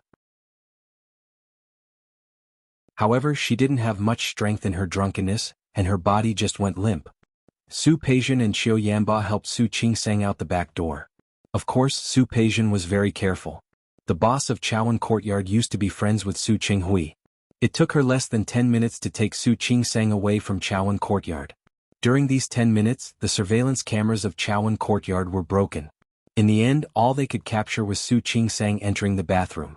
Of course, she didn't forget to use Su Peijian's phone to call the people from the hospital. She said that she was drunk and her husband was coming to pick her up. So they went to play. No one would make things difficult for Su Chingsang. Everyone knew that she had drunk too much just now. As for her voice, it was normal for a drunkard to speak in a drunken manner. Everything went smoothly. 10 minutes later, Su Chingsang had already been brought by Qiu Yanba and Su Peijian to the hotel next door. That hotel was Qiu Yanba's property. In the presidential suite on the top floor, Su Chingsang slept on it unconsciously. Su Peijian looked at Su Chingsang with a look of disdain on her face. She wasn't as good-looking as her and she wasn't as capable as her. No matter how one looked at it, she was inferior to her in every aspect. She just had to be so lucky to meet Hua Jinyao, that blind man who treated such a useless woman like a treasure. Seriously, Qiu Yanba stood by the bed and looked at Su Peijian. Okay, I've helped you get her out. Can I go now? Go. Su Peijian turned to look at him. Don't you like her? How can you just leave like this? Su Peijian. Qiu Yanba's voice was extremely cold. I'm not as shameless as you think. Really? Su Peijian smiled. She leaned forward a little and stared at Qiu Yanba's face. You mean you don't want to? Of course. He didn't want to go too far and he didn't want to shed all pretense of cordiality with Hua Jinyao. Okay. You don't want to? Su Peijian nodded. Then I'll have to find someone who does. Su Peijian, I think you're really crazy. You said that just now. Let's change it to something new. Su Peijian pulled Qiu Yanba's body over, her face full of coldness. Why do you have to pretend to be so dignified and righteous? If it were in the past, you wouldn't have liked someone like Su Chingsang. Don't you like her? I'll give you a chance to be with her. Isn't it just fulfilling your wish? It's fulfilling your wish, isn't it? Qiu Yanba waved her hand away. Have you ever thought about what would happen if I really did this? What would Hua Jinyao do to me? Su Peijian, you've already left the Su family. You don't care, but I do. I won't risk my family. Don't worry. By the time Hua Jinyao comes, you should have already left. Su Peijian let go of his hand, her expression full of contempt. This is your hotel. You can make sure that the surveillance cameras don't capture anything.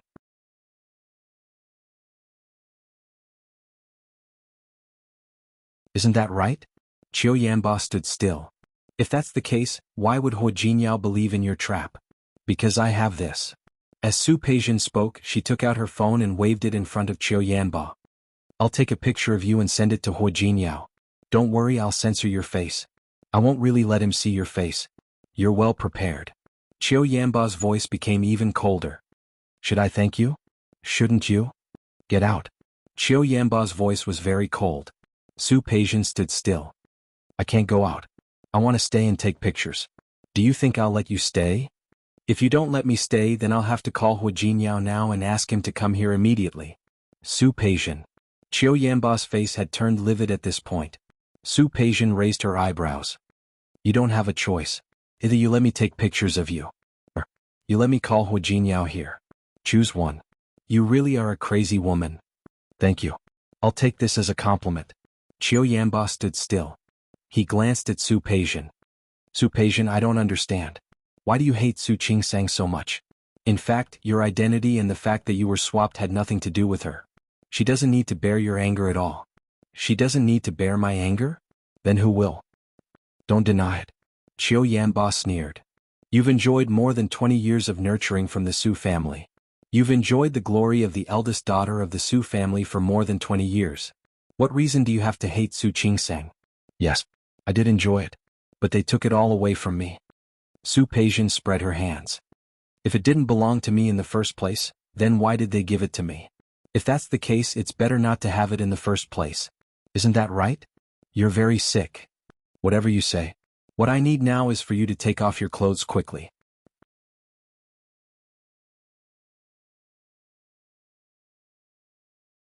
Chapter 600. Qiu Yanba's hand paused at his belt buckle for about a second before finally stopping. Su Peijian, get out. I can't do anything if you stay here. What can't I do? To the end? Stop teasing me. You're not such an honest person. Qiu Yanba gritted his teeth, his body stiff and motionless. Su Peijian supported her chin with one hand and enjoyed the sight of Qiu Yanba struggling with satisfaction. In fact, Qiu Yanba was also one of the people she hated. What right did he have to break off the engagement? Su Peijian, I'll say it again. I can't do anything with you here. Then you don't have to do it to the end. My target isn't you anyway. Hurry up. I'm not very patient. Su Peijian blinked. There's no turning back. Don't even think about getting cold feet. Qiu Yanba narrowed his eyes, gritted his teeth and began to unbutton his shirt. Su Peijian smiled. Seeing Qiu Yanba unbuttoning his shirt, the corners of her lips curled up even more. She took out her phone and adjusted the camera angle to her satisfaction. Seeing Qiu Yanba take off his shirt and reveal his chest, there was a flash of pride in her eyes. Qiu Yanba took off his shirt, but he didn't go to the bed like she thought he would. Instead, he turned around and went to the bathroom. Qiu Yanba, what are you doing? Take a shower. Qiu Yanba turned to look at her, his eyes cold. What? Can't I take a shower first? Don't try to stall for time. It's useless. Su Peijian sneered, now that things have come to this, even if you don't do anything, you still won't be able to get away with it. Qiu Yanba looked at her coldly and turned to take a shower. Soon, the sound of running water could be heard from the bathroom. Su Peijian relaxed her body and put her phone aside. She narrowed her eyes and looked at Su Qingsang, who was sleeping on the bed. In terms of appearance, Su Qingsang was no match for him. If a delicate and pretty lady were to dress up, she might be 80 points. But that was all. His skin was very good. After all, he was young and delicate. His figure was not bad either. However, compared to her, she was far inferior. No matter how one looked at it, he was inferior to her. Wu Jinyao was really blind. He yawned and felt a little sleepy. She looked at the time and found that Qiu Yanba had been showering in there for more than 20 minutes. Did that good-for-nothing think he could escape? She stood up and walked towards the bathroom. The water was still running in the bathroom. She pushed the door open and was about to go in, but the inside was filled with mist. Qiu Yanba? She was about to head for the bathtub when she felt a sudden pain in the back of her neck. She widened her eyes and tried to turn around, but she was hit again and her body went limp. Qiu Yanba stood behind her looking at her face. He carried her to another room in the presidential suite and put her down. He had just placed Su Peijian's body on the bed when the doorbell rang. There was also a knock on the door. He could hear the urgency in the voice. Qiu Yanba turned to open the door. The moment the door opened, Hu Jingyao saw Qiu Yanba, who had taken off his shirt. He clenched his fist and almost swung it at Qiu Yanba's face. Qiu Yanba seemed to know his intentions and quickly dodged to the side. It's not a gentleman to bite the hand that feeds him. Hu Jingyao glared at him and was about to go in when he saw the open door. It's not that room, it's this one. Hu Jingyao entered the door and saw Su Qingsang lying on the bed. Because she had drunk alcohol and been drugged, her face was red. She was fully clothed and sleeping soundly. He took a deep breath, suppressed his anger, and went forward to carry Su Qingsang's body. When he met Qiu Yanba's eyes, his emotions had already calmed down. Thank you. I owe you one. You're welcome. Qiu Yanba touched the tip of his nose. Don't forget me if there's a good opportunity to work together next time. Of course. Hu Jingyao nodded and walked out with Su Qingsang in his arms. However, he suddenly stopped halfway. Where's Su Peixian? She's asleep in the other room. Hu Jingyao's brows were tightly knitted. Qiu Yanba seemed to know what he was going to do. You'd better take her away first. You can deal with Su Peixian anytime you want. But she drank alcohol and was drugged by Su Peixian. You'd better take her for a checkup. Hu Jingyao nodded. He knew what was more important. Su Qingsang was the most important thing right now. As for Su Peixian, in the past her little tricks were harmless. He didn't take her seriously. Now he wouldn't let it go just like that. He raised his feet to leave but suddenly stopped. He turned around and glanced at Qiu Yanba. I'll take Su Qingsang to the doctor now. You can leave now. I'll arrange the rest. President Hua, you're really swift and decisive. It seems that you've made up your mind to teach her a lesson today? Of course. Hu Jinyao's voice was very cold. Repay kindness with kindness and revenge with hatred. I've always been like this. If that's the case, then I'll leave first. Don't worry. I won't interfere with what you do next. Thank you. Hu Jinyao nodded and left with Su Qingsang in his arms. He went upstairs and left the hotel. After getting into the car, he made a few calls. His expression was very cold. His knuckles were slightly white as he gripped the phone. The call was connected. Hu Jinyao's voice was as cold as ice. He gave his instructions. The person on the other end of the phone was a little surprised, but he quickly did as he was told. Hu Jinyao hung up the phone. His eyes fell on Su Qingsang's face.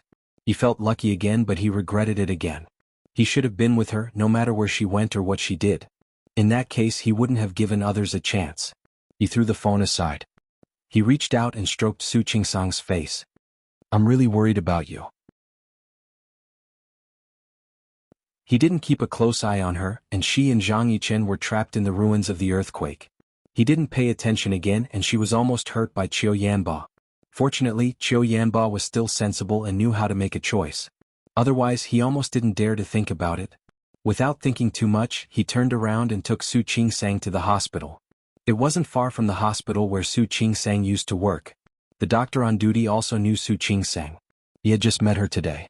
The doctor finished examining Su Qingsang as quickly as possible. It's nothing serious. Although she was drugged, the amount was not large, so there's no need for special treatment. After drinking, go back and make some tea to sober her up. After making sure that Su Qingsang was fine, Hu Jinyao finally relaxed. He carried Su Qingsang and turned to leave. When they got home, Li Qianxue and Old Master Li were still awake. Su Qingsang rarely came back, so they were all waiting. Seeing Hu Jinyao carrying Su Qingsang in the door, Li Qianxue stood up immediately. What's wrong? Didn't you go to a party? As soon as she got closer, she smelled the strong smell of alcohol. Li Qianxue's brows furrowed. How much did she drink? Why is she so drunk? Mom, don't worry. I'll take her upstairs to rest first. You sit for a while. I still have something to tell you. His cold expression was different from before. He said you instead of you. Li Qianxue and Old Master Li both looked at him, not understanding what was wrong with Hu Jinyao. Hu Jinyao sent Su Qingsang upstairs, changed her clothes for her, and covered her with the quilt. Finally, he kissed her on the forehead, turned around, and went downstairs. At this time, Su Yusen also came downstairs. The three of them sat on the sofa waiting for Hu Jinyao. Hu Jinyao sat across from them, and his expression was very ugly. This was the first time he showed such an expression since he came to Lin City. Grandpa, Mom, there's something I need to tell you. His serious attitude made Old Master Li and Li Qianxue even more confused. The two elders looked at each other and finally looked at Hu Jinyao together. What is it? Just say it. Okay. Hua Jinyao nodded and told them what Su Peijian had done that night in a cold voice. Old Master Li and Li Qinshua's expressions changed at the same time. Especially Li Qianxue, she stood up immediately. What did you say? So, Qingsang, did she suffer? Although Su Qingsang was fully dressed when she was carried back, Li Qianxue couldn't help but worry. Qingsang is fine. Hua Jinyao's face was expressionless. That Qiu Yanba is sensible. He doesn't have the guts. Li Qianxue sat back down. She knew Qiu Yanba. No matter what, he had known the Li family since he was a child, and his character was generally good. Su Yusin couldn't believe that Su Peijian would do such a thing. Then Sister Peijian she is now, you still call her Sister Peijian? Li Qianxue glared at her son, and her voice became colder. Let me tell you from today on she is no longer your sister. If you dare to call her your sister, don't call me your mother. Hua Jinyao's focus was not on Su Yusin's address. Grandpa Mom. What I want to say is, although Qingsang is fine this time, it doesn't mean that Qingsang will be fine in the future. What did that mean? Qingsang was lucky to meet Qiu Yanba today. Qiu Yanba is still working with our two families. He doesn't dare to offend us too much. But what about next time? What if Su Peijian finds someone else? Old Master Li and Li Qianxue only felt that their backs were wet. Even Su Yusin was shocked and broke out in a cold sweat. Yes, they met Qiu Yanba today. Even if he had the intention, he would have to think about what he would have to face when the Hua family and the Li family attacked the Qiu family together. But if Su Peijian was a little crazier, a little more unscrupulous, then what would happen to Qingsang today? Li Qianxue didn't dare to think about it. She closed her eyes. In her eyes, besides pity for Su Qingsang, there was also hatred and resentment for Su Peijian. No matter what, Su Peijian was the daughter she raised, but now she did such a thing. She was simply crazy. You're tuning in to the Han Li's Wuxia Adventures YouTube channel. We're so grateful for your support, and don't forget to subscribe to join us on this incredible journey through captivating stories. Your generosity through donations truly makes a world of difference, as it's the primary source of revenue that allows me to expand and enhance this channel for you. Thank you from the bottom of my heart for being a part of this adventure.